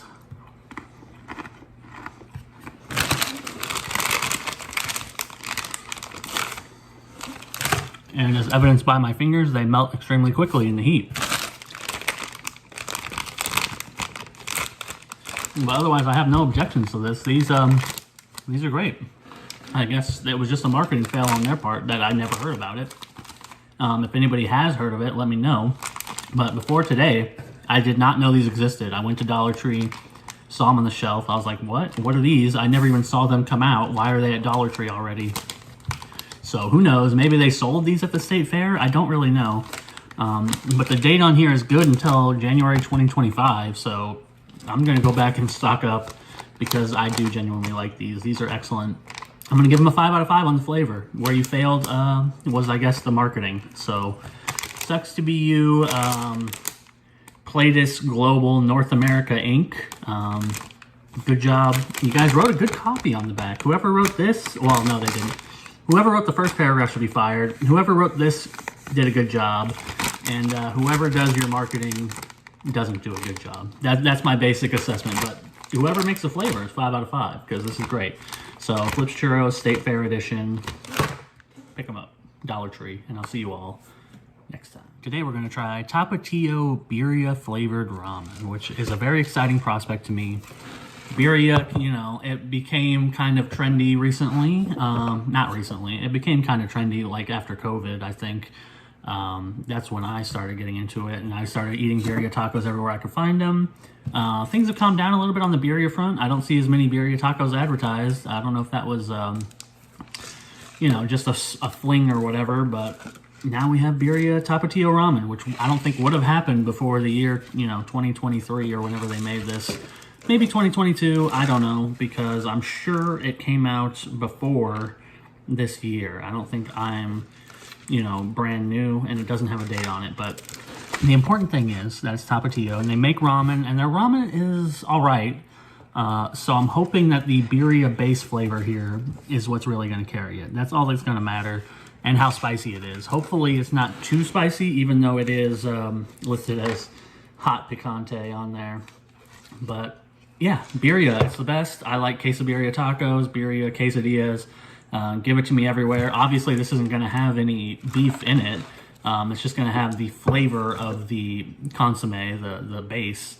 But that's the flavor I really want, honestly. Birria ramen is not even a new scenario. I've had birria ramen before from a Mexican restaurant and a Mexican food truck, and it's fantastic. But they just make it by like buying ramen noodles, taking them out, and using their own soup base with the pre-made ramen noodles instead of a prepackaged thing we're gonna get right here. So let me open this up. I'll show you what it looks like. There's two methods to cook it. You can microwave or boil water. I'm gonna boil water because I have an electric kettle, and you should have one too. So this is my reminder for everybody, my weekly reminder to buy an electric kettle because it's just good for a lot of things. All right, so I'm not microwaving, so we're gonna open lid halfway, add soup base flavor packet and vegetable packet, and then pour boiling water, let stand 4 minutes, and enjoy. So very simple. Let's go ahead and open it up. Now, see, here's where the premium part comes, because this cost, I think it was $2.49, $2.50 for this one ramen, and here's why. You get branded Tapatio soup base. Like, this is pointless, because this is inside the soup. You really did not need to waste, you know, effort, time, money, whatever, to brand your packets, but whatever. It feels premium, even though really it's just a waste of everybody's money and time. Tapatio ramen noodle soup, birria flavor, and vegetable flakes. Which, I gotta be honest, vegetable flakes isn't exactly the most appealing thing. They could have called it dried vegetables. It would have sounded better, but vegetable flakes, you know, those are the things I think about. In terms of the actual noodles, solid, you know, a little thicker, I would say, than a standard ramen noodle packet. So we're gonna get a little more noodles in here, but not too much. I think, what's the net weight in here? 3.8 ounce. So yeah, that's about it. Plain noodles. Let me open this up and show you what this beautifully designed packet looks like on the inside. But it's just gonna look like a ramen noodle powder, I'm assuming. It smells pretty good. It has a beef flavor. It doesn't really smell that spicy, so I'm hoping that it's not gonna be too bad, but it does have a look of spicy. It's definitely got the hint, the red hue of spice. Now let's check out our vegetable flakes here. Look at that. I mean, vegetable flakes, that's what everybody wants in their ramen. I mean, I do appreciate it, to be honest, but just don't call it vegetable flakes. I like that I'm getting a couple vegetables in here. I'm getting 0.1% of a daily serving of vegetables. You know, my body appreciates that. So yeah, I'm gonna put some water in this and I'll come back and tell you how it tastes.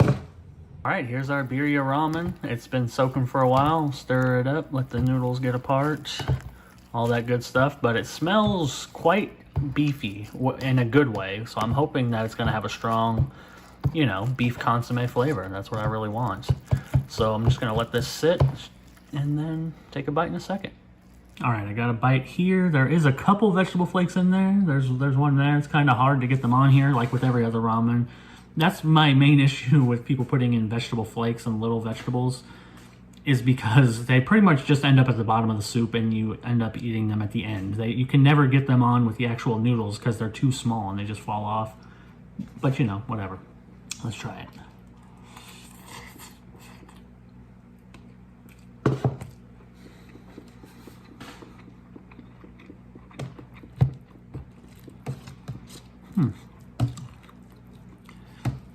I think this one's going to be a builder on the spice. I want to take a sip of just the broth.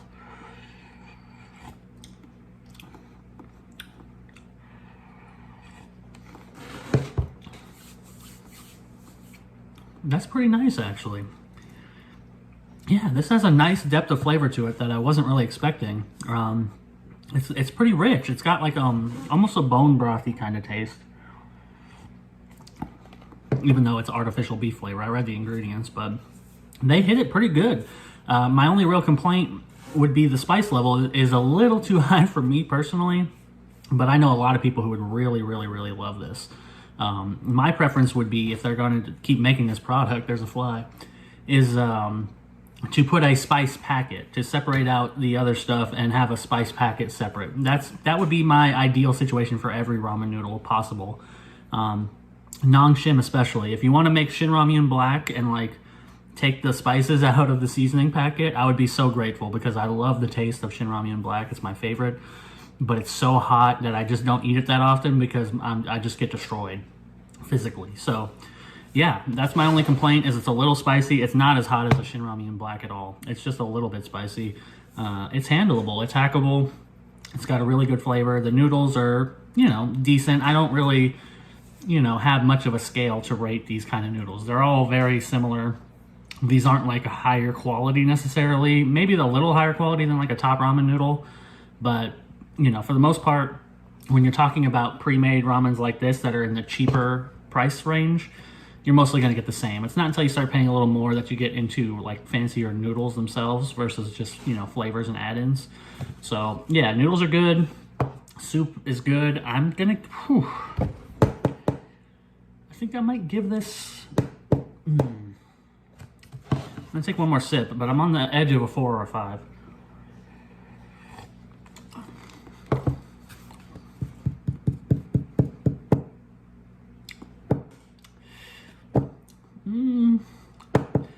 I think I'm gonna go with a 4. This is a really tough one, specifically because of the spice, because it's building right now, and it is a little bit like hampering my enjoyment of it.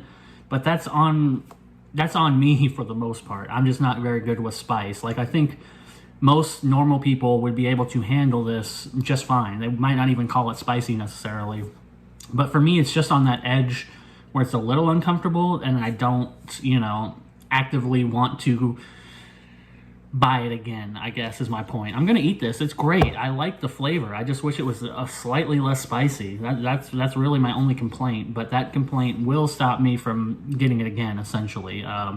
Especially with so many ramen packets, ramen products in the market. And they're coming out with new ones all the time, and I've got, you know, my Dollar Tree tonkatsu ramen, which is always goated. It's like, yeah, I'm gonna buy this to try it, and I'm not gonna get it again, even though I do quite like it. If they had a separate spice packet like the tonkatsu ramen, this could be up there on the pantheon of good ramens. But as it is a good ramen, but it is not on the top tier.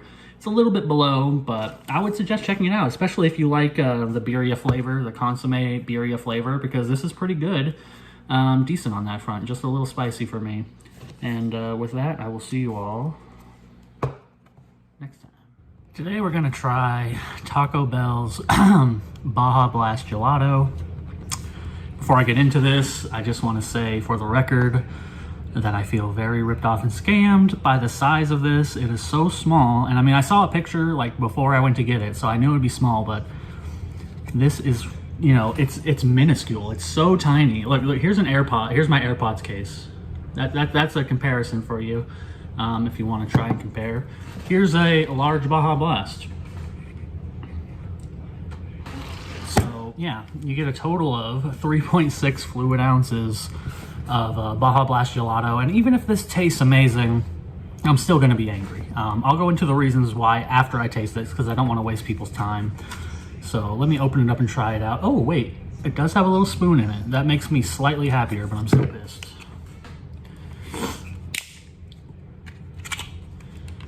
No instructions here, but I'm assuming that's it. Plastic, not wood. Scam. Number 1. We don't need more plastic in the world, and the wooden spoon is what goes with this. I mean, come on, this is the rule. This is how it went. Every kid got these with the wooden spoon. So for the record, I don't like the plastic spoon, even though I understand it's purple because it's Taco Bell. Should have been wood. That would have been my call if I was on this marketing team, but in the end, it really doesn't matter because they're going to sell through all these. I'll get into it later. Let's just try it out. The interesting thing is the first ingredient is, in fact, Mountain Dew Baja Blast flavored syrup. So this should be pretty similar to the actual drink, which I got here for comparison. So let's go. I dropped my tiny purple spoon.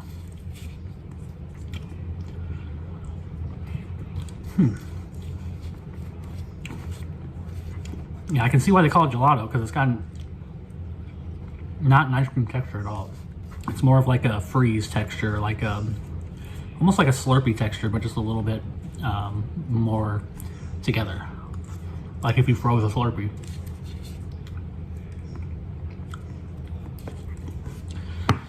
I don't hate it. I I wanted to hate it. I don't hate it, but I also don't love it. I think it's good. It's okay. It does the job decently, but honestly, it's not quite as strong of a flavor as I was hoping. The actual Baja Blast flavor is much weaker than it would be in the soda. Very, very, very mild. When you take a sip of this, it really hits you. And I think that's one of the key components of Baja Blast. So somehow, even though the first ingredient is Baja Blast syrup, they did not put enough, in my opinion, or maybe they didn't put enough of something else to make it pop, because it's just kind of not that sweet, which may be a good thing for some people, but for me, I would have expected a little bit more from a $4 3.6 ounce gelato than mediocre. Then it's okay. So I would say at this point, it's a 3 out of 5. It's all right. Go check it out. But now we're going to get into the part of the video where I talk about Taco Bell, and my personal vendetta against them, and what should be your personal vendetta against them, hopefully. I've harped on Taco Bell for a long time because I used to love Taco Bell, as many fans have, many communities. I'm in the Taco Bell subreddit, okay? Live Moss. But the thing is, over the last, I don't know, I'd say 10 years, it's been declining, in my opinion, Taco Bell, in terms of the creativity of the items they make, B, the flavor profile of the items they make, and most importantly, the price of the items that they make. COVID, gave all businesses license to basically upcharge everything that they sell. That's just reality, and they continue to do it, and they continue to pull it off. Now, Taco Bell is unique in that they love ripping off their fans by releasing limited items. Like this Taco Bell gelato. Every store only got 288, as far as I understand, 288 of these gelatos. That's not a lot for a Taco Bell. Those will probably be gone in a day or two because, Taco Bell stores probably, I don't know the traffic numbers, but I'm going to assume they get many more customers than that in a day, and, they'll be gone soon. The only way you can order it now is with the app, which is twist number 2. You got to sign into the app, give your information, blah, blah, blah. You've probably already made that choice. I did too. Sometimes that's the choice you got to make in this society, is to sell your information to get a discount because you're too broke to buy Taco Bell full price, or you just on principle don't want to buy Taco Bell full price, or in this case, you want to buy the gelato, but you can't unless you have the app. So that's bad in and of itself, but the real problem with this one specifically, is the price. Because they've been going crazy with the prices. The Cantina chicken menu is a disaster in my opinion. Way overpriced. I don't like the chicken. I know some people do, but it's, I'm still mad about Cantina chicken remaining around. It really doesn't make sense to me. I'm getting a little personal there, but the point is, they're just charging too much for what you're getting here. This is not worth it in any sense or form of the word. The only reason it is worth it is purely for FOMO reasons, which is the reason I got it. They know that, which is why they're going to sell out of them quick, I assume, and most people who are going to get them are going to be rewards members who are going out looking for them because they know it's coming out, and they're willing to pay $3.99 for this tiny dessert. That's my main issue. Like, I understand that they're doing this to release hype and whatever, but there's no way on earth that this should be worth $3.99. I mean, the actual component, I'm sure the spoon right here and the actual cup probably cost way more than the gelato, would be my guess, and nowhere near enough to charge $3.99 for. That's my opinion of it. I can't stand these kind of things, and Taco Bell pulls it off all the time. They try to get people on the merch store, which is fine, but their stuff is so expensive. The only people who are going to be able to buy it are, the, I guess, middle class fans of Taco Bell. Like, nobody like me who works, paycheck to paycheck is going to pay, like, the prices they're charging for Taco Bell t-shirts and stuff like that. It's ridiculous. They're not gearing towards a market of base consumers. Instead, they gear their market towards, the higher price consumers, while shafting everybody at the bottom who basically built the Taco Bell brand up in the first place, a brand built on value and price everybody has the joke about going to Taco Bell, spending $10 and, getting a ton of food. Now you spend $10, you get a quesadilla and a drink. It's like, what's the point of even going to Taco Bell anymore? That's what many people have been saying recently, and I agree, especially when they put this out as their limited experience and nothing else. There's nothing new. There's no innovation. They haven't put out an actually interesting product in a long time. And when they do put out something, they overcharge for it, like the Cantina menu. I mean, tasting the Cantina menu was a real revelation for me. When they started charging 20 cents for the avocado sauce packets, that was when I kind of fell off, to be honest. I haven't been to Taco Bell in a few months. I used to go, 3 or 4 times a month. That was my Taco Bell routine. But now there's nothing there. I don't want to, there's nothing there I'm going for specifically, really, besides I want a quesadilla, but I like a regular chicken quesadilla, not the Cantina one, but it's, $4.99. Am I going to pay $5 for this Taco Bell quesadilla? No, I'm not. That's just a simple matter of fact. And there is no alternative anymore because they took all the value menu items that would work for a chicken quesadilla, basically, and kind of ruined them. They have the stacker, which you can kind of make into your own chicken quesadilla if you swap the chicken in. But again, it's not the same thing, and it's clearly a worse experience for a worse price point. I still do it because I like the creamy jalapeno sauce, but really it's still not a great way to go. We had mini chicken quesadillas, we had mini beef quesadillas, we had all these things, we had tostadas. They took them all away. They're taking all the low price point options away to get, consumers to gear towards buying more combo meals, more boxes and things like that. That's their goal. They want everyone to buy a box so that they can make a ton of money on the, drinks, because drinks are where they make a lot of money. And if you force people into a value box, like the Lux box, the Lux Cravings box they're doing right now for $7, you could say $7 is an okay deal for that price. And I would agree with you.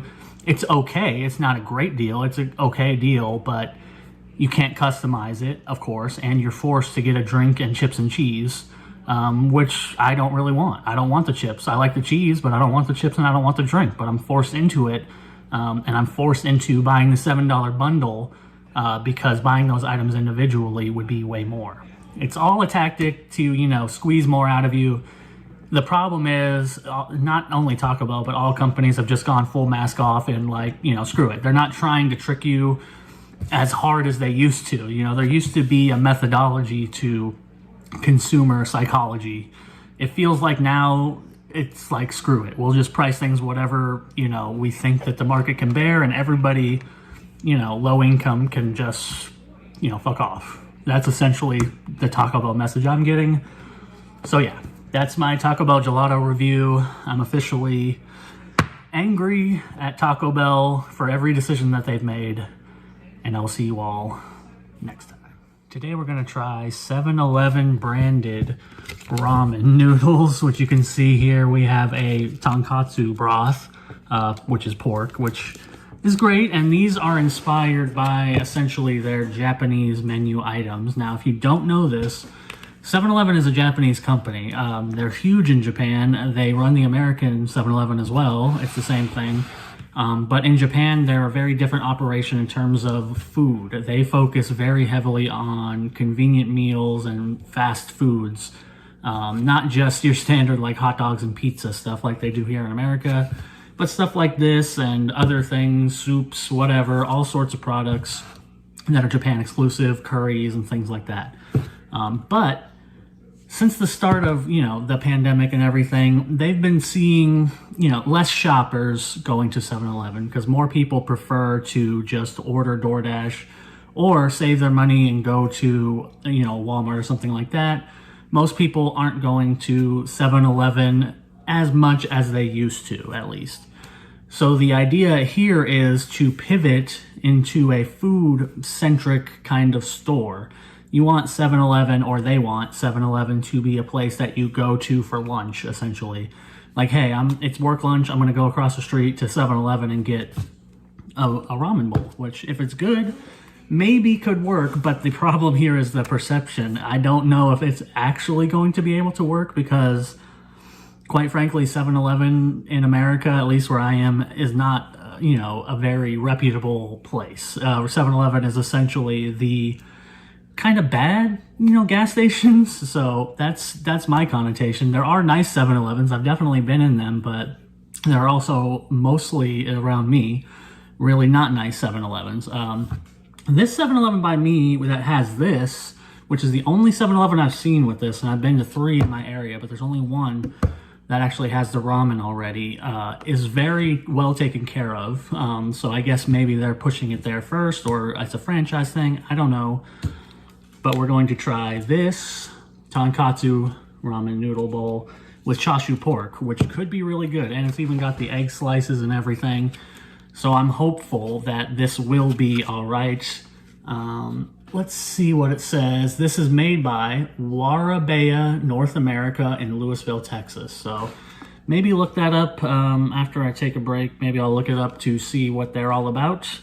But according to them, it's just tonkatsu, you know, pork broth over ramen noodles with chashu pork, spinach, and carrot sticks, and the little eggs. So where are the instructions? Heat for 2 minutes. That's our instructions. Very simple instructions. Heat for 2 minutes. I guess that means with the lid on, I assume, because it's got these kind of like vented holes. So I'm just gonna throw it in the microwave for 2 minutes. Hopefully they didn't mean the like industrial 7-Eleven microwave, which they might have. This is a little bit confusing, guys. You might want to put real instructions on this stuff, but I'm just gonna heat it up for 2 minutes. I mean, it's ramen, you can't really go wrong. I just don't want to, you know, burn something or something. So yeah, 2 minutes, I'll be back with ramen. All right, we got our meal here. It's steaming, but only because I put it in for 2 minutes, brought it out. It was not cold, but it was also not hot. It was warm. So I put it in for another minute to steam it up, and there you go. I'm going to angle the camera down so you guys can see. But yeah, there's our pork ramen, and this is our pork right here. This is our chashu pork. We got one single slice. We got 2 egg slices and a little bit of spinach and carrots. That's about it. So it's a little bit light, I would say, considering it's a chashu pork ramen. Usually, you know, I understand that sometimes ramens only do come with 1 chashu pork, but it would be much thicker than this. This is basically bacon. So we'll see how this turns out. Let me put this back. Put that right there. Try to center this as best as possible. I'm not very good with the camera. Okay, so here we go. You got to see it. I'm gonna stir it up a little bit more. The noodles are a little thicker, almost more like soba noodles, I would say, but we'll see. I'm not an expert. I could be completely wrong, and these could be, in fact, the correct noodles. If there is an expert watching, here's what they look like. And I'm gonna go ahead and try it just like this, without any of the pork, just some noodles and broth.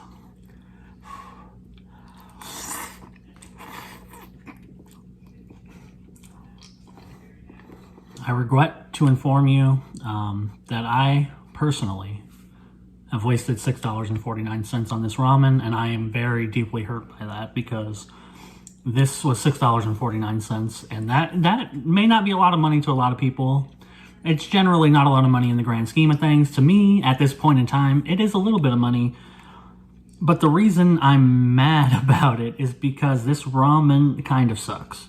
And I was really hopeful that the actual Japanese influence would come in, but instead they've brought out a really shitty Americanized tonkatsu ramen. And yeah, I can see why I haven't heard much about this. I've seen it's not at every 7-Eleven, as I said, but I haven't really seen many people review it or talk about it.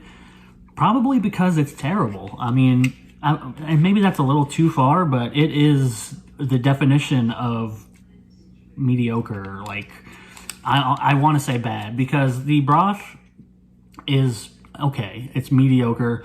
My real problem with the broth is that the dollar store tonkatsu ramen that I made a video on a few weeks ago, the broth in that is much richer and just more flavorful than this broth. This broth is kind of whack. The chashu pork is the highlight here. It has a good taste, but there's so little it essentially feels like they're teasing you. It's like, oh, here's one bite of pork and good luck. That's it. You get no more. Probably the most offensive thing in this entire ramen bowl, and again, I'm not an expert. I just eat a lot of ramen. I don't really know much about it. But what I do know is that when you put eggs in ramen, they are not just hard-boiled eggs. I kind of ate them already, so I can't show you. But these were... Here's a bit of the yellow of the egg. Look, of the hard-boiled egg. That's not correct.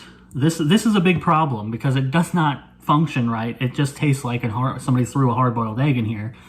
When you get a hard-boiled egg in, real Japanese ramen, it is a ramen egg. It is marinated in soy and mirin and dashi or whatever for a couple days, and then it's specialty. It goes with the ramen. It has a rich, deep flavor. You can eat a ramen egg on its own. It tastes great. Of course, you can eat a hard-boiled egg on its own, but it's just a hard-boiled egg in a ramen dish. There's no flavor there. They did not marinate these eggs at all, as far as I can tell. It is just a hard-boiled egg. And the carrots and spinach, I guess, are vegetables. They don't really make much difference in this. They could be there or not, honestly. They could take them out, and it would be the same thing, essentially. This is just a disaster from top to bottom, in my opinion.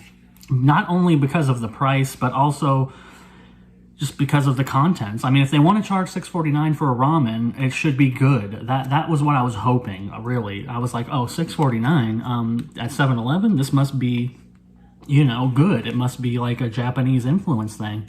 No, they made this in Texas. The noodles are terrible as well. They're not good quality noodles. They're too thick. They're stringy. It's just the biggest disappointment I've had recently. Besides Taco Bell gelato, that was pretty bad too. But I'm really sad that 7-Eleven, their first foray into actually trying to expand their Japanese food market here, is so horrible. Like, anybody who tries this, I'm guarantee, I don't think anybody on earth who tastes this ramen will want to buy it again. Like, literally. I don't see a world where anybody would like this enough to spend $6.49 to buy it again. I wouldn't spend $5.49. I wouldn't spend $4.49 to buy this again. I wouldn't buy it again at all. It's that bad, honestly. I'd rather get the dollar store tonkatsu ramen. I could get 5 of those for the same price as this 7-Eleven. Or I could get 2, Big Bite hot dogs for $3, which are actually pretty good for hot dogs. That's the weird disparity with 7-Eleven. Some things are really good and some things aren't. They have really good cookies. I like their hot dogs. You know how you feel about that if you do.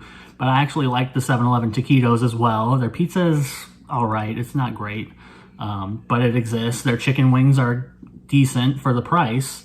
But this is not decent for the price. That's the problem. There's no redeeming factor here. It is premium priced for terrible quality and terrible taste. It's a 1-2 punch of crappiness, and it makes me not want to try any more fresh food from 7-Eleven.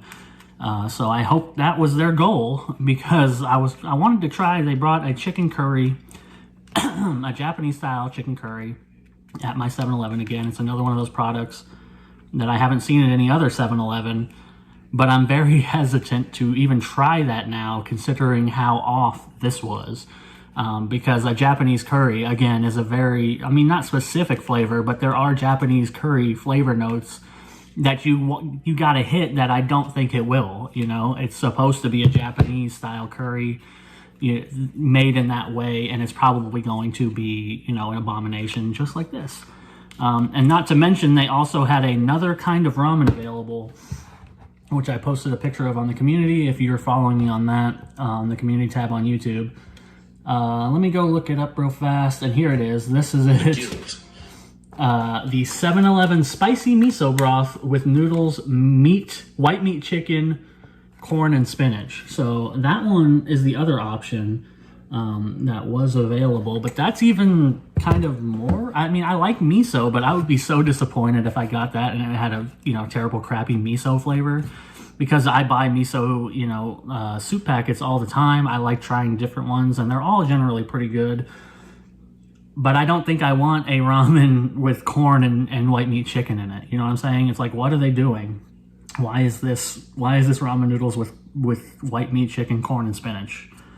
Very confusing. Another misguided attempt to try and Americanize a food and deliver it to us when they really should have went authentic. I'm very confused about why companies continue to do this. I guess I'm not, because they want to save money, but they really just need to authentically bring these products over and at least put some effort and time and money if they want this push to work, because putting out something this bad as the first thing that me as a consumer am going to try on this new push is possibly the worst thing you could do. Like, you got to start somewhere with flavor or value. If this was cheap, maybe you could get some push on that, but you're not, because it's not cheap and it's not good. There's going to be no word of mouth on this because everybody who tries it is going to shit on it. So, yeah, that's 7-Eleven's Tonkatsu ramen. That sucked. I'm going to go buy some Dollar Tree Tonkatsu ramen. Go check that one out. And I'll see you all next time. And this is also a 1 out of 5. Today we're going to be trying Yellowstone's frozen meal, specifically Rip's Ranch Hand, Cheese, and Beef Pasta Bake, which is insanely priced in my opinion, but we're going to go into it anyway. The first thing I want to mention though is that this 14-ounce meal right here was $5.92 at Walmart, so essentially $6, which is very high for a frozen meal, especially one so simple as beef and pasta bake. Beef and pasta is essentially the cheapest ingredients you can get. That's why a lot of frozen meals feature beef and not chicken, for example, is because it's cheaper than chicken. It's cheaper than steak. It's cheaper than everything else. Beef is the good filler.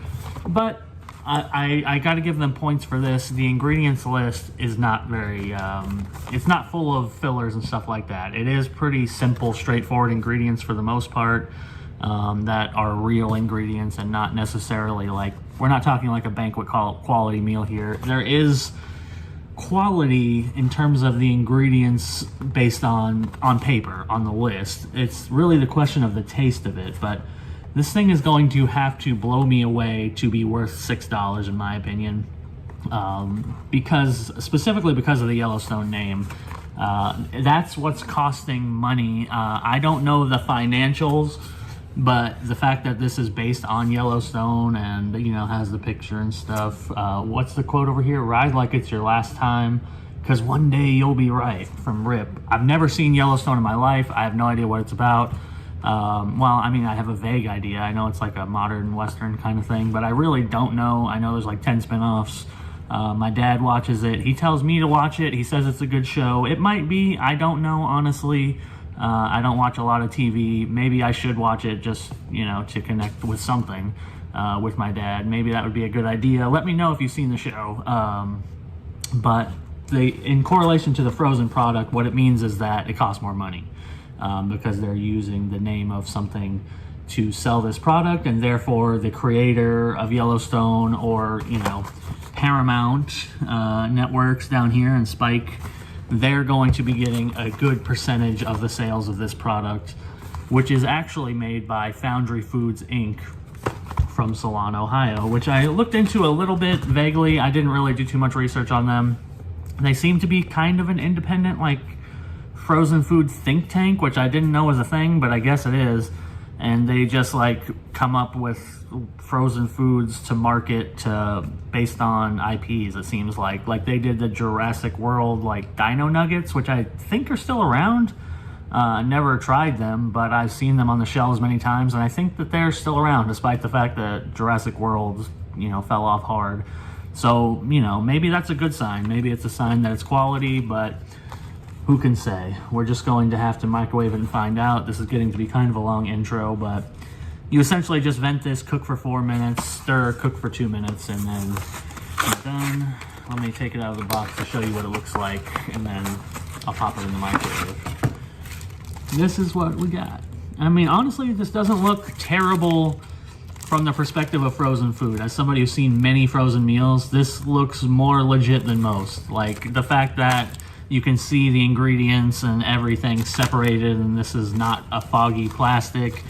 And you can see all the individual components, and it's not kind of a mush, and it's not pre-mixed. Actually does give me a little bit of hope. Again, I don't know if I have hope that I want to pay $6 for this again, but you know, maybe at least I won't feel too ripped off by the end of this. So let's microwave it and find out. Well, I have to say I'm actually fairly impressed by the way this looks and smells. I haven't tasted it yet. There's the finished product. I'm trying not to spill it, but you can see it's actually got a little bit of a kind of greasy, oily layer, which might be a turnoff, but to me it says that there's real food in here.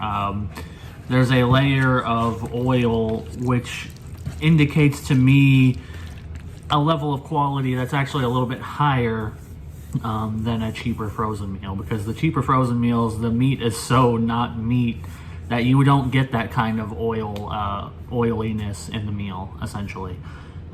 So what I'm afraid of and also excited about here, because this smells amazing, is the prospect that this is actually great. That I think that might be the case. I don't want to hype myself up too much. I'm going to take a bite now. But I'll get into the reasons why, but it worries me that I might be giving this a 5 in a second, but we'll find out. Let me take a bite before I say anything, because smells and everything can be deceiving, but this is definitely giving off all the vibes of quality, which is nice, I guess.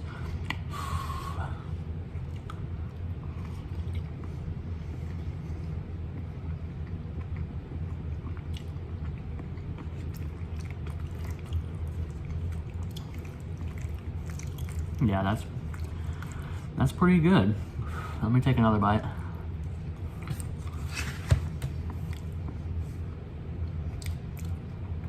That's actually damn good, honestly. Yeah, this is a shock to me in a couple ways. Now, I'm going to try to explain my feelings on this, but before I do, for anybody who's actually curious, this is an easy 5 out of 5. If you're looking for a frozen meal to buy, and this is in any way interests you, like this type of like pasta bake kind of thing, then you can go ahead and safely buy this because it's great. The only problem comes from, of course, the price, which is something I talk about a lot. Prices are important to me, especially in the frozen food area, because a lot of people eat frozen food, and the majority of people who eat frozen food, I don't know the statistics, but I would assume it's on the lower financial spectrum. It's mostly poorer people who are eating frozen foods. But recently, in terms of fast food and frozen food, the trend has become less of an appeal to cheap customers, which is where they used to aim. Right? That's why there used to be a lot of cheaper frozen meals and value menu stuff, and more to appeal to the kind of middle class, not necessarily wealthy, but the kind of people who could spend $6 on a frozen meal and not question it, essentially. That's the audience they're going for with this, and they're tying it in with Yellowstone. I don't know this for sure, but I assume, based on the fact that my dad loves the show, that it's a show that skews kind of towards an older audience, and the fact that it's a Western, of course, skews it more towards an older audience who will have more generally disposable income and would be willing to pay $6 for a frozen meal, because a lot of them don't cook. I mean, my dad, he can cook a few things really well, to be honest, but it's like a list of 5 things. Outside of that, it's fast food and frozen food. That's how we go. And there's probably a good demographic of people who can spend $6 on a Yellowstone meal, no problem. But in my opinion, I don't like it. I don't like the way that the market is moving. It seems clear that customers like me and the majority of people who, live paycheck to paycheck or whatever, or even worse, are getting priced out of even the most basic things like a frozen meal. Now, if you want a frozen meal, you have to pay more for it to get something worse. You know, banquet meals suck. They used to be all right. Most frozen meals just generally seem to have stagnated or gotten worse, essentially, over the last 10 years or so. And then we have this, which comes out and is real food, decent taste, decent quality, and all that good stuff, but it just costs $6, which, of course, better quality and all that stuff should cost more money. I understand the concepts. I'm not stupid, but it's a little bit too much more. That's my problem. Like, when you have to make the calculation in your head, and this is a realistic scenario for me, of getting 2 or 3 frozen meals of lesser quality for the same price as this one meal of good quality, and I have to make the other decision pretty much every time, solely based on the amount of food I'm getting, because that's the budget concern I'm faced with, essentially, and a lot of people are, and this is just out of reach, essentially, for me. Like, buying, I like this, and I want to try the other ones, and I might, but they're going to be a treat, essentially, you know? This frozen pasta bake is a treat. And that very sentence, you know, boggles my mind. That the fact that buying this frozen meal is something I consider not accessible for as an everyday meal is mind-boggling. It's crazy to me that's the situation. Now, if this was, let's say, $4.92 instead of $5.92, I think I could be more convinced to put it into the rotation, so to speak, to maybe buy 1 or 2 a week or whatever. Not even that many, probably, but to buy a few to have as backups, to have as frozen meals on occasion, I would consider it at like $4.92. But $5.92 is just... it's just past the point that it's acceptable, I guess, for a frozen meal. Especially when I consider the competition. I mean, for the most part, it's bad, which is why the fact that this is good quality is there. There's only one company, I would say, that hits the quality to price ratio well. And the problem with them is they only have like 4 meals, like 4 meals. And they're not very well stocked. They're kind of hard to find, and that's Devour.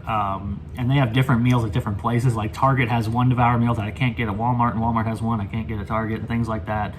And again, there's only like 5 or 6 varieties as far as I've ever seen of Devour. But those are generally my favorite because they tend to be in the $4 to $4.50 range, but they are, like this Yellowstone product, real food. And there's a noticeable jump in quality from something like a Banquet or a Marie Callender's or whatever to a Devour. Like, it feels like it's the next level, but they managed to keep the prices to $4 to $4.50 generally. Those could go up, of course. You know what year it is. It's 2024. But I feel like that's the sweet spot. Like, I feel good about buying a Devour meal. It feels like I feel like I got my money's worth when I pay $4.50 for a good Devour meal, whereas when I pay $6 for this, I feel like I paid too much, even though I do enjoy it, and I'm about to enjoy the rest of it. And it is a hearty meal. It's 770 calories. It does have 37 grams of protein, so on that front, it's going to fit in for a lot of people who have the income to make it work. I just wish, honestly, like in my ideal world, this wouldn't be called Yellowstone's Rips Ranch Hand Pasta Bake.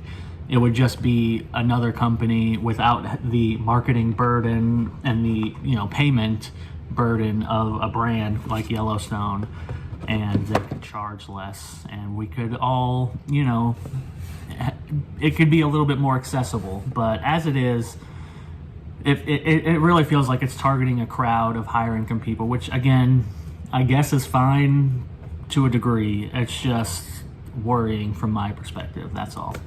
So I'll give this a 5. I'm going to give it a 5 because it is good. And I don't think, and I think $5.92 is a bit too much to pay for it, but if you're in the position to where it doesn't really matter to you, to be honest, it is probably worth it. So that's where we get into a conundrum, because it's really good. I'm just more against the price being so high because I know it can be cheaper, and it's not because it's Yellowstone.